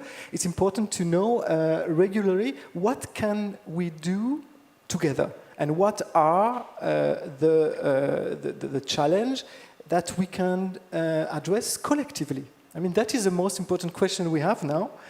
And we haven't answered this question for the next years, but I can say as the chair that one of my most important concern for the whole museum sector is an economic concern. We saw that in this morning. Carmody Gray spoke about depression, so psychological depression, but we are already addressing an economic depression, coming inflation with the destruction of wealth in the next months, growing public spending without or with the assumption that maybe the next generation will be able to pay. Of course, war spending, something relatively new in the last year. So money that is done for destruction, used for destruction, or at least for symbolic security. And of course, the energy crisis. And now, everywhere in Europe, I live in Berlin and I see it every day in this big city, the poverty is growing everywhere. And it's only the beginning. And I think museum, as a whole, as a sector, as a network, they can do something. They can offer something to collectively respond to the economic difficulty. In a museum, we believe it. The question is that we have to address and to speak with all the people. But museum help understand uncertainty with art, of course, but with history, with feelings in the museum, with this safe space. They help to go through crisis. with a change of perspective, with well-being program, etc. And they make crisis also bearable, just through entertainment, for example. So we can offer that, and I think it's very important that we bear in mind that if we don't do something specifically against or for people affected by poverty, we are going to lose a big part of our audience, an audience that can really use possibilities of museums. And one possibility, very practical, is the next slide. It's very practical things. I mean, it's not a big vision for the next 20 years. It's just the possible thing. You see the museum passes in Europe, the national museum cards that give very low fares. You have one in Belgium, one in Switzerland, or two in Switzerland, one in the Netherlands and one in Finland. Only that. It's not a lot. And of all of them, only one card is an international card. And they have been created just to give a service to the customers. But they could be used and developed to make the accessibility to museum easier. Of course, the most important barrier for the museum accessibility is not an economic barrier, is a cultural barrier. But because now the economic crisis is coming and growing, that could be an idea to work together on national and international level to offer in Europe the entrance to this world that can help go through crisis. Just an idea. Thank you, David. I'll pick up from that. I mean, there is a really, it's cropping up in the conversations that we have in the sector that's been more and more innovation available to the museums when they think about their contemporary now and the future in terms of technologies that are available to the museums, but there is much less actually innovation that is applied to the processes that run museums, to the whole idea and developing the metaphor, what a museum is. We've taken quite a time to look at the definition of what a museum is. There is not a single word about technology or particularly digital, but on the other hand, the way what is in the museum missions and how they perform them is like really harnessing the fruits of like where technology drives us. And this how do museums tackle those technological limitations? How do they inhabit the technology and the digital space? Whether they have a say in it, and how does it influence the way we as audiences and as people embedded in the institutions and attending institutions are building on this collective imagination? My question to you would be, into coming back to the premises of the doors as well, like thinking about how to hedge the future of institutions. Can we as museums, and how can we actually move from technologies of data and information and like instrument, move into the technologies of world building and emotion and imagination, which very much comes back to the conversation, to the keynote speech that was today in the morning, like how can we affect people in an emotional way, not negating their human scale. Meredith, would you be the first to take the question, please? Thank you. Yeah, and thanks for mentioning the keynote this morning. You just mentioned that it was very much on. Let me just read what you wrote me here. It was very much on the invisible pandemics of loneliness.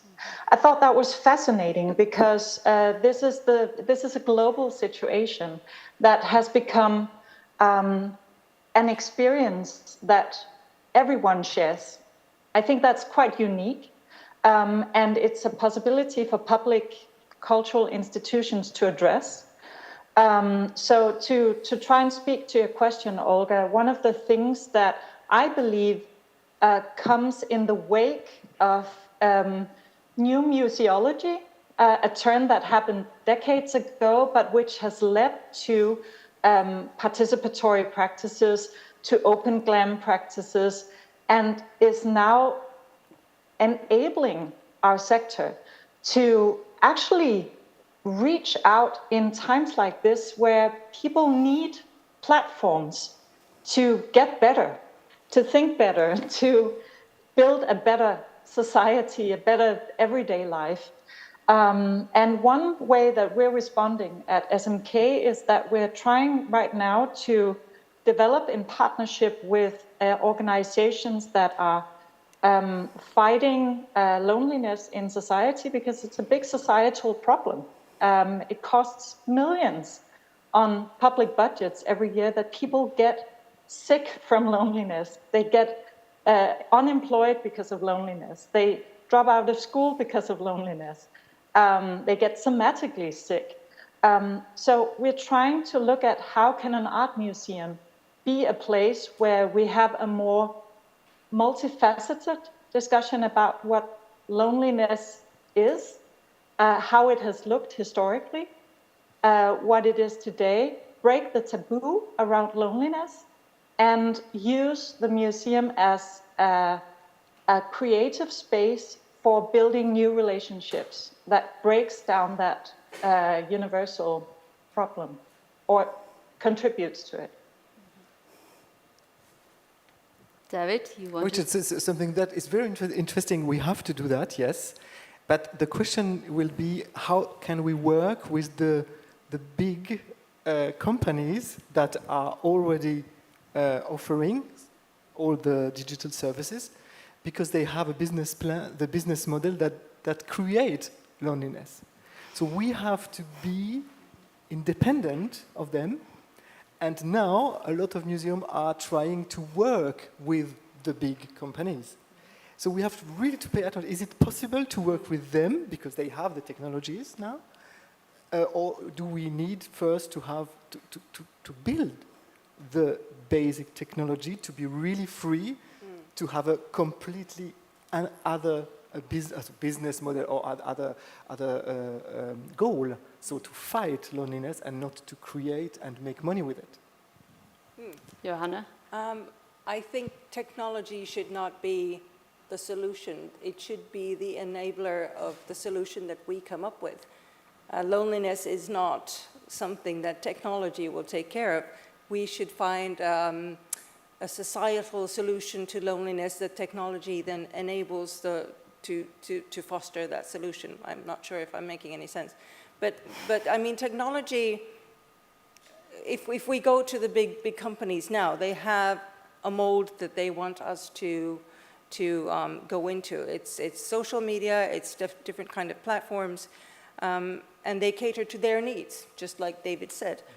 But I think in this new possibility of a different kind of technology coming on, we might be able to foster new kinds of values and say, these are the things that are important to us. What can technology bring to the table? And I think that's a very different kind of approach. I don't think technology companies would take it badly. We just haven't done that before. I mean, we come to the discussion of technology with, oh, you have that, we could do this with that, instead of saying, these are our needs. What could we do together, or what are the technological innovations that might help in our need of taking care of loneliness, for instance. So I think we, or at least I hope, we are in a position in society or in history where we might be able to do things differently. Michael John? Yeah, I think that this discussion about loneliness is very interesting, and it makes me think of this kind of visionary book that Sherry Turkle wrote many years ago called Alone Together, which was one of the first observations of the way technology can drive us apart while bringing us together. Even at, I think it was even written before the smartphone actually existed. So it's a really visionary. But I mean, for me, the question of loneliness is very closely related to the question of social fragmentation, which is not the same thing exactly, but I think it's the biggest problem we have right now, right? Social fragmentation, because the reason we can't get it together around climate change or any of these things is because we are extremely fragmented socially. And this comes back to what you were saying about communities. And one of the things that accelerates and drives social fragmentation are the technologies that we use to connect, and the algorithms that prioritize engagement, in-group engagement, and then tend to reinforce these bubble effects and so on. And in a way, museums offer a wonderful refuge from this, potentially. They offer a place where you have embodied social interactions. Museums have hundreds of years of tradition of being places to impart cultural capital, to transmit knowledge, specialized knowledge being shared with the outside. But I think we need to reimagine them as places to broker social capital. Exactly what you were saying, that, places to foster new relationships across boundaries, where we're not actually being algorithmically driven for at least a couple of hours in our lives, and where we can have embodied interactions, social interactions. And then we really need to think about the museum as a new kind of host. How does the museum host those conversations? How does it really work to kind of bring together those people from those different backgrounds around common concerns and interests? And museums have these amazing assets. Like they're the most trusted organizations in the world, really. I mean, 76% of people believe that museums are highly reliable sources of information. Much more than believe that politicians or the media or any of these other institutions are highly trusted. So we have these amazing resources, but we just need to rethink ourselves as brokers of social capital and connecting people so that we can escape from these in-group reinforcing dynamics that we get from the social media. So I don't think we should be working with those guys because they could fix the problem and they're not fixing it. So I think we need to really actually recognize the amazing opportunities that museums have as physical places. Lauren, I feel it's just such your playground, like given your practice and what you focus on. I would like really you to voice it out loud, like what you have to say on this.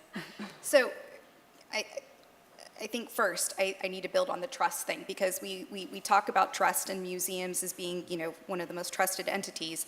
I think I would add a caution that we need to be careful in thinking about who is being asked that question and whose voices were not represented in considering trust. And when going back to your original question about how do we shift from technologies of information and data to world building, emotion, and imagination, when we think about digital literacy, we need to think in tandem about emotional literacy. We need to think about the ways in which we convene and gather, obviously. And to answer this question, we really need to consider what happens in the space between power, authenticity, translation, immersion, regeneration, and accountability. And I think to do that, we need to almost divorce ourselves from today's reality. So one of the things that I often advocate is to read science and speculative fiction. And I have a lot of different professional book clubs where we gather around and we read these stories and we imagine ourselves in those futures. To build that digital and emotional literacy, we also need to be building our futures literacy. And there's a really great book called Octavia's Brood, Science Fiction Stories from Social Justice Movements. And I just want to, I think to answer your question, I just want to read this passage very quickly. Whenever we try to envision a world without war, without violence, without prisons, without capitalism, we are engaging in speculative fiction. All organizing is science fiction. Organizers and activists dedicate their lives to creating and envisioning another world, or many other worlds. So what better venue for organizers to explore the work than science fiction stories, or visionary fiction? It's a term we developed to distinguish science fiction that has relevance towards building new, freer worlds from the mainstream of science fiction, which often reinforces dominant narratives of power. Visionary fiction encompasses all of the fantastic, with the arc always bending towards justice. Here's the important part. We believe this space is vital for any process of decolonization, because decolonization of the imagination is the most dangerous and subversive form there is. For it is where all other forms of decolonization are born, and once the imagination is unshackled, liberation is limitless. How can we start to lean into that and imagine the possible, probable, and plausible futures? So we're on that. Just another question for the day. Hold this on. I do think that it's interesting that there's this kind of growing movement of museums of the future and kind of future-oriented museums, and even there's new networks emerging, like this Forums network, future-oriented museum synergies, and you know, there's some of these are more technotopian type spaces, others are more futures literacy focus, but it is an interesting development in our field because you know, it's an interesting moment where in some sense our kind of horizon towards the future seems to have been really reduced over the past few years. So we've got this really kind of short-term future thinking, but on the other hand, the museum field seems to be trying to think more about being places to kind of allow people to explore possible long-term futures. So I think that's an interesting space. It's emerging. I don't know if you agree, but it connects with your speculative fiction comment. You know, and so you know, I think that's another possibly an important role of museums, to actually be some of the few places that allow people to really explore longer-term futures. It's actually amazing that heritage institutions that really work with history and things that have been done are now everywhere speaking about the future. And on the one side is a great thing, of course, because so a museum ideally is a connection between past and today and future, everything okay on the paper. But actually when we speak about the future, this necessity to speak about the future is based, I think, on fears. We are really so as on fear, and it's another expression of willing to create something. So that is the positive things. When we speak about the future, we want just to have an impact, to have a role to play in the future. It's not something that's coming. But at the other side, we should say what are our fears about the future for the community, for the society, but for the institution itself. The question of climate change brought, and of course the colonizations, all the current discussion, social discussion, make the museum not anymore as an institution that is there for the next 1,000 years. So we are actually in a crisis, but we don't speak about that. Better to make a new museum of the future. But actually we should take time to say our fear about our institution and our community around the institution. Lauren, you would, oh, okay. So we've done also, as we have to wrap up time-wise, I feel that given the expertise and the passion condensed on this sofa, we could take another 3 hours to talk about it, but you wouldn't want to maybe experience that. So we've done a little homework exercise, and what we prepared for you, I kindly asked our panelists to prepare a little takeaway for the audiences, like when thinking about the future, when thinking about the future making and not only future forecasting exercises, what they would recommend to the audiences and to the possible and future interlocutors as a resource, be it a book, that was an initial question, or a piece of art, a piece of fiction, a piece of like a moving image, what would that be? And we assembled a little carousel of recommendations and like a little takeaway from the panel regarding the future and the future making. And, oh, I actually started, okay. So the first one was assembled by me, so it was a hard choice. I couldn't make a decision between a fiction and a non-fiction, so I put two together. So Bewilderment by Richard Powers, for me, is an incredibly powerful book that arrived at the very right moment to think about the compromises that we are making and how we grow up in a society and get further and further alienated from the reason and cause understanding. And it takes a special child, a child with special needs, to understand, you know, that sometimes we go too far in those compromises, and there are far-reaching consequences to that. So Bewilderment is a beautiful piece on astronomy, on ecology, on care, love, and also the consequences of alienating oneself from these thoughts and from those issues. And the non-fiction piece is the Rob Hopkins from what is to what if is, I feel I'm with you here, David, that we need to have the positive scenarios of possible futures and what can we do now, like in order to achieve this future. And there are ways for us to act and to act together, to act as communities, again, coming back to the keynote speech in the morning.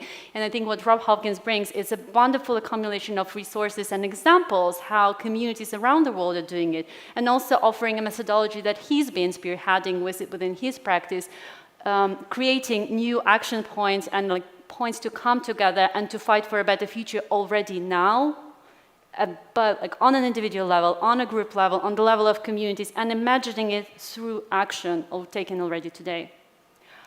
I'm switching to the next one. Maybe I'll introduce that one quickly, shall I?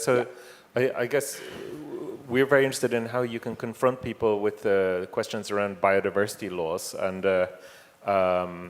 this is a project by an artist called Alexandra Daisy Ginsberg. Some of you may remember Sudan, the last male northern white rhinoceros who died in 2018 and was so what they did was they took all this video footage of Sudan and they, using artificial intelligence, they reconstructed his behavior from the footage of him in this Prague zoo.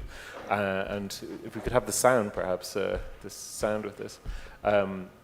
You had this quite haunting reconstruction of the behavior of this last of his kind, so to speak.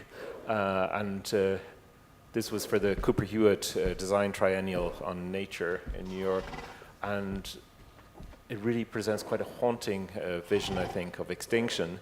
And you could imagine an extinction zoo almost that people might enter to really connect with this question around biodiversity loss. That's a fast-growing collection at this moment, the Extinction Atlas, unfortunately. Next round in the carousel is, Maretta, it's yours. Yes. This is actually coming back to Michael John's emphasis on agency. This is a piece by Claire Bishop and Nikki Columbus, which has really freed my mind in the past couple of years. It's called A Speculative Review of the New MoMA, and it's an article that is written as if the Museum of Modern Art in New York had completely refurbished the interior of the museum, reinstalled the collection with respect to the kind of thinking that's running through our museum definitions and visions of art history and cultural history today. So respecting post-colonial thinking, respecting minorities, respecting the need to have a decent representation of everyone in a museum collection. And the great thing I think about this piece is that the reason that the writers have been able to write this piece as if everything was in fact reinstalled in the MoMA is that MoMA has put their digitized collection online. So the access to everything that is not up on the walls today, which is below the radar for physical visitors, but is now accessible to all that's on the internet, enables the writers to reconsider and re-envision what the MoMA could be. And the fact that access to much broader, much more diverse cultural heritage actually gives us agency to rethink what our museums are, I think is really revitalizing. I highly recommend this piece. It's available online. You can Google it out. You can find it really easily.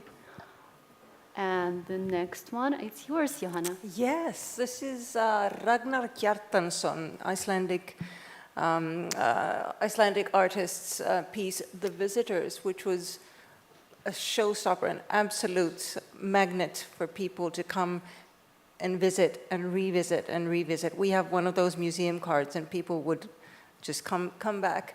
It reunited, or it brought to the museum young men, which we very rarely see, and they would come with their friends, and under 18s come for free, so they could come as many times and often. People came in groups. People hugged. It was very emotional. A lot of humming, a lot of singing to the tunes, and they had the text in the piece. And this is something that I carry with me as I go into this new digital program for the Finnish National Gallery. We need to evoke these kinds of feelings of community, of coming together, of sharing emotion and sharing value. So this is. Go see it on YouTube. It's very mesmerizing, even if you're not in the piece of art itself. It's very beautiful. Thank you. Lauren?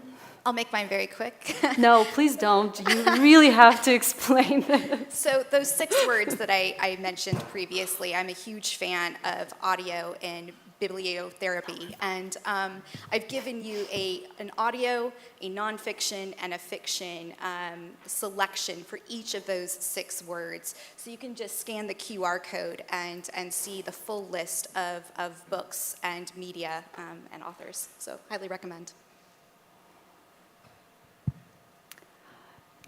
Thank you. Thank you so much for bearing with me. So I also want to take a moment to say a special thank you to Caroline Heim and to the team of Ars Electronica, especially to the technical team who bared with me this hour.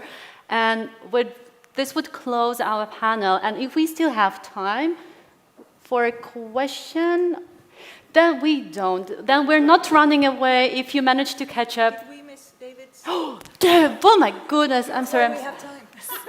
Yeah. I'm horrible. I'm just horrible. I'm so sorry. No problem. I can do it very short.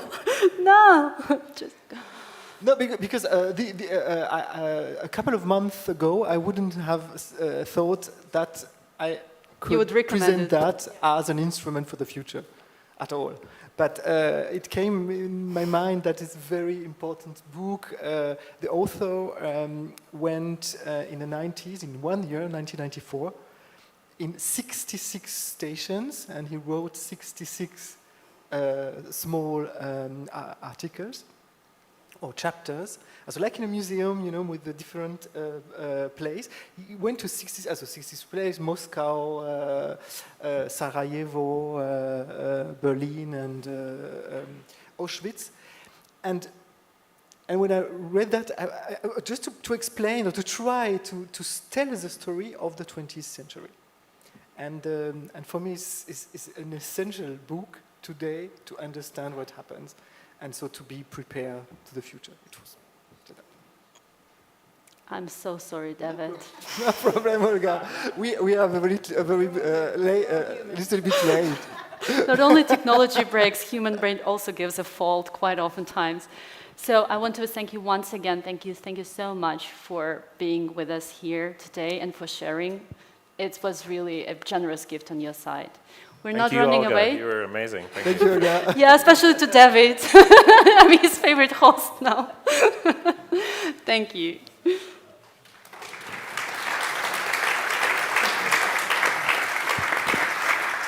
And a huge thank you to you, Olga. That was an amazing session and so fantastic to listen to all of you. Thank you so much for sharing your insights and for bringing these great takeaways along. Really fantastic to have you. So as you are leaving the stage, we will swiftly transition into our next session. It's great that you're also here for more conversations that will probably have to be taken outside the room, but I do hope you're also going to stick around for, let's say, the last third of our program, as we have 3 more great sessions in store for you now. So sadly, our next speaker could not be with us in person as she's tied up in important political affairs, but has provided a video message to share their experiences and recommendations on how to build digitally literate and sovereign societies, a topic of vital importance to the nation of Taiwan, where Audrey Tang is the Minister of Digital Affairs. They are very active and have done amazing work in that country, building different kinds of spaces, digital and physical spaces, to allow for the development of new forms of interaction between governments and citizens, new cultural landscapes. And it's been really exemplary, groundbreaking work that have shown different ways of how can we approach digitization in our societies, including things like introducing digital skills as a core subject in their school curricula. So we are super proud to have Audrey Tang in our program with us this year. Even though she's not here in person, do give her a big round of applause, please.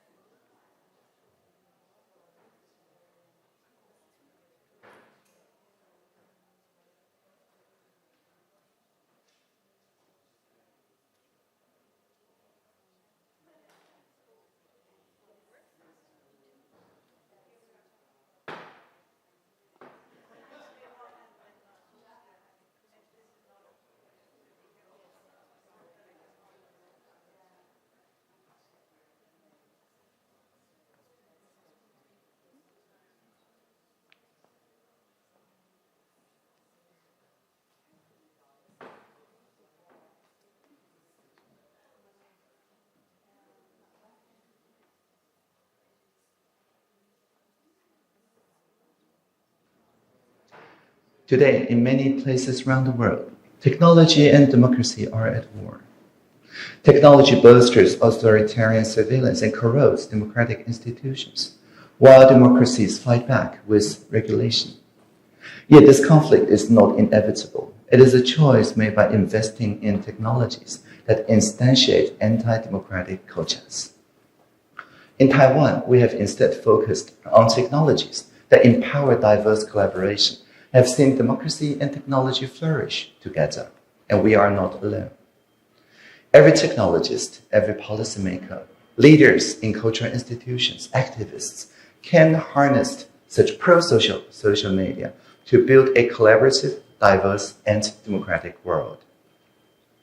When UberX arrived in Taiwan in 2015, its presence was divisive, just as it had been in much of the world.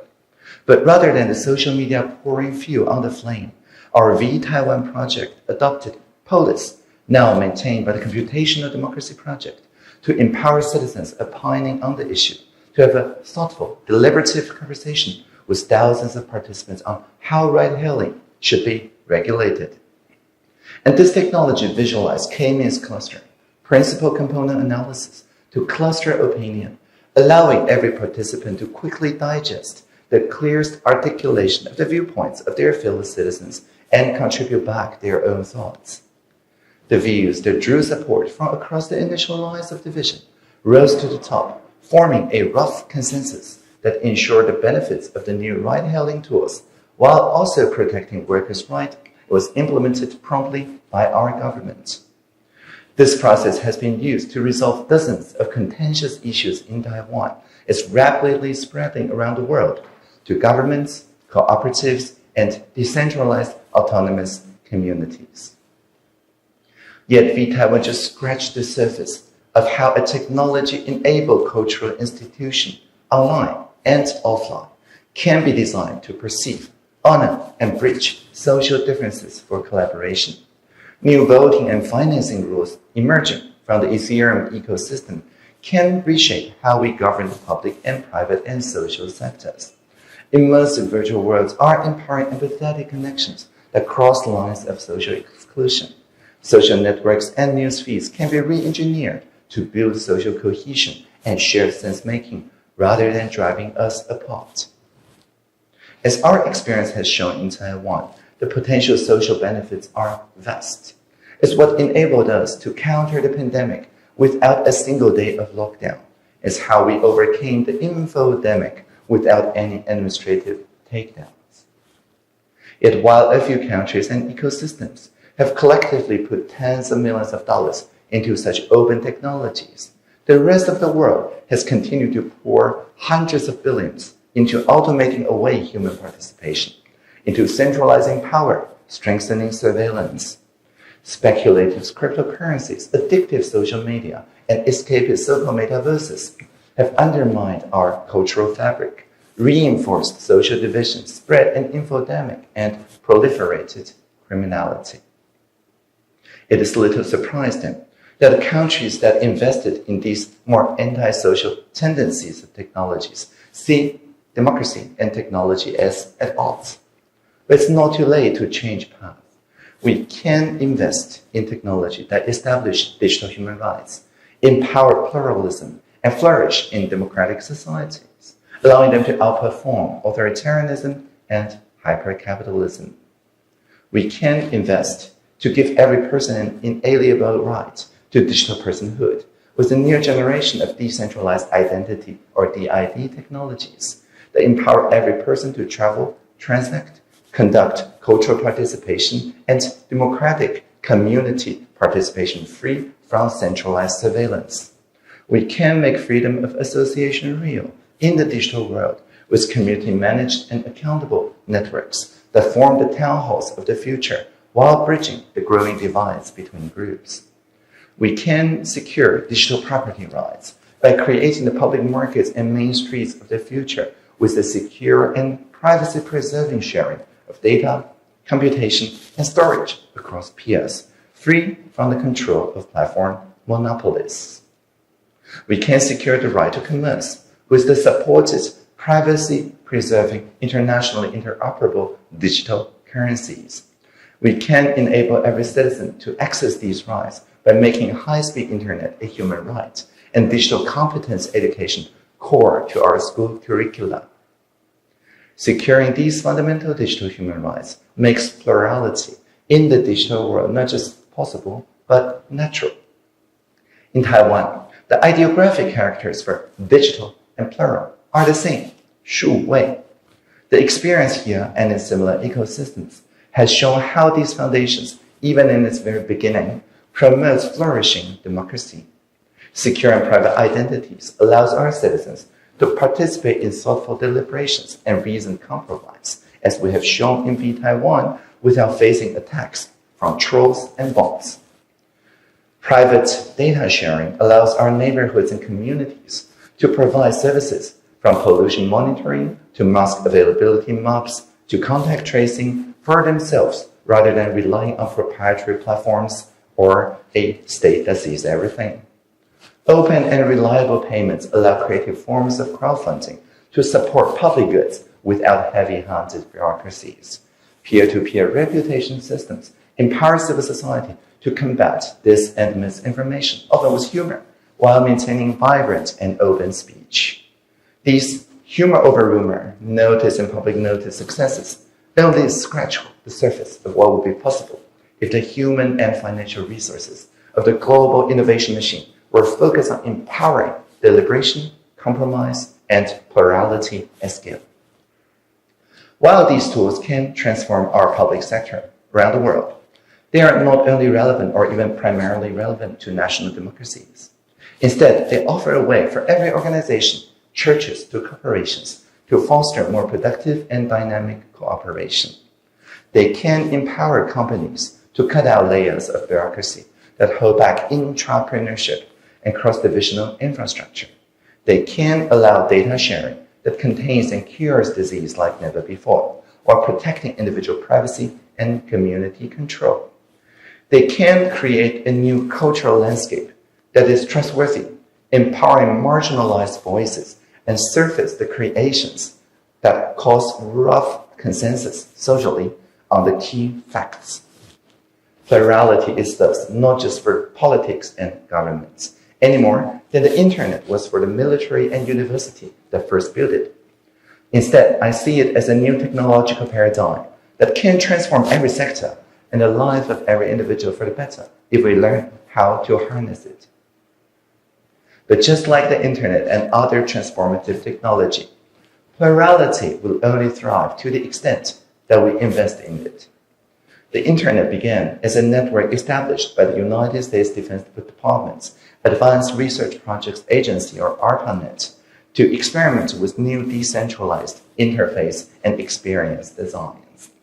Yet the visions of ARPANET's founders, like JTCR Licklider, on which Ars is closely modeled, was only very partially realized because it never mobilized the public and international support and cross-sectoral investment needed to follow it through.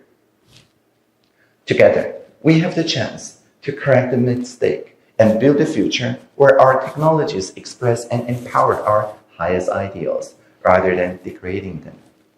Every artist, activist, technologist, citizen, policymaker, and organization has a key role to play in this struggle to free the future. Thank you for listening. I'd like to conclude with my job description as Taiwan's digital minister. When we see Internet of Things, let's make it an Internet of beings. When we see virtual reality, let's make it a shared reality. When we see machine learning, let's make it collaborative learning. When we see user experience, let's make it about human experience. And whenever we hear that a singularity is near, let us always remember the plurality is here. Thank you again for listening. Live long and prosper.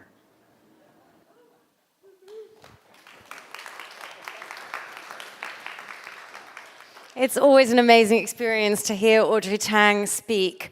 And I love the way that they frame these narratives in a way that are so tangible and so useful. In another talk that they gave, I sort of recoined the term artificial intelligence to mean assistive intelligence, the way we should be thinking of man-machine interaction, technology, human interaction to be something that supports us in our humanness and doesn't stand in conflict with it. And I highly encourage you to check out the examples of how Taiwan has been dealing with the topic of humor over rumor during the COVID crisis. So refreshing to see how governments are actually allowing themselves to be human, to be funny, to be real, to be honest, and to combat misinformation with a completely different approach.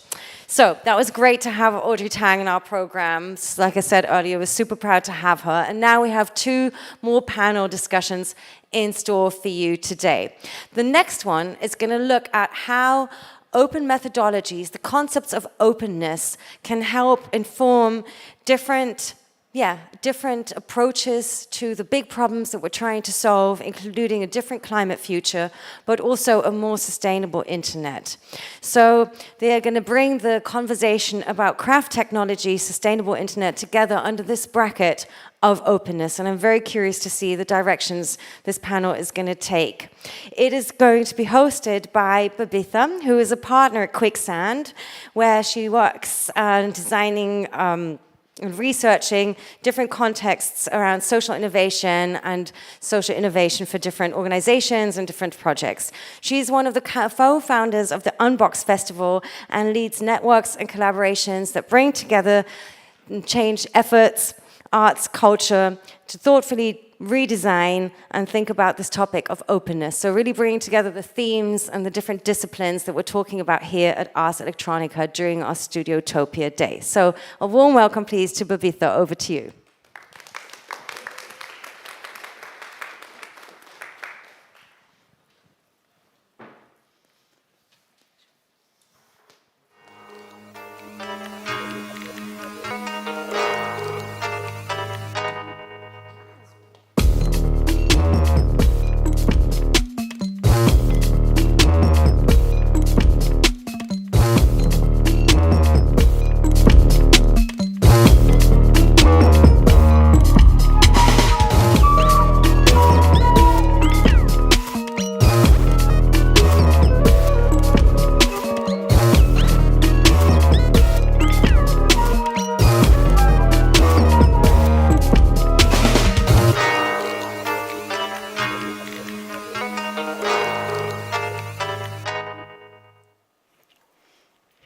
Thank you. Hello, my name is Babita, and I'm really glad to be here today with my friends and co-panelists. Today, I'm going to ask them to speak for themselves today because we have their bios, their amazing bios on the event description, but I'd like them to talk a little bit more personally about their work. And that's what we hope to bring to this discussion today, our own personal experiences and stories of engaging deeply with communities and technologies over several years in different parts of the world. And that's really what we want to bring together today. So today we're essentially talking about urgent crisis, slow solutions. It might seem antithetical, but we believe that there's space for slowness, for hope in all of the conversations that we've been having, in what you see around here in the festival. And at the broadest level, we want to think about how the climate justice movement can come work alongside the open technology movement. So as we began putting this panel together, it emerged from the work that we've been doing together with the Branch magazine, which essentially looks at open technologies and sustainable futures. So it builds off a lot of work that has come together in the latest issue of the magazine on open climate. Michelle, who is the amazing editor for the magazine, is here as well. And I'd urge you to check it out. We'll tell you more about it at the end. But through putting together the issue and through our conversations together, we've been thinking about how do we reimagine more sustainable and just futures, and how do we learn from concepts such as the knowledge commons, the open technology movement, for it to truly become community-centered, and how do we not ignore but really learn to work with and elevate community knowledge that exists in so many parts of the world. So that's really a broad intro to our panel, but what we hope to do today is really have an open conversation between ourselves.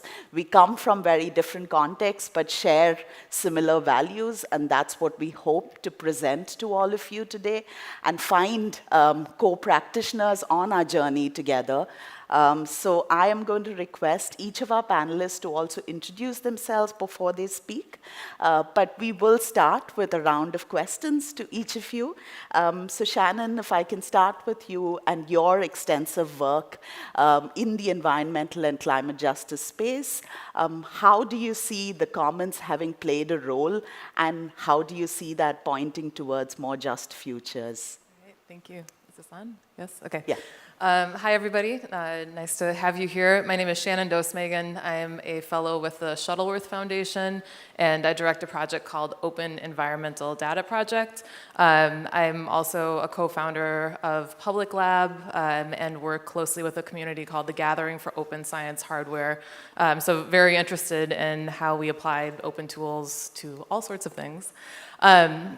I wanted to just start by talking, I'm a practitioner, talking a bit about the concept of slowness that we tried to really bring out in this issue of Branch magazine. And I've worked on a number of different environmental situations, crises, disasters, and think about the importance of what our timescales are. So we're right now in the midst of probably, one of, or if not the most, one of the most urgent crises that we'll ever experience related to climate change. But there's so many different kind of microcosms that go into that.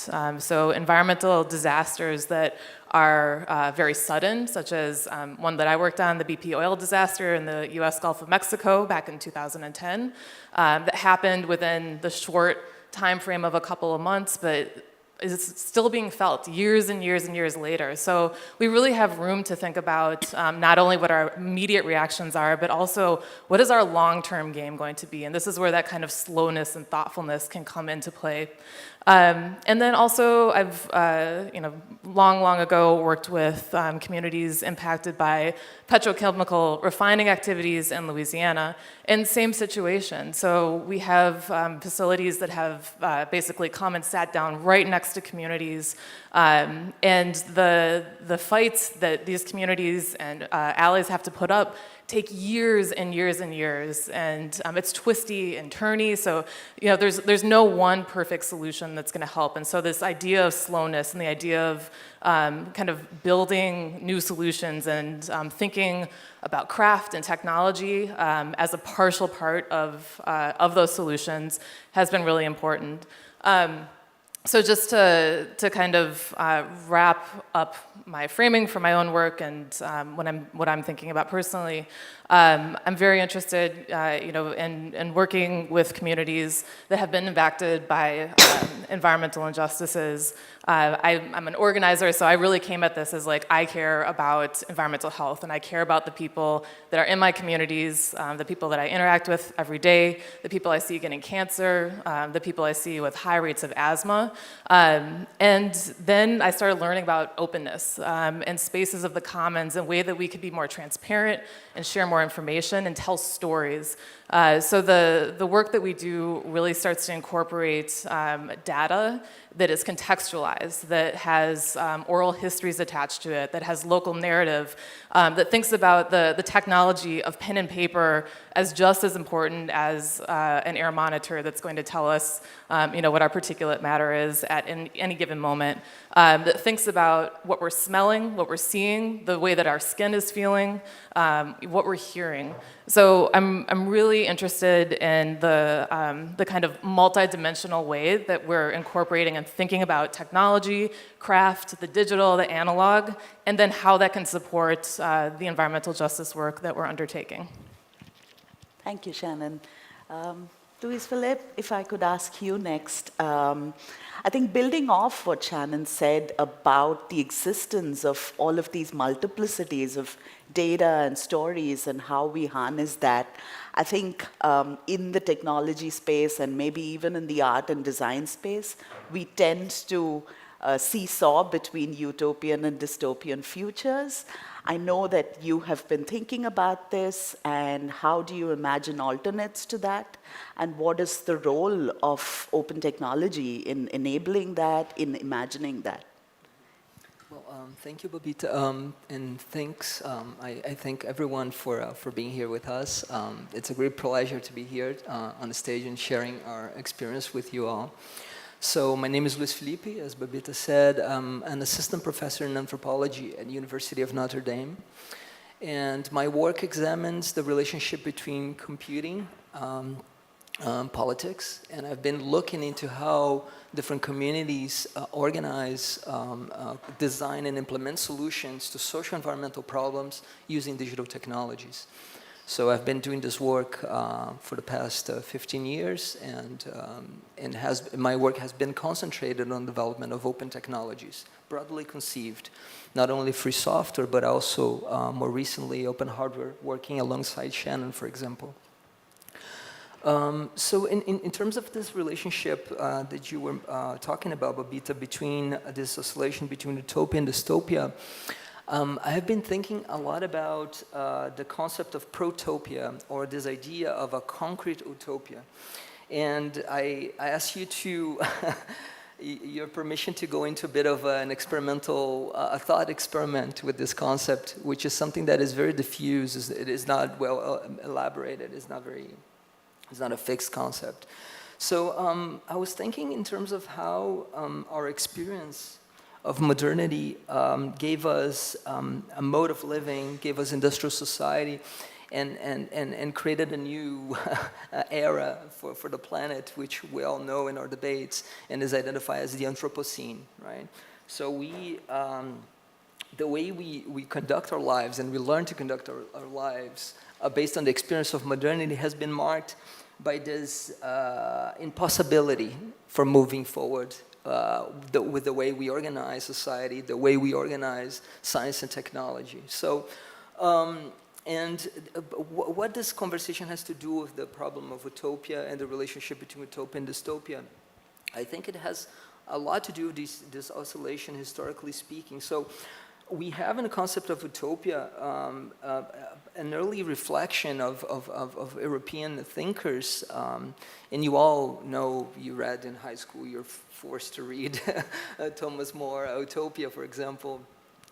In anthropology, we say that this early thought on utopia said much more about the European thinkers than actually about alternative societies and alternative futures that we wanted to live. And then this is the discourse on utopia that we have inherited in the modernist tradition. And then we have as a counterpart to this a very strong discourse on a narrative of doom and gloom that is marked by discourses of dystopia, right? And if we fast forward from this discussion in political philosophy to the context of the internet that we are all very familiar, we had in the early days, the early years of commercial internet access, this very intense utopian drive for many of us of joining communities, joining identity play, reorganizing political activism through digital means. It was like a big moment for internet mobilization, right, in the early years that captivated a lot of us in our generation. And then moving forward, fast forwarding again, we hit like this very hard wall of dystopia regarding digital technologies and the internet in particular, right? We're not living the happiest times for the internet, to put it mildly, right? Like we all know the problems that we have been facing with the internet, and we're definitely living a dystopian moment for the internet, right? And then that takes me to the last thing I wanted to share with you to get our conversation started, which is this reflection about a protopia. Protopia is a term that I heard from a colleague of mine, Gustavo Pradella, who was trying to think about the idea of a prototype for social and technical experiments that we actually experience in daily lives, in our daily lives, in our communities. So it's not a projection of the future. It is not a pessimistic and necessary, but still pessimistic evaluation of the conditions under which we're living our lives. But it's more of this social and technical experiment through which we get to prefigure different worlds that we all want to live in, and they're necessary to solve the problems that we have inherited from the industrial development and the societies that we created, right? So in terms of protopias in the open community, Audrey as we saw before this panel, is a member of our community. There are several examples and protopic examples of these concrete utopias that we have been experiencing. We have community data centers that are organized at small scale in communities that are skeptical about and afraid of the high level of monopolization and concentration of digital infrastructures in the hands of just a few companies, right? We have experiences in community networks, decentralized community networks. We have the experience of Mexico with cell phone networks that are provided for agricultural communities, rural communities, that is managed by the community themselves, which is something unimaginable, right, for us in big urban centers to have your own cell phone networks. We have free software solutions that have been adopted to several governments at the local level, promoting local development. And again, Audrey's work is very emblematic in this regard. And we have examples all over the planet, right? We have several examples in Germany. We have examples in Spain. We have examples in Brazil. We have examples in Taiwan.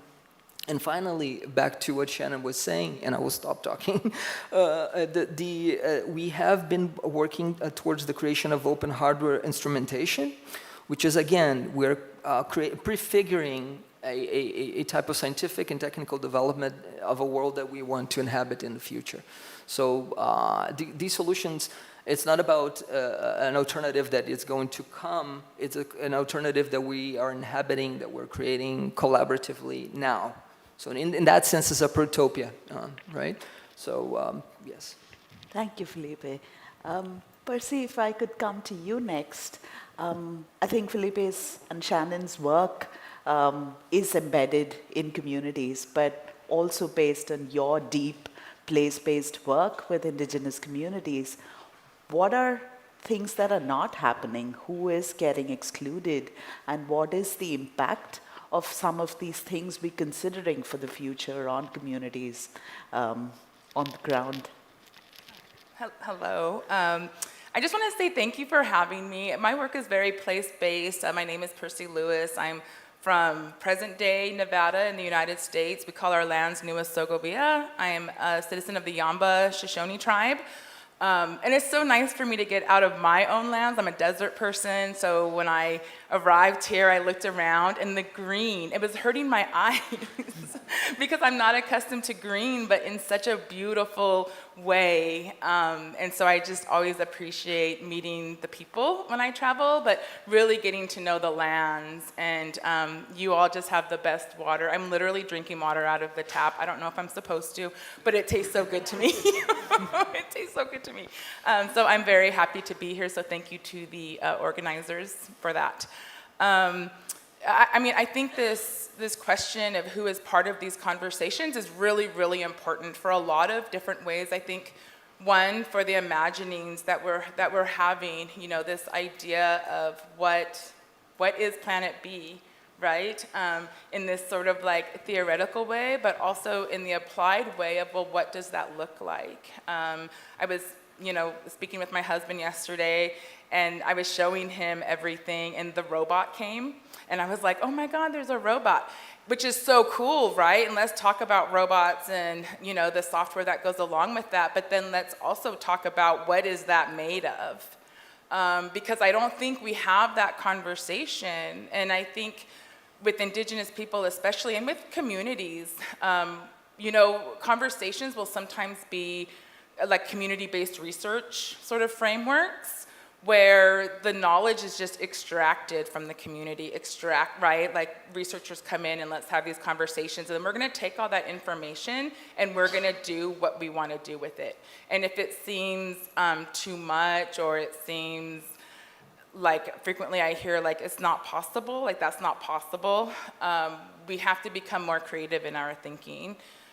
Because we all have these colonized minds that continue to be based on these ideas of privilege, right? And who is allowed into the conversation, who is allowed to actually produce that thing, that robot, that many of us feel like is going to save our future. So I included a slide. These are my lands. This is where I'm from. My tribe's small, it's in a valley, and we're surrounded by mountains. And I hear people here are also mountain people. I'm like, I'm a mountain person, and I think that gives us a certain orientation in the world of how we see ourselves and our place in it. So I'm a mountain person. And oftentimes, you know, people would come to these lands and say, well, this is the middle of nowhere, right? And really think that they're not connected to my place. But we are, because we are in a global society. And right now I'm working with my aunts and my grandmas, and they're telling me stories of this place, and their stories are about water. And you would look at this picture and you wouldn't think we have water, but there are springs in every canyon, in all of these areas. There's snow in the winter, so there's a lot of water. And so when I started doing my work, I never thought I would become involved in climate change and technology, but my project has just become about climate change and technology. Because we have to know where our places are. You know, we were colonized, all of our places were renamed, but we have our own names for those places that actually relate to that place. It's not after a person. You know, like I always think, you know, this European mindset that came to the New World was about claiming and naming, right? So a lot of places are named after people and not what that place actually means. So when we're talking about climate change, I think that's foundational, right? Is we have to change how we think about place. And we need to stop naming things after people, right? But these are my lands, and you know, and as I'm walking around and I'm seeing all these wonderful things and hearing the dreams for the future related to technology, we have to start asking, well, where does that hardware come from? Because in my place, you know, there's a plan for a large lithium mine, and you know, right now a lot of the mining comes out of South America, but they want to put it where my lands are, and also the lands of the Paiute people, which is a neighboring tribe. And we already don't have water, and I don't know if you know a lot about lithium mining, but it takes a lot of water. water that my elders are telling me is quickly disappearing, and all of our knowledges are related to our lands, which is related to our water, right? Because water is literally life, and if you look outside, you will see how much life there is here because there is water. And so I think we need to start asking those questions and deciding how we're going to involve Indigenous people and communities as we begin to dream and put those dreams into place. Because I often hear the narrative that Indigenous people are stopping progress, and we're not stopping progress. We want to have everything that everyone else has, right? Knowledge is important, access to it is important, information, connections, but we need to be really part of that conversation. So as we're dreaming, like, who isn't part of our dream? Who are we not picturing? Because that's really important. Thank you, Percy. And Camilla, coming to you now, and I know that your work is also deeply connected with communities. So building off what Percy's presented to us as a provocation, who gets to have a place at the table and thinking about the future and thinking about Planet B, and who gets to make the decisions? Could you reflect on that? Yes, at first, good afternoon, and thank you. It's a super pleasure to share this space with those other 4 people, because I think since yesterday we are sharing a lot and finding connections among our works is part of our challenge of what we are talking about. And so I'll talk about myself, but I come back in the middle of what I want to share. Trust me, I will introduce myself. I thought at the beginning of bringing some experiences. I'm listening from people when I'm doing some workshops in the last months, when I invite people to sometimes close their eyes and think about future and what comes to their minds in terms of colors, smells, and so on. And then I had some details, but I'll be quick and jump to a specific experience from today. But usually, then people share in those spaces a lot of gray, a lot of machine smells, actually a lot of kind of monocultural senses. And this is something very triggering, because we are talking about this idea of future, or what kind of future are we already accepting? What kind of, who is producing those kind of narratives? And what kind of things we are maybe already accepting is not part of that, because it's not even part of the imaginary of the... Then today, I was at the main building, at Ars Electronica main building, and many things were kind of triggering in terms of thinking on what we are sharing. And one thing specifically, there was one work about, it's kind of an environmental manager. It's a projection of how some possibilities of changing, of modification for a territory or for different territories. And then I was looking at it, and comes Rondônia, which is a place in Brazil, from where I come from. And I stopped, and I was like, okay, what's it gonna talk about? There was some data, like endangered species, location, and then some possibilities of modification of the territory, some kind of AI projections, and a kind of diagnosis that said, should be immediately reforested. And then I was like, okay, but where does it come from? Data itself can help, and it's helping, for example, a lot. Probably many of you saw in 2019, 2020, how many pictures of fires in the Amazon we had. We have a lot of data being collected, and it is important for self-management of territories, but at the same time, if it comes from somewhere else, you don't know where, and then of course I'm not talking about this work itself, but I'm talking about how it could be, how it's projected in my mind. Oh my God, AI is also coming to kind of environmental management of things, and we are asking who is taking decisions about it. So I think this is very connected to who is framing the questions. If we bring in 2 months, we have another COP, another UN environmental, it's the Conference of the Parties, the 27th in Egypt. And in the president's speech, one of the main things they were saying is we have to accelerate the use of technology in order to stay below the 1.5 degrees for global warming, and to accelerate measures connected to the Paris Agreement.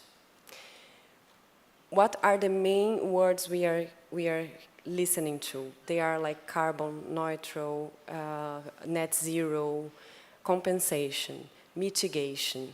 If we have those kind of questions, if the problem is framed just by those concepts, then from where the data comes, who is taking decisions, doesn't matter.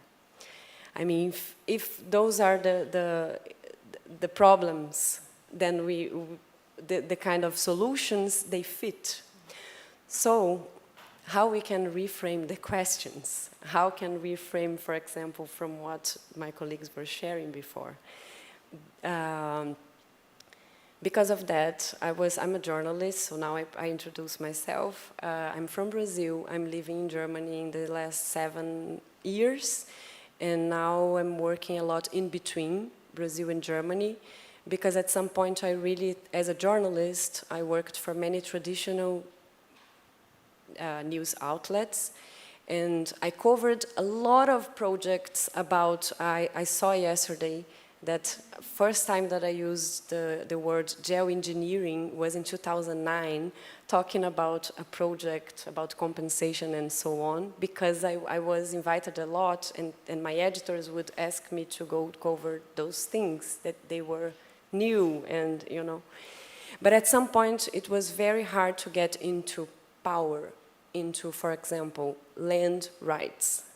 Why is so hard when we talk about those things to get to the connection with land rights, with how people are organizing in territories?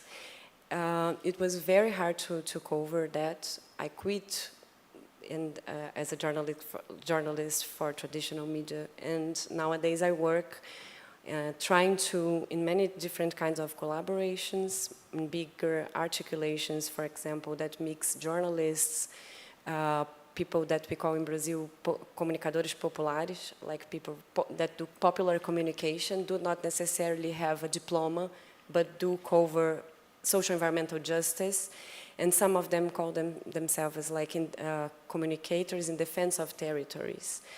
And I do a lot of collaborations with other researchers. I'm a journalist / activist / researcher, so to say. But what I do is like investigations about mega projects that affect our lives, our bodies, mainly with hydropower dams. And from some specific cases, I kind of try to pull some ties of power relations so we can understand. Like there is an estimation that 80 million people were evicted just because of the arrival of hydropower dams. And usually we see we have some measures, we have some calculations like about species, about changes in the territory, but we don't have, for example, what you were saying before, we don't have what's really being erased when a huge transformation in a territory comes. Why, for example, people that are organizing politically about housing, about land rights, even about our bodies from feminist perspectives, from different community perspectives, why those people are exactly in the line, you know, where mega projects pass? What are the interests that connect the concentration, the centralized data? So yeah, this is what I wanted to share for now. Thank you. Thank you, Camilla. We'd like to kind of maybe open up a couple of questions for discussion between the four of you. And I think there have been really critical points that you've raised. I come from the city of Bangalore in the south of India. And one thing that we've been exploring is the role of narratives because we feel that narratives enable bringing different types of people together. It allows for inclusion of different voices. So I wanted to start with maybe thinking about the role of narratives in each of your work and also maybe in addressing some of the questions that you've raised. Shannon, if we could start with you. Sure. I was just thinking about this as you were giving your example of environmental manager AI system, which it's a little terrifying to think about that, actually. So I'm still trying to get my brain around that because I'm curious how it would then center community voice and whatnot. But to the question of narratives, I've spent a couple of days going through some of the exhibitions here and shows, and I always, I think in my work, in my life, I certainly find a lot of inspiration in design and art and music, and I find inspiration here. And one of the things that I think I really would love to see become kind of a transformation point is perhaps more conversation, more design, more art that's around systems transformation and process transformation. So not just incorporating new technology into an already quite polluted realm of technology that, to be very honest, does not work on behalf of communities that actually have environmental justice issues or are faced with like very rapid climate issues. But we have a massive opportunity to stop just updating these antiquated legacy systems that we ask communities to operate in. You have to give your community input on this environmental policy that's going to come into play in this exact way. But I think like designers and technologists and artists have a really important and potentially transformational role in thinking about like, instead of just updating, what does the future of environmental governance look like? And then doing it not in a technocentric way, but in a way that is, I think as all my panelists have talked about, grounded and embedded in community direction, not in technology first and humans second.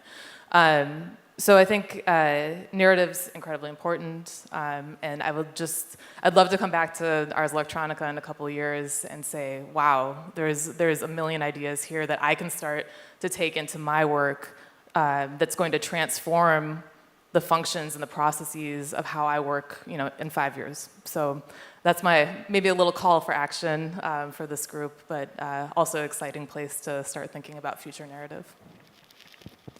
Would you like to add, Percy?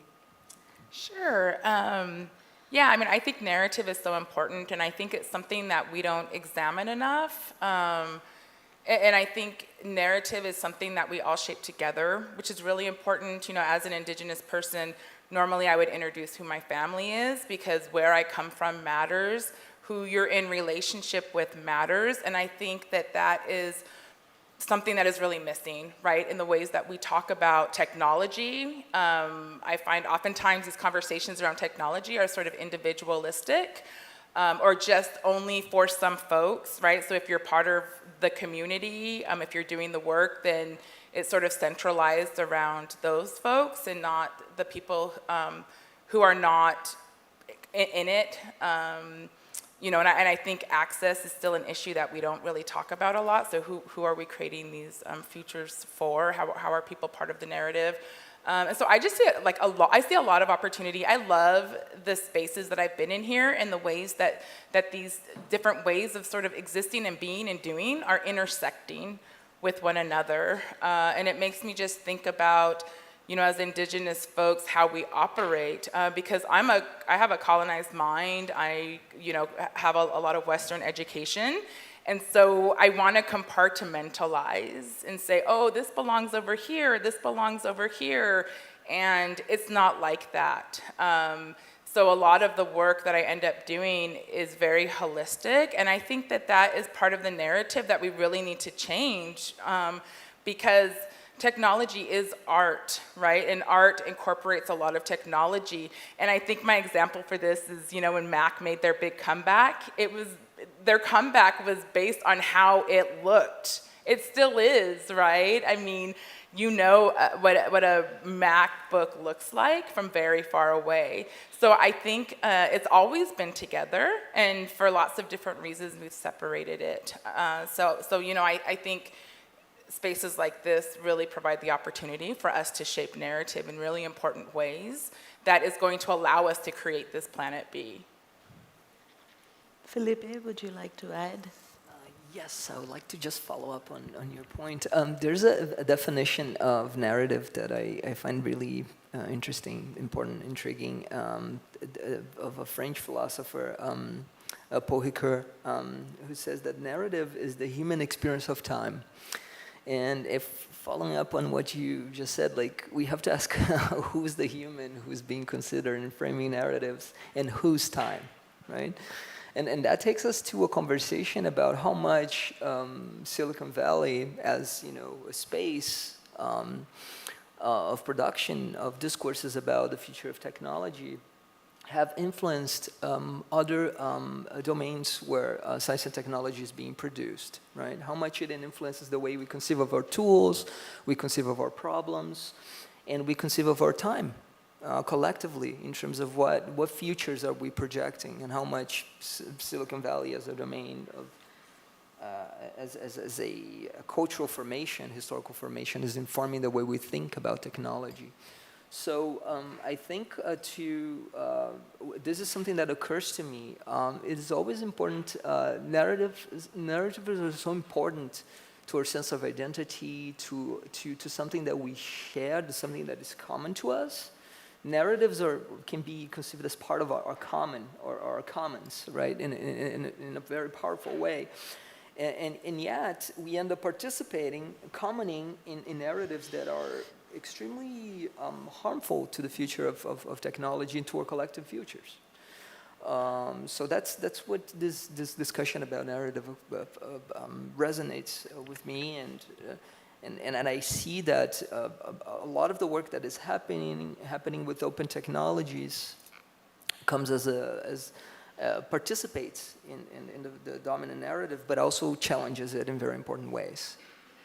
And I think we should just participate much more in the challenging part to unlock the potential for design and implementation of digital technologies that look more the way we want to live our lives locally, and less of this globalization of a provincialism, of a very provincial form of living that comes from Silicon Valley as a region, right? As a very powerful region. If I could ask you a follow-up question on that, and the promise around technology often being that of scale, and how the challenges that we faced with right now are pretty urgent, and how we need to think about things that can be fixed pretty quickly. How do you reconcile decentralization, local adaptations or local evolutions with this other notion of technology that is sort of centralized and singular, so to speak? Yes, so this is a very important question that is kind of leading me to a certain type of response that I partake in this position. That is, scalability is not a solution. Scalability is, in many regards, a problem. Because the way the scale is constructed, right? So we know that in order to scale a certain type of technology, we need to put a certain infrastructure in place. We need expertise of a certain kind to be in place. We need sharing in the same problem that, you know, the technology is trying to solve. And we know where that is coming from.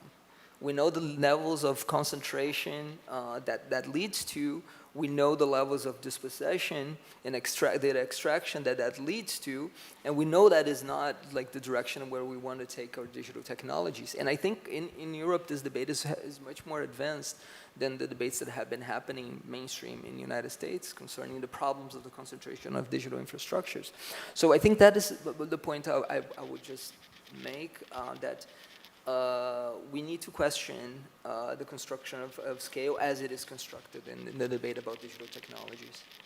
Thank you, Felipe.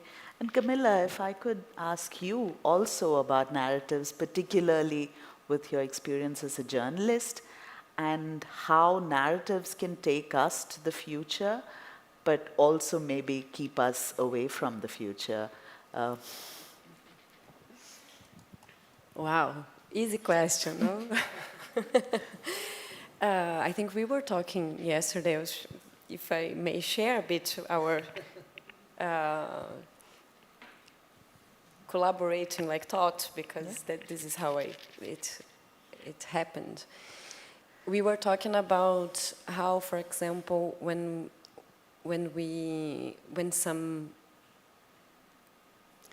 let me reframe. I live in Berlin, and there are many nice community-based initiatives. For example, in terms of, we were talking about agroecology projects that both of us know from Brazil and India, and then coming to the context of Germany. And it's very interesting to see how, for example, the idea of agroecology, the idea of community-based initiatives, it's gaining a lot of space in Europe as something new. Also from some, of course, past experiences, but in some cases, I mean, the idea of taking back communities. And at the same time, we were sharing the experiences of seeing a lot of processes of displacement, of dispossession, eviction, how we can call, of people that are trying to build different kinds of community-based projects in our countries, and how it's difficult not just to think about or to discuss and find a place in the future, but to resist in the present and to have connections with memories, with past struggles, with the whole historical of colonization and how it structured it all. I'm saying that because sometimes narratives are dispossessed, and this is one of the most powerful thing, not powerful, but dangerous thing in the process. And at the same time, the way we see things, from which point of view, is so key that, for example, when you ask narratives and not one narrative, there is no this idea of we have this crisis, us, people that are, our time is completely taken by technology, we that have, but what kind of we? It's not true that all the people in the world are living like that. So it also puts things in perspective and on how we tell narratives, how we also see the limits from the positionality where we occupy, and how we can build narratives together, for example, respecting positions, respecting where we belong, what we can see, what we can't see. Yeah. Thank you. Maybe changing tracks a little bit and to think about how we come together to build different narratives, to maybe think about slow solutions for urgent crises. I know that Shannon and Michelle, when they started talking about the open climate issue for Branch Magazine, when we introduced the topic to others, it didn't seem like a likely combination for many people. The climate people work in their space, the open technology people work in their space. Many of you are dissolving these boundaries and are really exploring what the richness at the intersection of disciplines. But how would you invite other people, other disciplines, other viewpoints to come together with your work as we go forward. And I'm particularly asking that for art and design, maybe subjects and themes that people are interested in here. I know I can talk from my own experience in some of the places that I work in India. The minute I say I come from a design background, I am a design researcher, they think I make clothes or chairs. I cannot do either of that, but I respond with saying that I'm here to help and like to be present and to learn from you, and that has been the only way to kind of think about a discipline that we think is as evolved as design, but on the ground it doesn't matter. So I wanted to invite you to think about how do you bring other disciplines, other movements alongside yours as we step into the future. I'll let any of you choose to start. And I would love just to give you a heads up to push this question back on you at the end as well, because I think you're one of my favorites on this. So, the work that I'm doing now, when I was with Public Lab, we were creating open scientific hardware, like flying 5.5-foot balloons with cameras attached to take photos of oil spills, and it was very much about the kind of the ability to socially situate data and tell stories with images and other forms of data. And what I'm working on now it's just much more pragmatic, because like once you have environmental information and data, once you have deep logs of oral histories and community testimony on environmental topics, it's really difficult to get it to move and to go in different places. And I think one of the things that we have not done well as we've built open source communities, and especially the world of open hardware, is that we've really siloed these conversations and siloed them to be designers and technologists in one box, government in another, lawmakers, policymakers in another one, community members over here. And so, I think the processes that we have to incorporate into our work, even though it can be terrifying to be like, hey, city council member, senator, whoever it is, we want you to be a part of this. We want you to be a part of the design. We want you to see when things fail. We want you to see when things might go in a new and interesting direction. It may be hard to ask that, but we have to start breaking down those silos and creating in these cohesive spaces, because if we're actually going to get to true environmental and climate solutions, everybody has to be involved so that we can move a data set or an idea from X point, in a community, for instance, all the way up to folks that are actually, maybe going to implement it in a new and different way. So, yeah, I think that's a really critical point. And I generally feel, I've been doing this work for 20 years, that right now there's a lot of excitement around some experimentation with that. And just, a wide note of encouragement to think about how that incorporates into y'all's work. Shannon, if I could ask you if there is a quick example or illustration of this kind of open collaboration from your own work, or something that you've seen that we can derive core principles of collaboration from, if you have something to share. Yeah, so one of the things that my colleagues at Open Environmental Data Project have been working on are just trying to create space. And so I think a lot of times we're like, we have to go from, we have an idea to like, we've prototyped something, or we've created this pilot and it exists. And it really is, I think about the entirety of my career, it's about opening spaces and building spaces, and then figuring out how you facilitate it so people can really come together in new and meaningful ways to have conversations that can be very complex because of competing interests or whatnot. So we do a series, and Felipe has been in lots of these. We call them brain trusts, where we get people from different sectors together, specifically to think, not point fingers at problems and why, because I think this is also one of our biggest challenges is like people can always point out problems. It's much harder to think about what opportunities are then present to start moving towards solutions.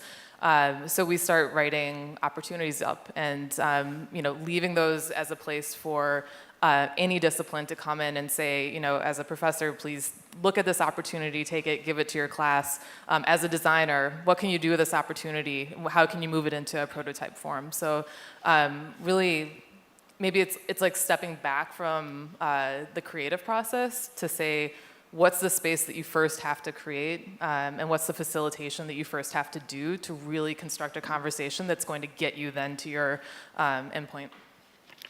Thank you. Felipe?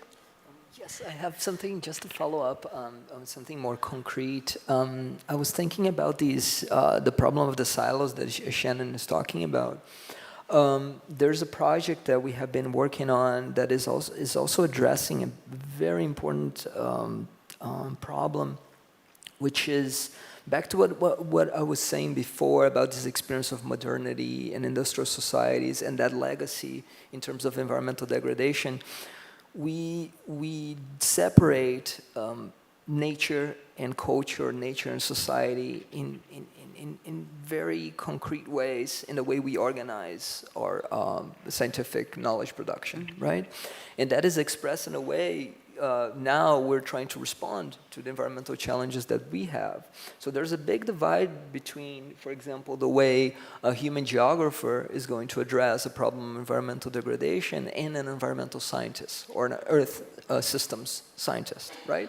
So in order to break this silo, Shannon and I and a group of colleagues, we have been trying to create, through several initiatives of data sharing and open hardware and free software production, and a space of social environmental research that does not create these distinctions between the environmental scientist and the social scientists interested in these questions. So we have a project we call Seek Commons, which is a project where we are searching for building community and building a commons for environmental research that has as a premise breaking these silos and challenging this very lasting, very strong separation between the environmental and the social. So I just wanted to add that as another concrete thing that we have been working on, and that is for us is a very hopeful thing. Like it moves us to do something about what's going on, right? In terms of environmental degradation on the planet.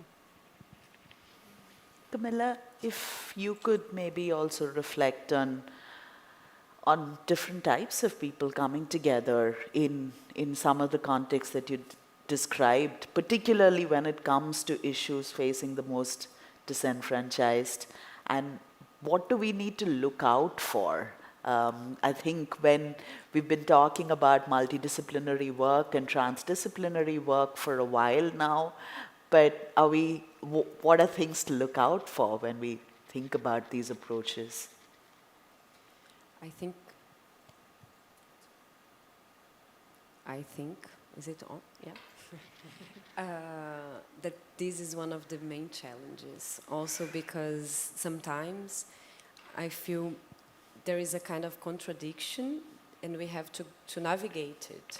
One is when we do some things that are very, very accelerated, sometimes it runs over a lot of processes, and I think this is important, like because we have different times, we live in different, when you think about bigger collaborations from different contexts, that's a big challenge. But at the same time, it does not mean it can't happen. So acknowledging power structures in different contexts, first thing, but still attempts to collaborate, having that in mind. So in my case, I've been navigating more like trying to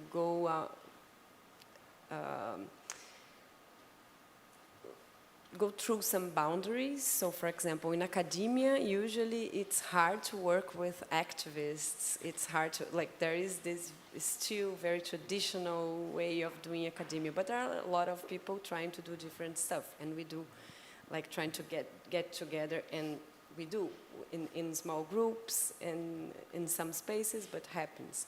So putting together, for example, people that work on narratives as journalists, as activists, artists, people working in civil society organizations, doing different projects, and that access different positionalities, sometimes in more concrete ways. For example, if we are investigating an environmental degradation or environmental crime issue, when there is like an oil spill in a specific place, you know, there are some communities that will understand what's happening in the context, and that will bring a lot of knowledge about it and how to see it. Some people will have access to some data those communities wouldn't, and would see and have access to other kinds of access to information that from other positionalities we don't. So when work together really works, it is very powerful. Yeah. Yeah, that's such a great point. You've all made really excellent points, and I think, you know, I think the work that I do, and it's really weird. So it's really weird to talk about my aunts and my grandmas as like elders and my project and the work I do. And I think, you know, when you're talking about collaboration, we have to be really careful, because what I have seen is that collaboration to many of us has become asking the same people to participate in different projects and using the same language. You know, so when I'm with my family, I don't speak the way I'm speaking right now. I don't conduct myself the way I'm conducting myself. I think oftentimes we think relationships mean bringing people together. You know, sometimes there's food involved. I know community work, right? We always involve food. But relationships actually take a really long time. So I always laugh when I have people in academia who do research and they say, well, I've been working in this community for 2 years, 4 years. And I'm like, wow, you're just getting to know the people. That's awesome, right? And oftentimes, even in our world, we separate personal life from our family life. And to me, those can't be separated, because who my children are, who my partner is, that matters. That impacts what time I can meet with you, right? And all of these other things. And too often we don't allow space for that, and it's not part of our decision making. And so I think we have to really be thoughtful and intentional about making sure that it's not always what I call the usual suspects, right? Who have been working with you for a long time. And also what the expectation is in these relationships, in these collaborations. Because even with my family, I was sharing, you know, I left my lands when I was 18. I always say every Nevada girl's dream is to get out of Nevada. And I did that because I was 18, and you've seen where I come from. You know, to me at that time, there wasn't a lot to offer. But now I've come back, and I'm getting to know my aunts in ways I never did. Because when you're 16, you don't want to hang out with you're not hanging out with your aunt like, hey, let me hang out with you. But now I am, and I'm getting to know them, and it's work for me to do that, and I have to be careful what I'm saying and how I'm talking about things. And I think if we really want to build relationships, we have to really know that person, and to know that person means also knowing their relationships. And it's going to take time, and in our world, you know, grant cycles run on 2 years, oftentimes 4. You're like, oh, I have so much time, I have 4 years of funding. And we really need to push back against those systems. And I think Felipe made that point earlier, right? This question of structures and systems. And we have to be the ones to push back, because we are the privileged, right? Like, we are the privileged ones, and we have to be really careful, because that's a responsibility. So how do we push against those systems, and how do we make sure we're not speaking for other people? Because that's one thing that I really see, and I was really happy to get the invitation, because, you know, indigeneity is kind of hot right now, and people are really concerned with indigeneity and quoting indigenous, you know, folks. But like, they need to be here speaking for themselves. And we have to be really careful about that, and we have to really make sure that we're pushing back against that also, right, when we hear each other doing that. And that's something I've had to learn. I'm from a specific tribe, so I'm not here as an indigenous person, right? I'm here as a Yamba Shoshone person, and I'm not speaking for anybody. I'm speaking for myself. And oftentimes we don't do that, and we make indigeneity a monolith, right? And we make, you know, in the US we say BIPOC people or brown and black folks, this monolith, and we have to have variety in that as well, and that only comes through real relationship building. Because if, you know, with my people, if they don't know you, they're not gonna speak. So what's the point of inviting them anyway? You know, so I think it's really important that we really change even how we're looking at that word relationship, and especially that word collaboration, which folks love to throw around nowadays. Thank you, Percy. And on that note, I'm actually going to open it up for questions, but in the spirit of building relationships, I'm going to ask you to spend the next 2 to 3 minutes thinking about the panel with the person next to you, and think about some of the issues that we've brought up, that we've kind of raised questions around. What does it prompt in you? And then we'd invite pairs of you to maybe present 1 or 2 questions that you might have. So if you could take 2 to 3 minutes to do that with the person next to you.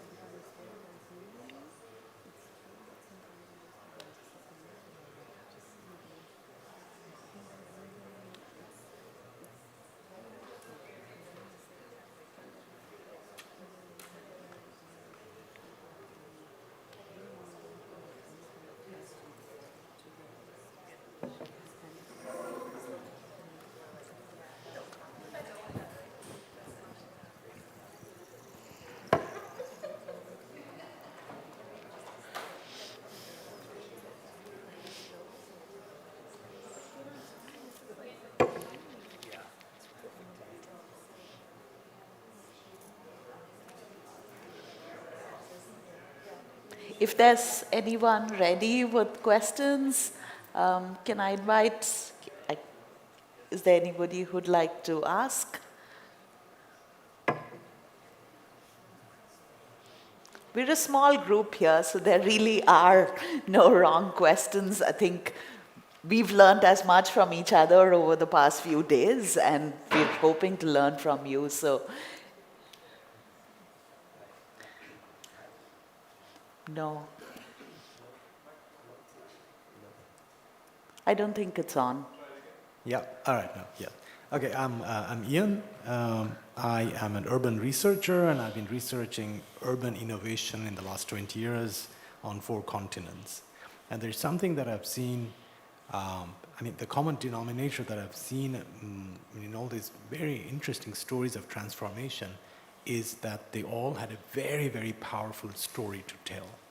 This is a very strong component of policy making and so on. So my question would be, are you creating such powerful narratives consciously to influence in some way maybe your policymakers or your stakeholders or citizens and so on? Do you have a method that you're applying? Thank you. Yeah, that's such a great point, because I think nowadays we love the story, right? We're like, we need a story, especially with climate change and science communication. But I'm working on a project right now. We're doing a digital story map because, right, we're like, we need people to know, and not just the people from outside our area, but the people within, I'm like, I need the tribal council to know, right, that our wind is different than it was 20 years ago, because everything is changing. So we're creating a digital story map. Hopefully we find an online home for it. You know, and you can do all these different levels. And so I think mapping, we had a good conversation about mapping last night as being a way to tell a really great story that brings together the narrative and the personal experience with the data to really try to change hearts and minds.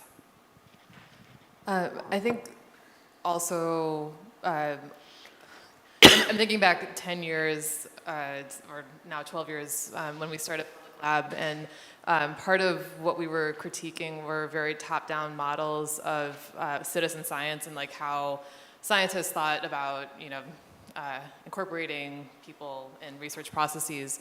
And we put forward this idea of community science and what does it mean when, you know, the science that we're doing is truly grounded in community priority, that we're following community lead, that we're thinking about community questions first and foremost.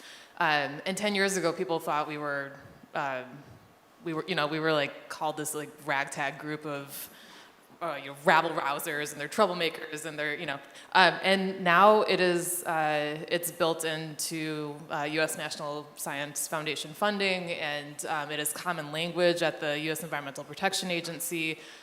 Over 10 years, we've seen a complete, we have a very long ways to go, but we have seen transformation and shift, and it's because we had examples and we had process that was openly demonstrated, documented, and done by a community all along the way. And so it was kind of that, like, you know, you put these sparks out into the world, and they're, you know, if it's new and it's threatening to somebody's power, it's not going to catch on within, you know, the next year. But 10 years on, 15 years on, I do think it has transformed the way that we're thinking about science, at least in some part.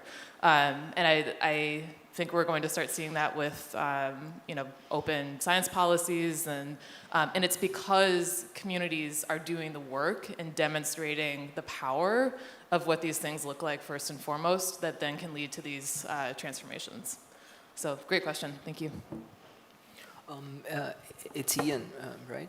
So Ian, there's a project that I would like to mention that is really important. I think you might be familiar with it.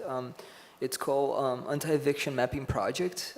It's a project that studies evictions in the San Francisco Bay Area with the influx of employees from tech companies.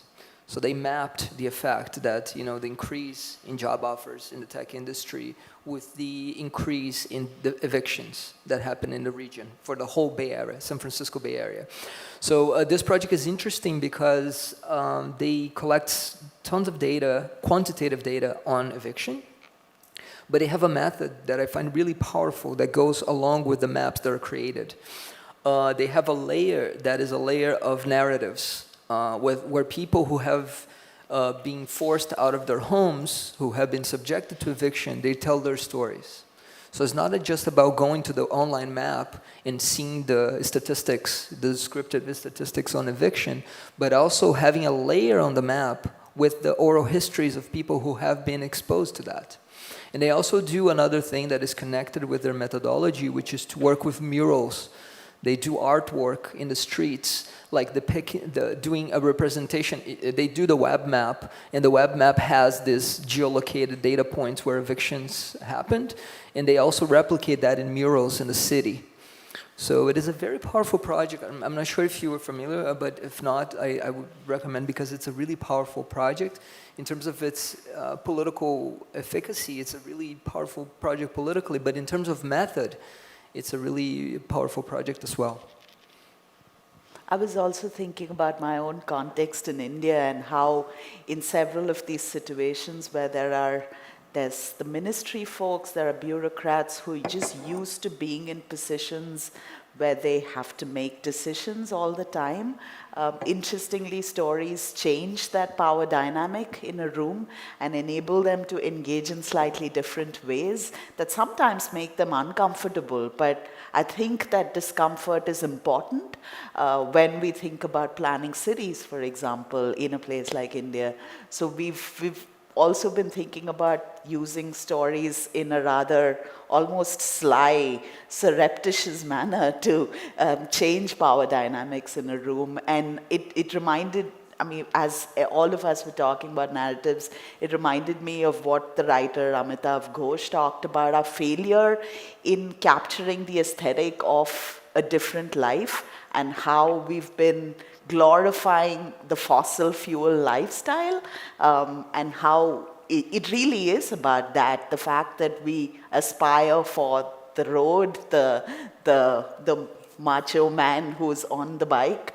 How do we create similarly powerful narratives around a different story? Yeah, that stuck with me. I see a hand up there. Okay. I think, sorry, you can go ahead. Hi, thanks for the great talk. I want to touch real quick on the last question, if I'm not leaning myself too far out of the window. I'm Victor, an artist. All art defines stories of your life, like entertainment media, like video games or movies have a huge impact on people's opinions, and every artist has their own method of making that. Anyway, the question I want to get to has nothing to do with the environment, and neither does it about narration, I'm sorry. But I still feel like it's the right place to ask. I was paying like 160 euros to get here. It's quite a lot for me, so I'm really glad I can be here at all. It's quite a privilege. I think most humans cannot. Everything's so expensive, and there's this book I want to buy now. It's by Graham Sullivan. It's called Art Practice as Research. I think it's quite fitting to this whole event. But it's also like 60 euros. In some places, it's 90 euros. It's unaffordable for most humans, I think. How can we get this knowledge to be open? Like there's this paywall on publishers, especially like Springer, who keep a lot of money for themselves, not for the scientists. How do we get scientists to make their work common, accessible for everybody? Yeah, there is like these websites like Sci-Hub or LibGen, I can only recommend. But I don't know if that's a good thing for everybody. Great, thank you. We'd like to talk about it, though it might not be directly related. Yeah, Shannon? Well, just a couple of, and this actually gets back to Ian's question a bit. I think it was a week or two ago, in the United States, the White House announced, I think it's that all scientific research that's federally funded must be open access. And that's great. There's still going to be issues of, costs associated. One of the things that, there's a couple of organizations, Creative Commons, Spark, and Eiffel. They have a campaign they've just launched around open accessing climate science globally. I think the website is openclimatecampaign.org, but that's I think that's a really interesting example of grounding the work in community and people who have been talking about this for years and years, and now getting momentum behind it to actually start shifting some of these policies. So just wanted to give you those couple of resources as a starting point. Yeah, I mean, I think a lot of knowledge should be open. I've had these conversations with people in my department at the university that I refuse to publish anything that is behind a paywall, especially when you're working with community, they can't access their knowledge. But I think we also have to be careful because knowledge doesn't and maybe shouldn't belong to everyone, right? So in the work that I do, we have sacred sites, and there was a conversation about do we map those sites because they're important to us, but they're not for everybody else, right? So I think we have to have deeper conversations because knowledge comes from people, and they should be part of this decision about what is open and what is accessible. And oftentimes they're not, especially in academia, unfortunately. So I think academia itself is really a structure that we need to look at, because the way that academia works perpetuates these systems, right? And I have a friend, Leslie Chan, who's at University of Toronto, and I mean, you need to see like the history of journals and how it's a tool of colonialism, and, right, and creating the exotic, and great question. We really need to be talking about that more. I know there's a question there. I'll come back to you, Julie. Yeah, hello. I'm Anna. I'm a graduate student in physics currently, and before I get to my question, just to maybe add on to what's been said previously, I'd be really curious how the situation is in more like arts and maybe social sciences, because in physics, kind of you grow up as a student where you can find any paper on arXiv, basically. It's this preprint server run by Cornell University, and yeah, you just grow up with this expectation of, oh, I can find basically any paper on that website. So even if it's then later published in a journal. So I find that an interesting difference between disciplines and academia currently.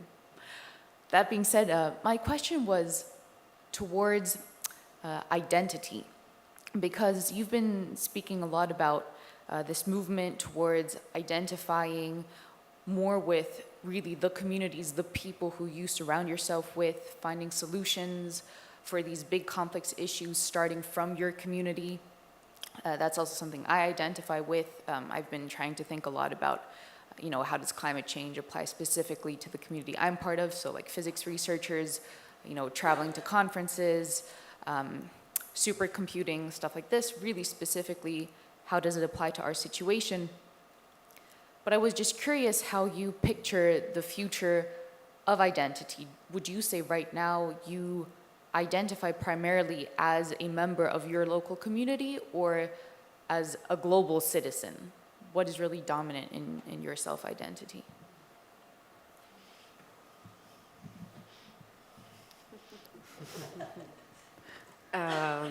Both, I would say.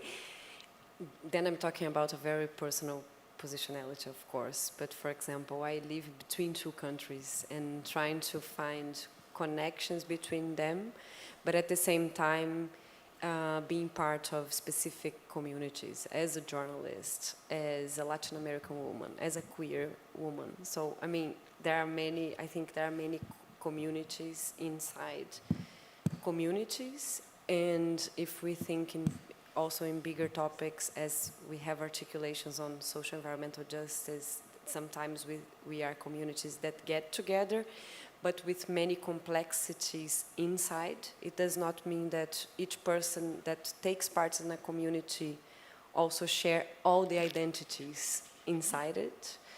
So it's complex, and I think I'm fine with the complexity. I don't think we have to reduce any of them. Who's passing? I was talking with my friend Max Liberon a long time ago, and we were having this conversation about like, what does community mean? Because it's like, it can be a monolith, and it can be, you know, what is it? And I think Max said something around, you know, it's an imperfect concept and word, but community implies accountability. And I think that's when I consider who I am in the world, who am I accountable to, and those are the people that are my very, very, very, very many communities. So I'm going to pass it to Felipe, but also just want to say Anna wrote a fantastic article for this issue of Branch Open Climate that brought in the physics perspective, so please take a read of it.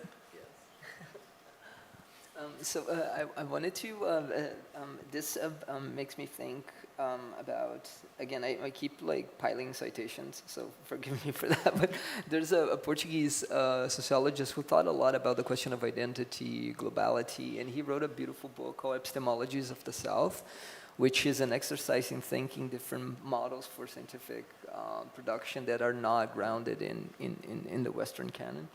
But he said something really important about this, which has to do with this, the fact that we are these composite creatures, that we are like, you know, the intersection of several identities, right? And some of them might be subaltern, some of them might be dominant, but we are at the confluence of this, right? That's how we constitute ourselves as human beings. So he said something really interesting, that is, when we are working in collaborative spaces or building a commons, we need to emphasize the common when it is something that brings us together.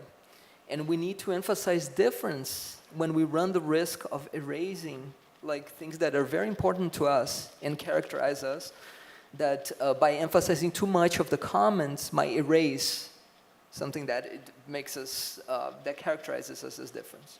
So we're always working with this play of sameness that brings us together and difference that is specific to all of us given our conditions under which we live. And then back to your point on physics. Physics is a fascinating case because, as you know much better than I am, because I'm not in physics, I happened to do research at CERN for a couple of years looking at the development of open technology. So I learned about the community, and I learned to appreciate the physics community, high energy physics community very much for building a commons. So they gave us early on the technology of the web, right? Like we know the history of the web in this community very well.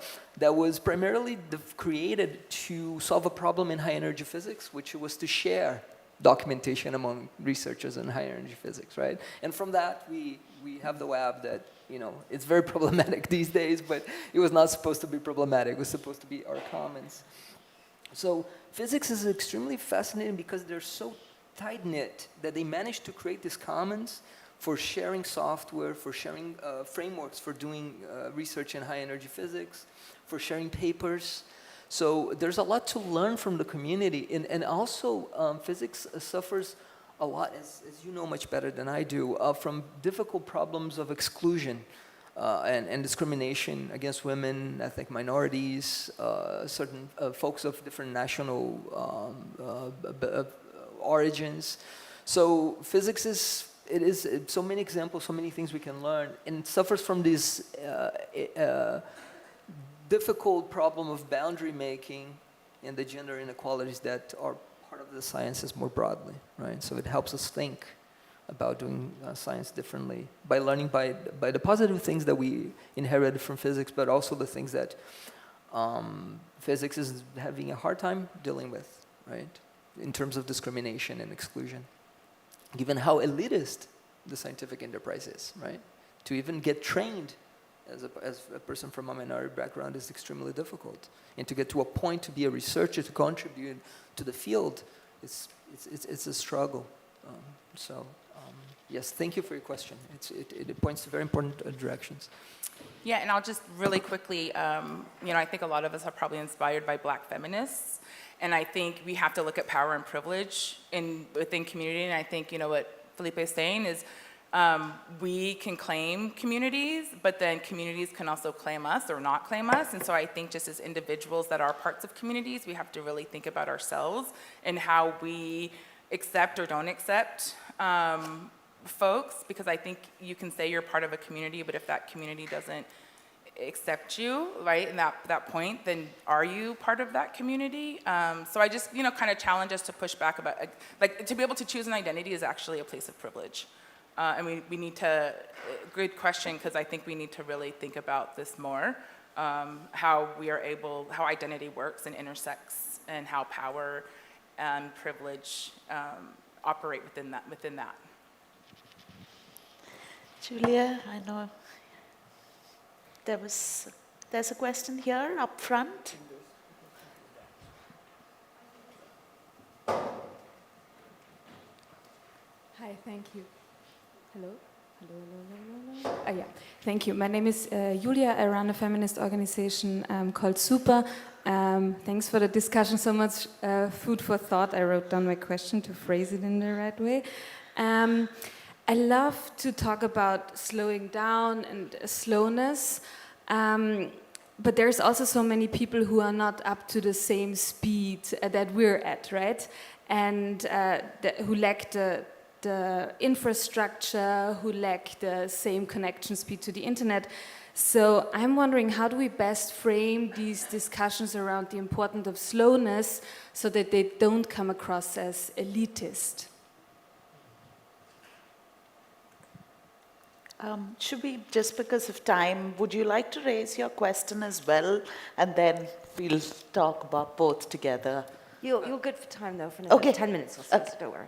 Yeah, thank you. My name is Anna Stavets, and I'm media artist and curator and researcher, and I work in Cryptography Museum as a chief curator.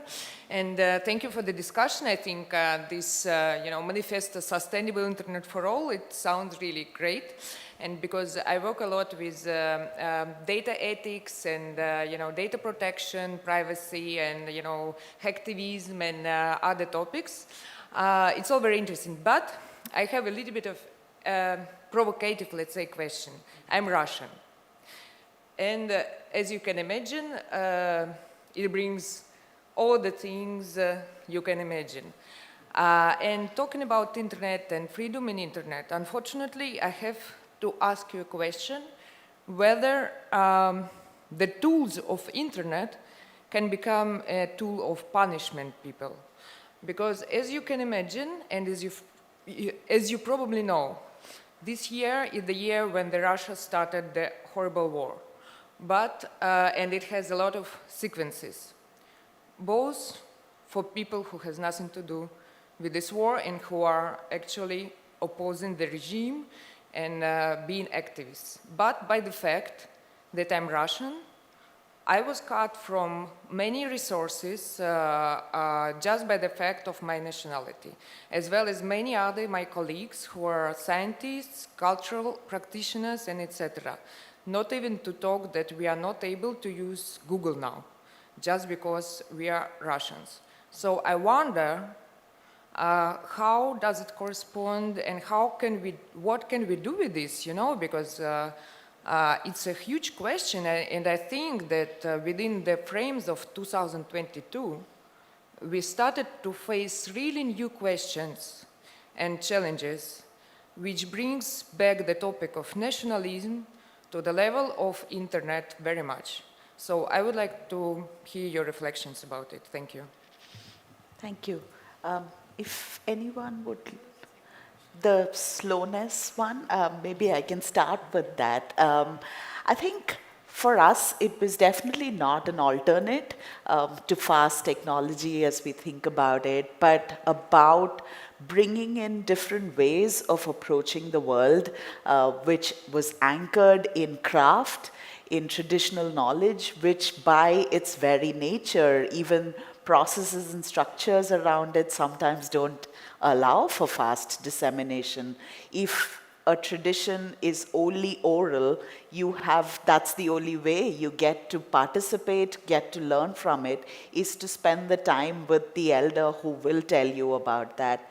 And similarly, we were also reflecting about craft approaches, and we wanted to really push slowness as a provocation to technology to think about how can we bring more craft approaches as opposed to this monolithic, single structured solution to it. So I absolutely agree, Julia, that this could be construed as taking us back in time. But we hope that, even with some of the examples in Branch Magazine, to think about alternates that exist in communities, in places all around the world. How do we maybe question this notion of disruptive innovation?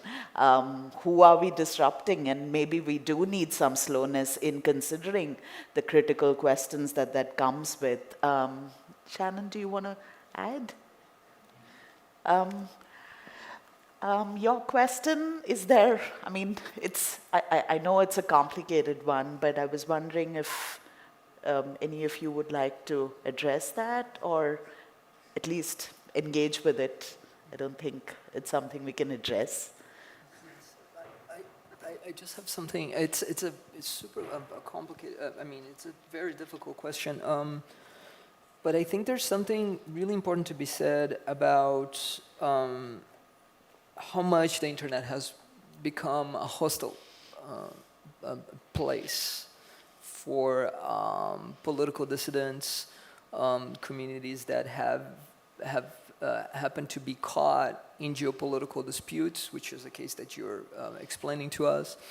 And the problem that you described is a problem for us of having to depend on tools that are concentrated in the hands of corporations that are really tied with geopolitical position, in geopolitical conflict, and tied with particular nation states. So if we, for example, had a stronger community support of tools such as OpenStreetMap, for example, we would not be filtering out IPs of users from Russia to use the tool, for example, or we would come up with different tools to support political dissidents and citizens of Russia who have absolutely nothing to do with a official state policy of advancing a war against another country. And this is just one example. We can think of several others where this is at play.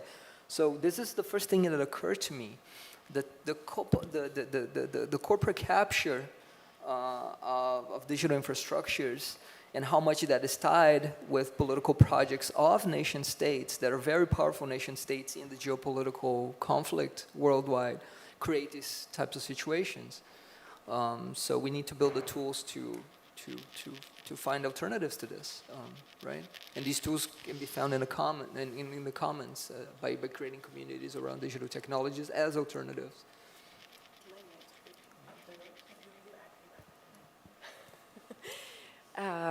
I would say it's something that connects both questions, maybe, is like the concentration and monocultures of like even time. I think the idea of the attempt of a few corporations and state powers of categorizing people or solutions or whatever. This is one of the biggest problems that unite us. So, for example, categorizing people through nationality because it's easier.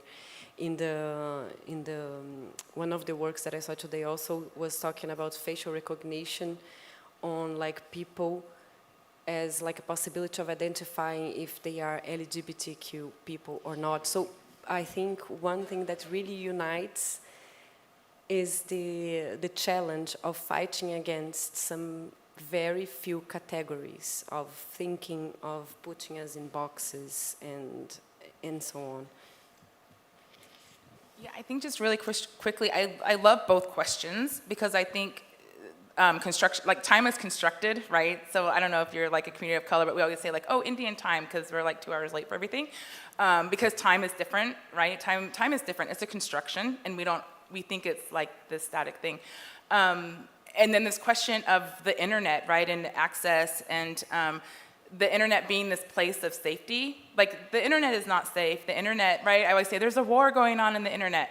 Just because I tried to be like a Wikipedia, editor, it was like, wow, there's this war of information, and you see in places where, right, folks are really targeted, information is very targeted within Wikipedia itself, but also, right, like this question of time and how, like, information and how it moves so quickly, and when you're from a community where your information is maybe threatening, right, because it doesn't support this dominant experience, narrative, whatever, and then also where time moves differently, you end up being excluded. Like, you just really do.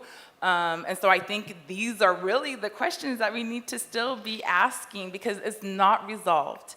And I think at this point, we think so many things are resolved, and it's not. Like, it's not. Maybe we think it is because we're only including certain people in deciding that. So I push everyone to challenge, like, this idea of resolve and the internet as a safe place, and time, and how that operates within that space, because it is a colonized place where power operates in these really, like, covert ways. So yeah, let's like have these big conversations that are controversial and provocative, right? Because that's what we're supposed to be doing, really. Thank you. I know we're at time, or a little above time, so I want to thank my friends. I'm not going to call them my panelists, but my friends, for not shying away from the complexity and the messiness of what we're discussing and not attempting to reduce it to something that we can resolve in a 1.5 hour panel discussion.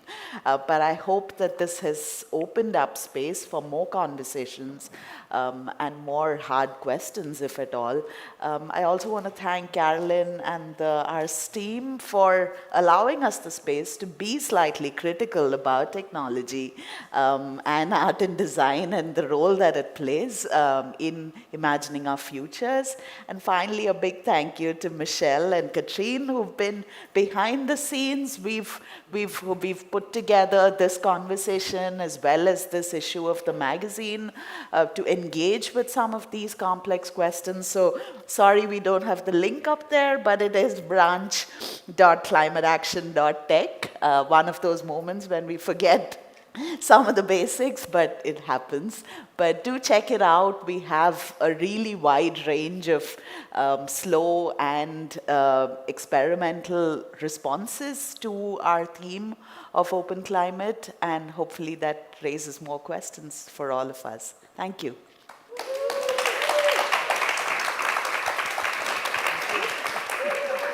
Thank you so much, Babita. What a wonderful discussion you just hosted. A big thanks to you and all the panelists who shared their thoughts and experiences. We're going to have the tiniest of breaks before continuing with our final panel session of the day on transdisciplinary cultures of collaboration. We'll be right back.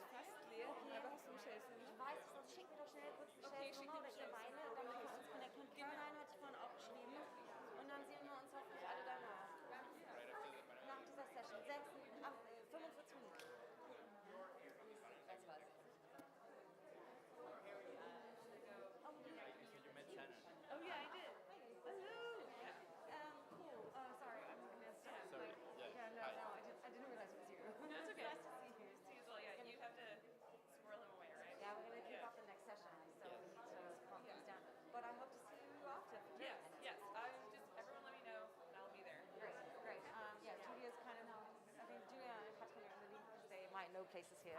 Okay. But I'll make sure we all connect. All right. Great. See you then.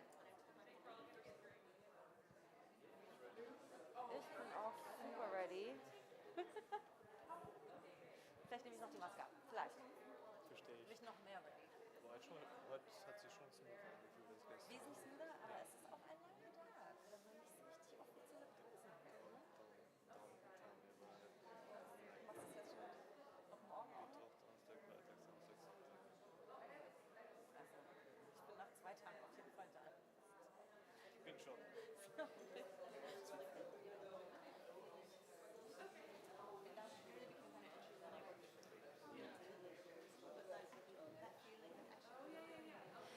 Okay, everybody, we're about to kick off the last session, so if I can just ask everybody to settle in.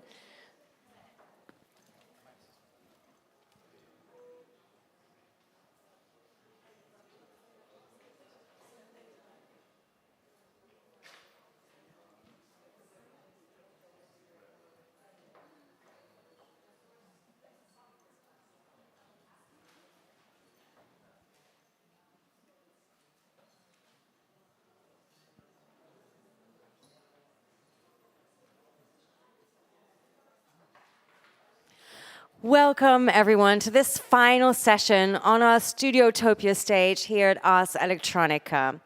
So we have learned throughout the day in different conversations how important transdisciplinarity is in order to solve these big challenges that we're facing. And this is the topic that our final panel is going to zoom in on, especially creating these connections between artists and scientists of different disciplines, including the so-called STEAM disciplines. So we have the perfect moderator for this panel, as Andrew Newman is a producer for the European Platform for Digital Humanism here at Ars Electronica, and very much responsible for this bringing together of artists and scientists in the context of STUDIOTOPIA and the STEAM learning experiences. He is also the co-founder of the Research Institute for Art and Technology in Vienna, where he focuses on artistic research methods into blockchain and open hardware development, a very exciting topic, I find. Andrew is now going to chair this last panel for us on the topic of transdisciplinary cultures of collaboration. Please give a warm welcome to Andrew.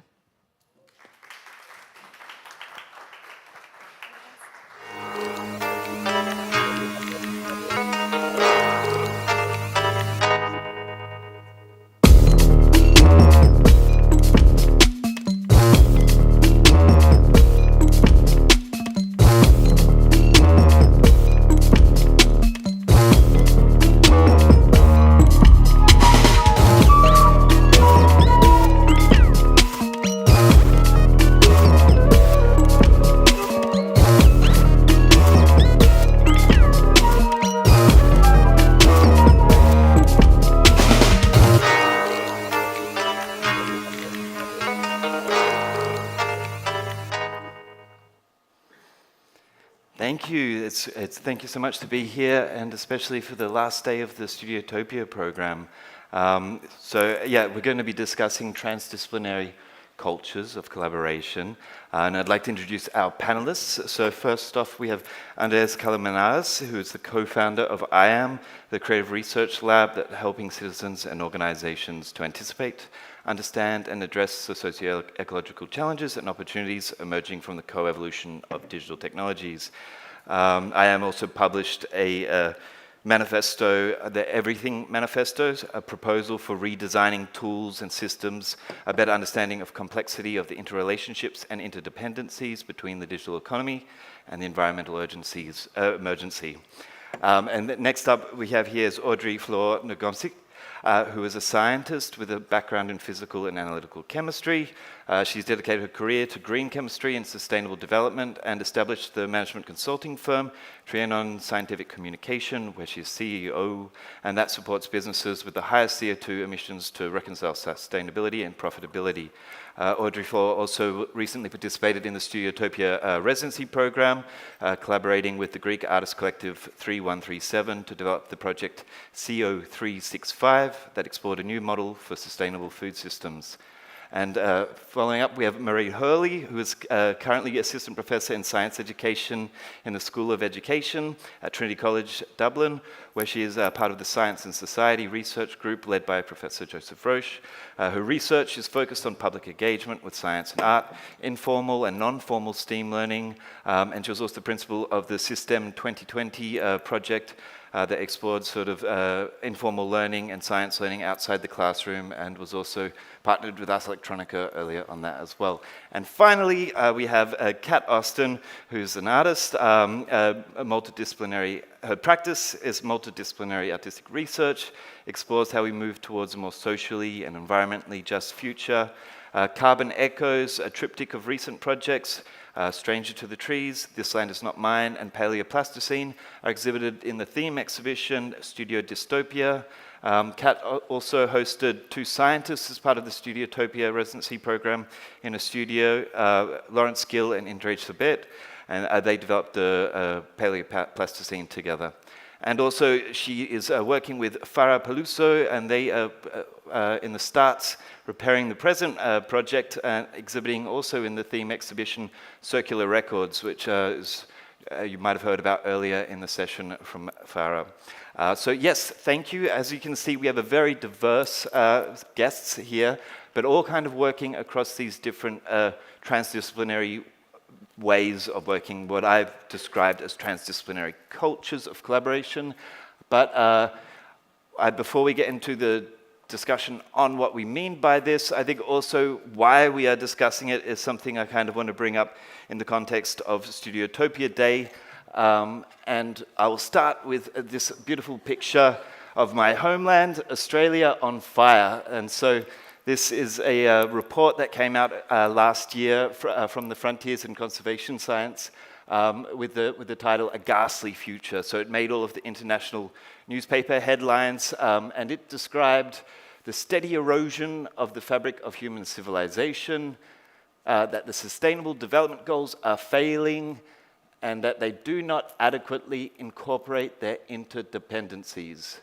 And yes, this is why I kind of feel that transdisciplinary cultures of collaboration and transdisciplinarity is something that is very important for us to discuss, because we need new ways of working together, new ways of listening and understanding to each other, new ways of being in the world, not only with ourselves and society and humans, but also beyond the human, also the non-human, the more than human, and we need to recognize these interdependencies.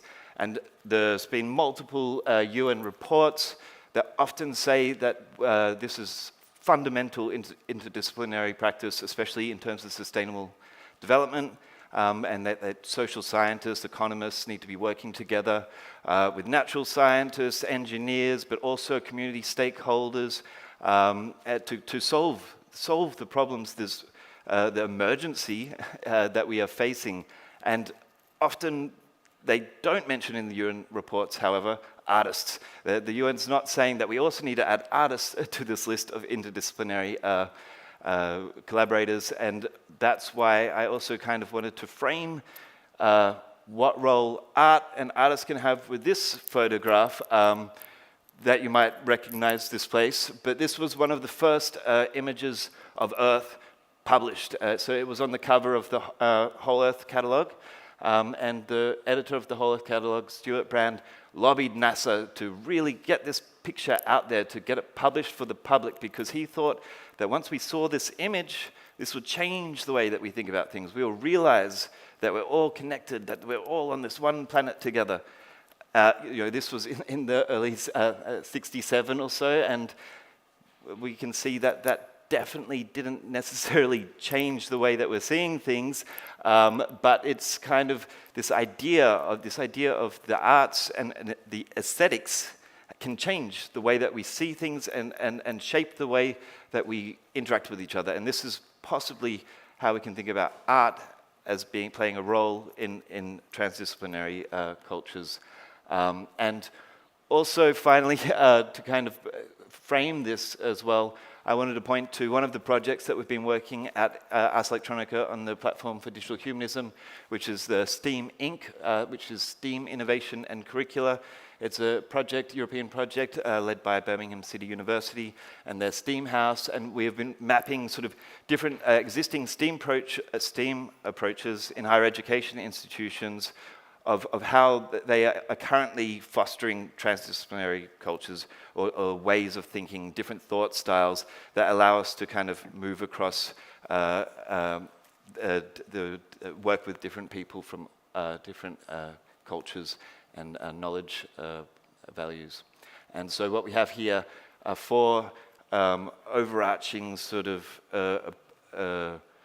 things that needed to be considered that we found across each of the programs that were implemented in universities when developing curricula or sort of methods that do foster transdisciplinary cultures of collaboration. And that was like behavior, cultures, engagement, and space.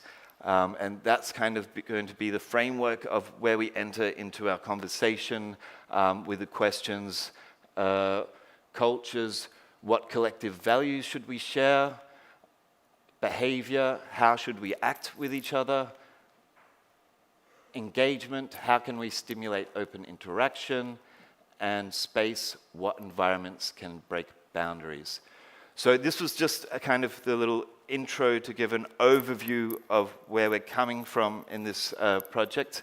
And I also wanted to get the perspectives from all these people that are working in this area right now, particularly to kind of first off get to this idea of what is transdisciplinary collaboration, what are the qualities that make this work, and I think one of the key things that define this is also what are the values we need to have to successfully undertake transdisciplinary collaboration.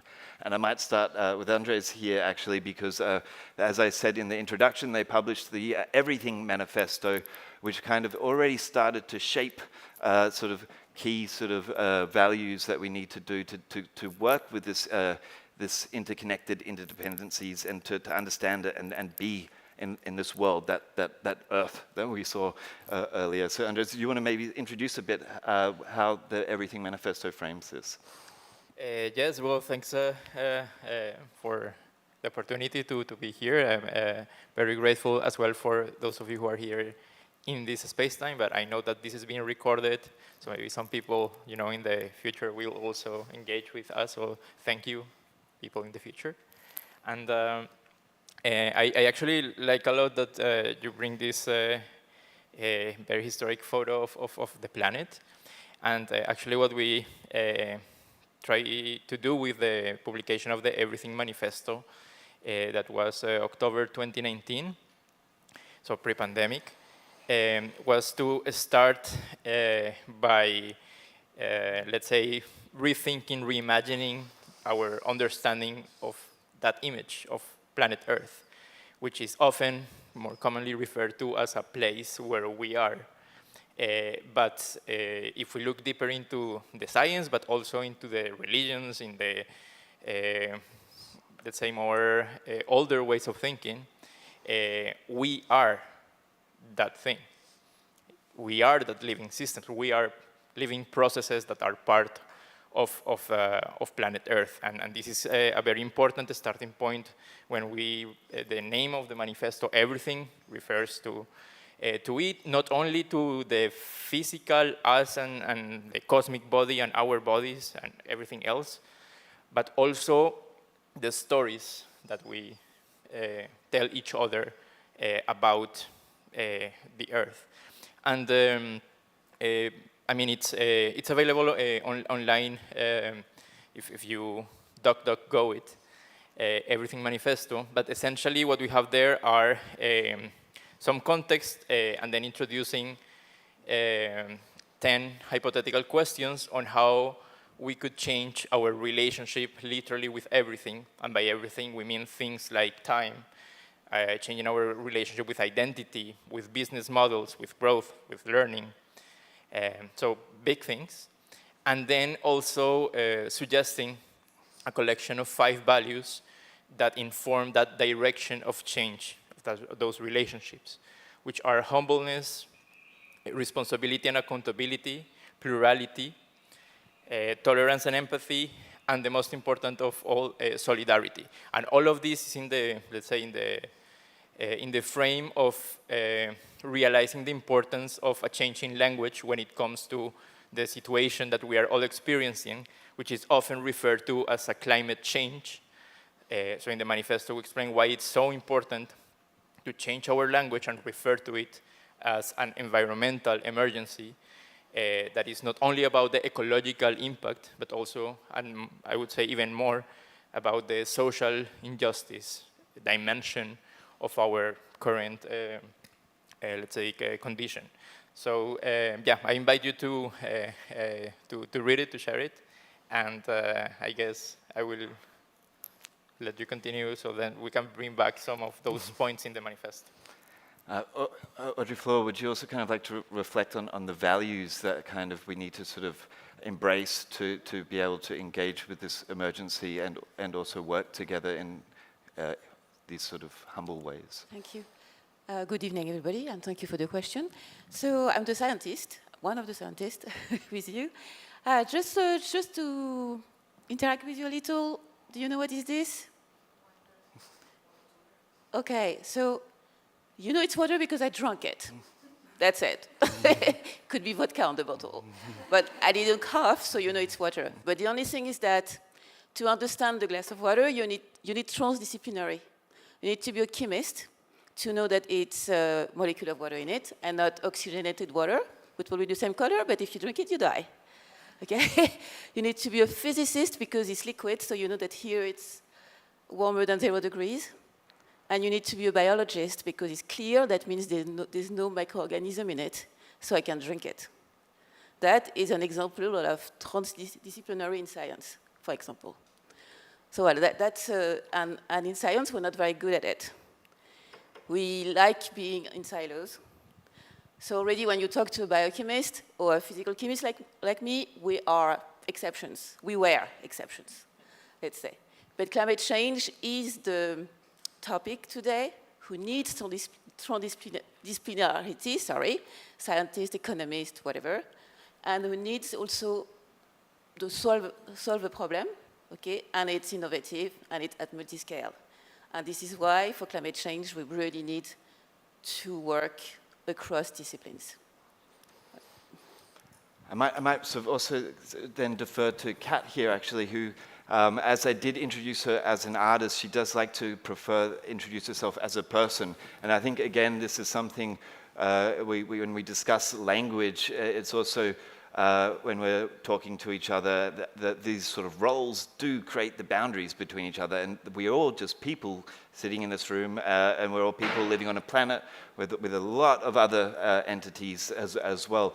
So again, so she is an artist, I'm going to go back to it again, but also has a background in chemistry and science as well. So I kind of want to ask, like you moving into art as a practice as well, but still working in the art and science area, like, can you see sort of the sort of collisions that happen sometimes when working in transdisciplinary projects or across different sort of communities of stakeholders, like where as Andrea was saying, was also we need a new language, the communication that doesn't quite work, and what type of values that we could sort of embed that would change that, or also moving to the behavior ways we can act that allow these like collisions to be more sort of harmonious.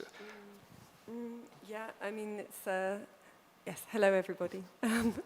Yeah, it's a very sort of complicated question that you're asking, and of course, I would have to preface my answer with saying, in terms of working with people from other disciplines, actually you're working with people, right? And so a lot of what is relevant for transdisciplinary collaborations is relevant just in terms of working with anybody who is not like you, which is basically everybody, right?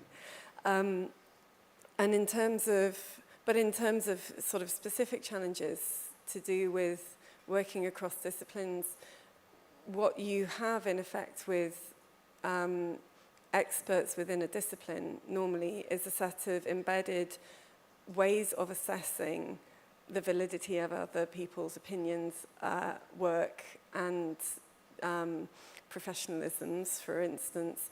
And those are dictated by a set of values of what is relevant in terms of a particular thematic, right? So if you've got stakeholders from industry and policymakers and scientists and artists all working together, they have very different bottom lines as to what they think is relevant for addressing a particular topic. You know, for some it's fiscal valuations, for some it's status, which is derived by multiple means. You know, it's I have a show showing at this place, I have a paper published in this journal, you know, and so one of the key things I think that really helps to overcome challenges of communication in that respect is to have a dynamic way of understanding value and accepting that your perspective on what is valuable in terms of affecting the world is not necessarily the only way of perceiving value and of having an effect on the world. And I would say that one way to kind of embrace that is by fostering openness in your positioning within a relationship, right? So that's to do with deconstructing hierarchies that have been constructed within disciplines and accepting that the hierarchy that you position yourself in within your structures is not the hierarchy that is relevant at all for the other people that you're working with. And this is where it comes down to humbleness, right? It's humbleness and openness. Like it's about valuing what a person is saying. It's also about really listening to what the person is saying and not only hearing what you want to hear. And the active listening is super, super important in terms of these kind of collaborations, but also in terms of our relationship to the environment, a human relationship to landscapes and environments. I mean, I'm sort of banging on about it because it's really important in my work as well, but to really be open, like it's a skill, and it's a skill that's very important, not only in working with others who are considered experts, but also working in a participatory manner with people who are experts outside of these structures that we've constructed, and listening to other entities within the world. Yeah. Yeah, no, I think when I was working together with Kat during the STUDIOTOPIA project, I visited a studio and we went on like a sort of listening exercise out in the woods, and I was sitting there with headphones and the microphone in the undergrass with a mushroom, with some fungus growing on a tree there, and listening from the perspective of that mushroom for about an hour and a half. And it was definitely something that kind of really reorientated how I was moving through the world. I don't know how to describe it, but it's something that maybe it does not necessarily need to be described. And I think what you were saying earlier also about like what is the value of the outputs and measuring what needs to be, what we're kind of striving for. And also when we often talk about transdisciplinarity, and also in the context of Ars Electronica, we have the Starts Prize, and there's also this tag-along of innovation that, like, you know, we need to sort of affect change and add and grow. And I kind of would like to maybe move over to Mairead here to also kind of ask in the notion of like in education and learning as opposed to teaching, and when you kind of have this non-formal learning often where you don't have a sort of set curricula or goal or sort of learning outcome that needs to be marked off. But like if we're going to deconstruct the traditional formal schooling system to have this to have this other thing, non-formal education. Why is non-formal education important? And like, does it, like, what is the sort of output and the anti-output, in a sense, if you know what I mean? Like, I have no idea what you know. So I think. But I'll try to talk about that point. Yeah, so I guess I think we've talked about the value on outputs, and I think they're so constrained by the systems that we work in, and I think school systems, I think, are, you know, across the world, everything is based on assessment, and everything is towards an end point, and you are educated, tick, by the time you come out and pass this exam. And it's so constraining, and then it's also disciplinary so often.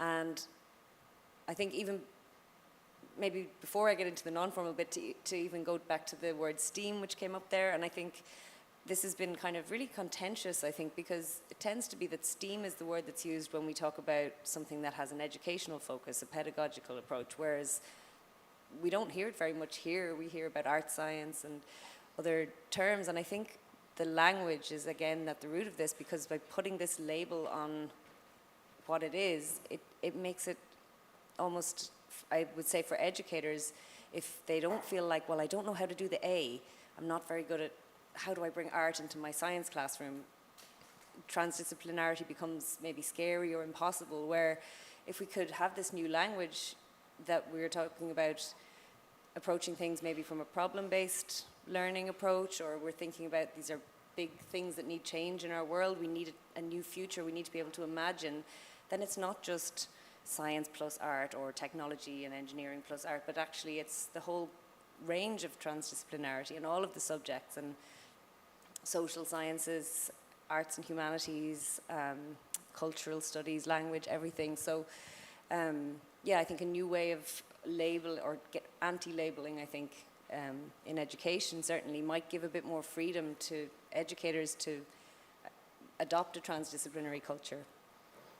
And then in the non-formal learning, I think there are opportunities for, and especially young people, I guess, to step outside these boundaries and structures that the systems of education kind of put on them, and give them a chance to develop their own identities, and just to try things out, and to learn about learning, to learn about their own learning. And I think the reflection that can happen in those spaces is really valuable and can create learners with agency, and that's, to me, hugely important. So I've seen some of those moments where you have a student who realizes that they have a choice in what they kind of projects that they do, or that they can be creative, and it doesn't just mean, I think a lot of programs that we had, we would see kids saying, I'm not creative, I can't draw, so I'm not creative. And then they'll tell you, but they like making films, or that they like playing music. And so I think, you know, opening up the world to them, the creativity that they can have. So I think it's really valuable.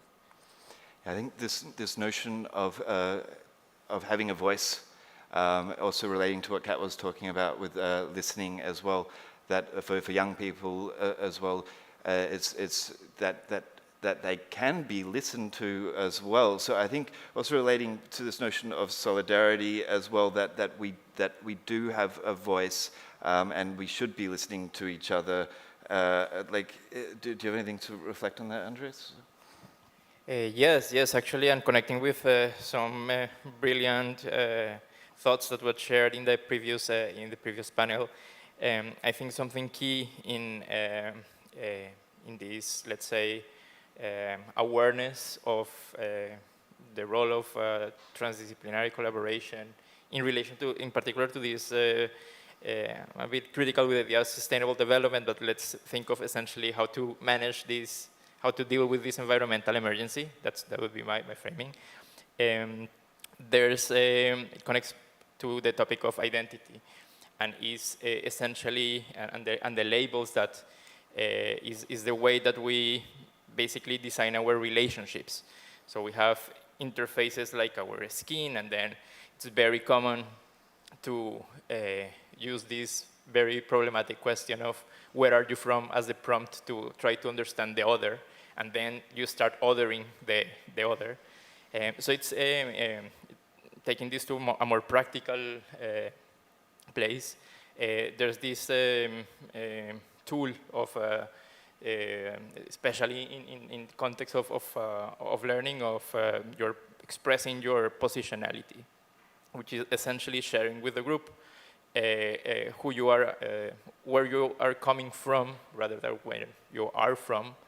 And in this way, being aware of where our constructions of reality are coming. And this is essential when it comes to collaboration, because we need to be very aware of the context of that we will have, all of us, very different experience of reality, very different backgrounds, many different layers, and more importantly, that we are a process. So we are in a process, we are becoming. And we are not only becoming, we are becoming together, and we are transforming the world, we're transforming reality. This is what we are here for.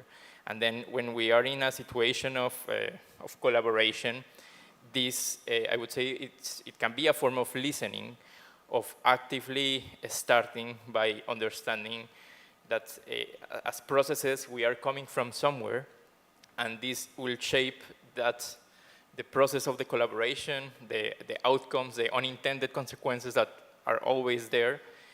So I think that this tool of positionality is key in this approach. Audrey, like when you're working with like multiple stakeholders, you know, you're working across business and with policymakers, how do you sort of navigate these different realities? And also, I think what we're saying in terms of that these are ongoing processes that everyone is becoming, and also, again, throwing back to Kat's description of herself as a person, to get these people from diverse areas to kind of exit their sort of, their defined, their place, their position of when working together. So I approach working with different stakeholders as it's like an arranged wedding. Someone talks to you about the person before, telling you, oh, the researcher is so good, that person is so good, so you should work with that person, you should marry that person. But you don't know anything about the person, about the day you get married, okay? And then you know from the start that you're going to work towards consensus. It's going to be your job, because you will have to frame the problem the same way and find a solution together. So from the start, you know you're screwed. Simple, okay? You have to work toward consensus. But to be able to do that, that means that you, okay, so in science, for example, we say, and I'm very sorry for all the social scientists in the room, that fundamental science is higher than social science, for example, okay? But for sustainable development, we have to work with social science. So to do that, we have to give up this implicit power that the society gives us, that people give us, because we're fundamental science. We have to let it go. Because if you don't put the power down, you cannot listen to what you are talking about, active listening. You don't even take it. You're just like, it's social science, this is crap. Okay? So you cannot collaborate like this. And to be able to do that, you need to, of course, transdisciplinary. It's also transdisciplinary of culture of person. Because I would like to remind you that climate change, what does it do today? It just enhanced the inequality that we have on the planet. So that means that in your team, of course, you have different disciplines. I mean, you need to have different people, women, culture, way of learning, different school, whatever, okay, different way of learning, whatever, okay, to be able to answer the challenges. And that means that you need to know yourself. And the first thing is that when you told me that was water, it took you 7 seconds. It's the time you need to make your opinion on someone, 7 seconds. Because you saw him giving me the water, me drinking it like it's okay, so you thought that's water, okay? I could have been an alcoholic and just drink the vodka like this. Okay, so there's that. 7 seconds, it's the time you need to make your opinion on someone.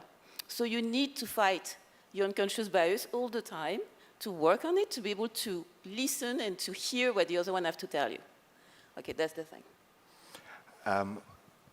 You would like to, just speaking of implicit power also, I kind of would also like to open it up a bit so that we have, that if anyone has any questions or have any extra input in terms of when we're defining what types of values are important and sort of working together, that please, the microphone is available, and also add in so we kind of break this implicit power that's sort of saying that we are the experts and that we know what should be done. But yeah, Marie, you wanted to respond to that? Yeah, absolutely. I think maybe feeding into, we talked about behaviors and the value systems that we all operate in, and I think a lot of us are probably working in systems where we're reliant on funding and external funding, and I think a lot of times because we're rushing to be validated by these boxes we have to tick, we maybe don't make the time for the listening, for the building the shared values, and I'm really excited about a project that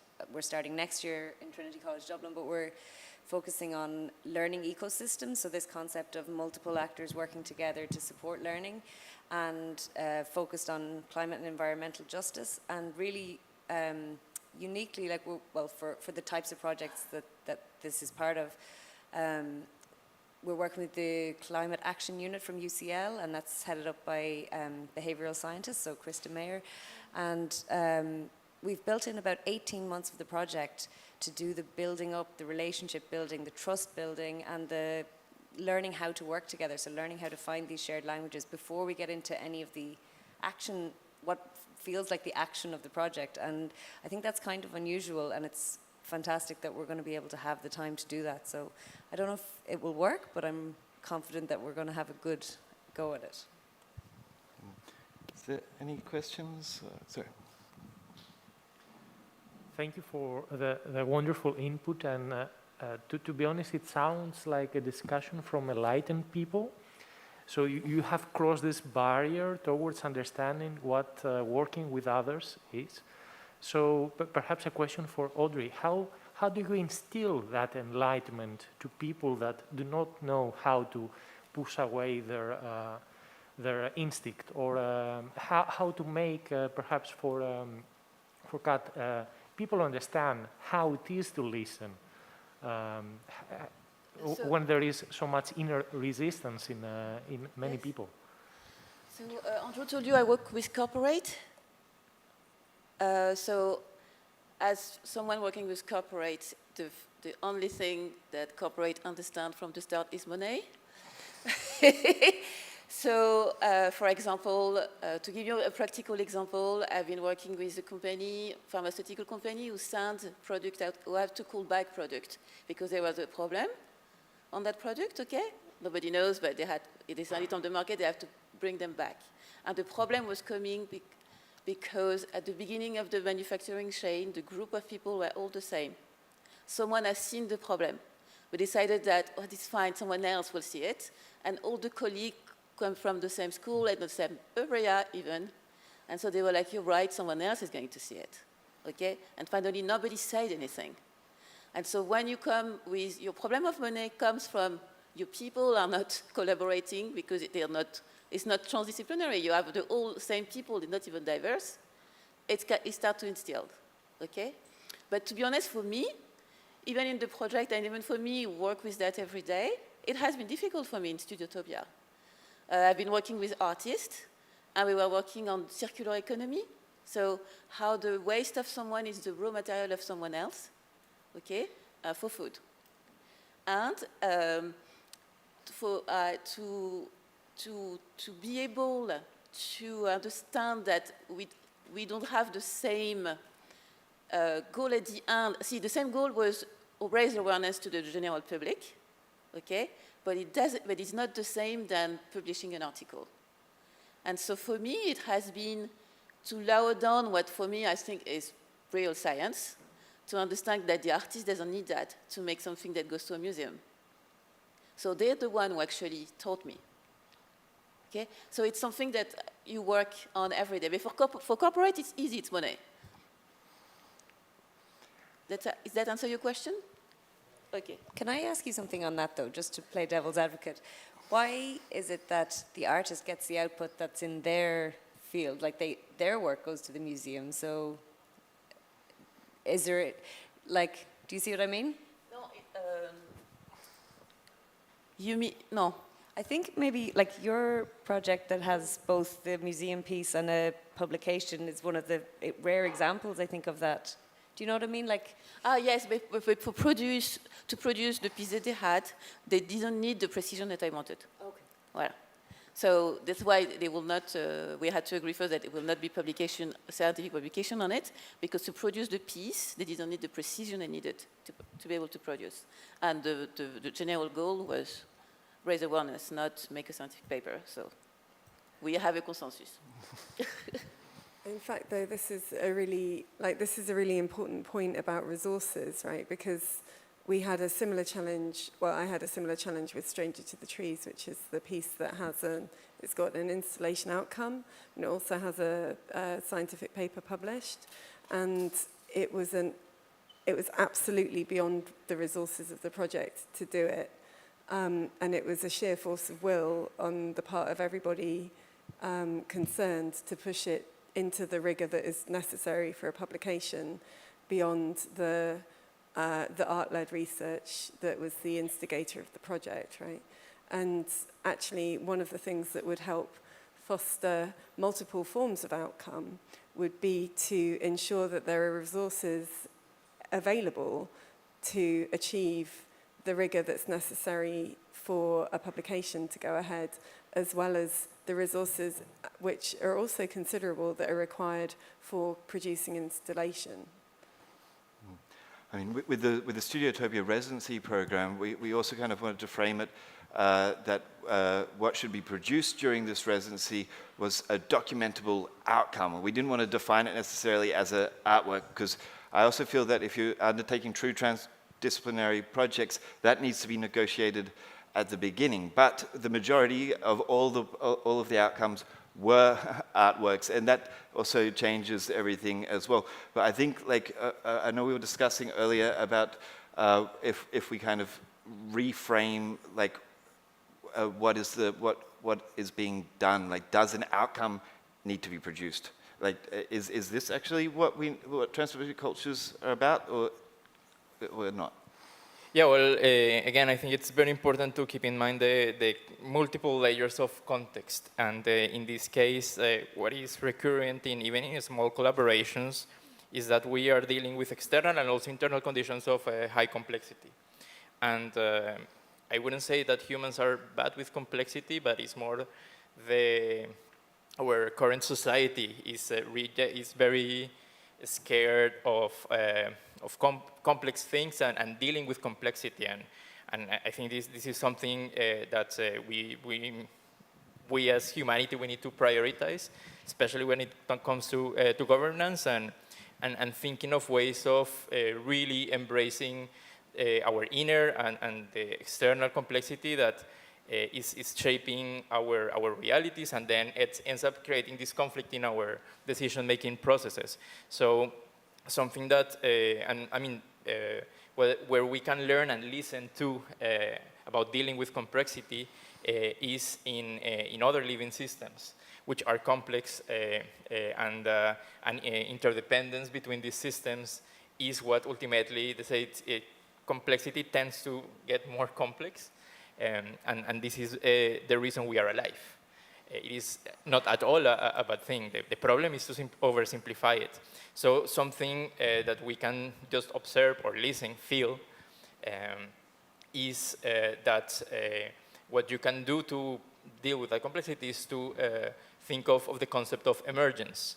So it's more, rather than designing solutions by oversimplifying problems, framing it in a way that we can deal with existing solutions, we set the conditions for ways of relating, ways of probably solving, but also ways of, I would prefer to say ways of relating to the situation. So by setting these conditions, which is something, let's say, that is closer to our scale of agency, but particularly, when we think of collaboration in this labeling that we are using here, we only think of the artist, the scientist, the engineer, and so on. But what about the other living systems that we can collaborate with and learn together? Like if And there are a few examples here in the festival of what it really means to collaborate with plants, with air, with those things that we separate by very wrongly making a distinction between nature and culture when it is two parts of the same system. So I feel that it's wrapping up the idea, it's thinking of ways of setting conditions for certain things to happen as a way to relate with this complexity. Yeah, I think we're running short of time to sort of actually get to this answer. But the idea was, yeah, we're not going to find the way through in very much. But I think this, like other living systems, I also kind of want to point to this work that we have in the background here from Alvin Flamingo, which is the plant-animal symbiosity of creation. That was also undertaken during the STUDIOTOPIA program. And these are sort of worms and algae that kind of live together and feed off each other and in a sense, have a culture to be able to continue to practice this way. So I think I would also open it up, because we're running short of time, if there are any questions or comments as well. I was wondering about how to define value, because you mentioned the phrases outcome, process, and value. And if I stay within one culture, let's say in my corporate culture, it's easy, value is money, or we improved. It's easy in beforehand to define what we would like to measure and what will be valuable for us. And that defines the whole project, what we're going to do, whether it's improvement, but in the end it's money. Yeah? But how do you do this in this transdisciplinary context? Do you always know what's the value in beforehand, or is this maybe some how to say, opposite goals and values? And does this affect the way how you get, I guess it's hard to get funding if you cannot in beforehand describe the process and describe what's the value, what should be the outcome, and how do you deal with that, or how does it affect you? Or, yeah. I think like it's one thing is very much advocating that things are valuable sometimes. So this is also the question that I've been trying to sort of ask throughout. But if everyone can also respond to this, we'll start with Kat and go across as well. So. Okay. Yes, well, my opinion is quite radical, right? And I think that particularly for transdisciplinary projects and for and I forced my university into allowing me not to have a marking scheme for the modules that I teach for this reason. I think that assessment of value comes through the process of actualizing whichever work is being done, and I think that it's unhelpful to create boxes for things like KPIs at the start of a project of this type, even though it is then very much more difficult to assess it against a rubric later on. Am I right with your new project that you have this time frame to actually, are you going to be shaping what are the valuable sort of outputs of working together? Yeah, I think so. I wasn't anticipating that question, so I was thinking more around what Kat was saying. And now I've forgotten what I was going to say. Do you want to go ahead? Maybe I'll come back to me. Well, I don't completely agree with you. I do think that I'm going to be practical and I want to get funded, I need to have I want to solve a problem. And so before going to I want to get funded, with my stakeholders, I will look at what is the problem that we're okay to solve together, framing together, and then we try to find a solution, and then, yes, get funded. The thing is that you have to be ready to fail and do it again. The only thing is fail early, so that you have time to do it again. Voilà. But I would but not having an answer is an answer. It doesn't work is an answer, but you need to say it. Just a white box doesn't work, at least for me. I think I remembered what I was thinking about as you were talking, because you were talking about a marking scheme, and that's language I understand. So, but I think I was thinking about learning to value learning, like learning to value your own journey and what you get out of it and what you get from others. And yeah, I think I know that's easier said than done if you're trying to respond to KPIs and things like that, but I think, you know, if we build that culture into learning and self-reflection and appreciating it, that will help. Andres, one final remark. Briefly jumping into this is we can also understand our current situation as a deep crisis of values, because currently what is considered as value is often in like monetary language, which is an abstraction, which separates it from the physical reality, and this is what we are crossing planetary boundaries. So we need to be aware of the importance of this crisis of values, when it's true that what makes us human is to transform, then learning can be the process and the output, and that should be value by itself. And in many collaborations where there's like arts and industry, that's the conflict, because art, as you know, as a practice, is something that don't necessarily need to have an output. Like it's a process in itself, and that's the beauty of art in any scale, in any form. So here is where we really need to question. We are in the 2020s.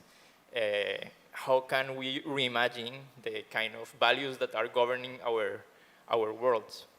I think also, just with one final remark, we were like discussing together earlier about sort of like a jazz group sort of like jamming together, and it's sort of, do we ask them like, what is the output? What is the value of this? And I think this is an interesting way of also thinking about when we're kind of working together, and notion about like listening, and to think about just sort of like jamming together as well. Although that's maybe not the sort of my favorite term, jamming, but unfortunately we've run out of time. I would just like to say that, thanks to the Birmingham City University, who's organized the STEAM Innovation and Curricula project. And if you want to learn more about this, there's a sign-up sheet for STEAM Inc. as well. So thank you very much.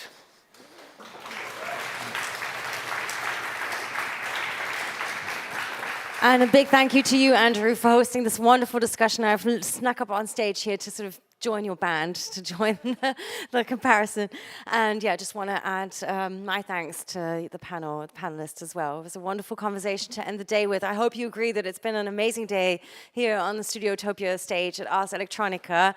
And I hope you're going to join our pre-day tomorrow, which will be happening in this room, and our evening program. We have, of course, the concert of Laurie Anderson coming up here at Kepler's Garden. So I hope you're going to be around to enjoy that. Let's have another big round of applause for Andrew, this panel, and everybody who spoke on the stage today. Thank you.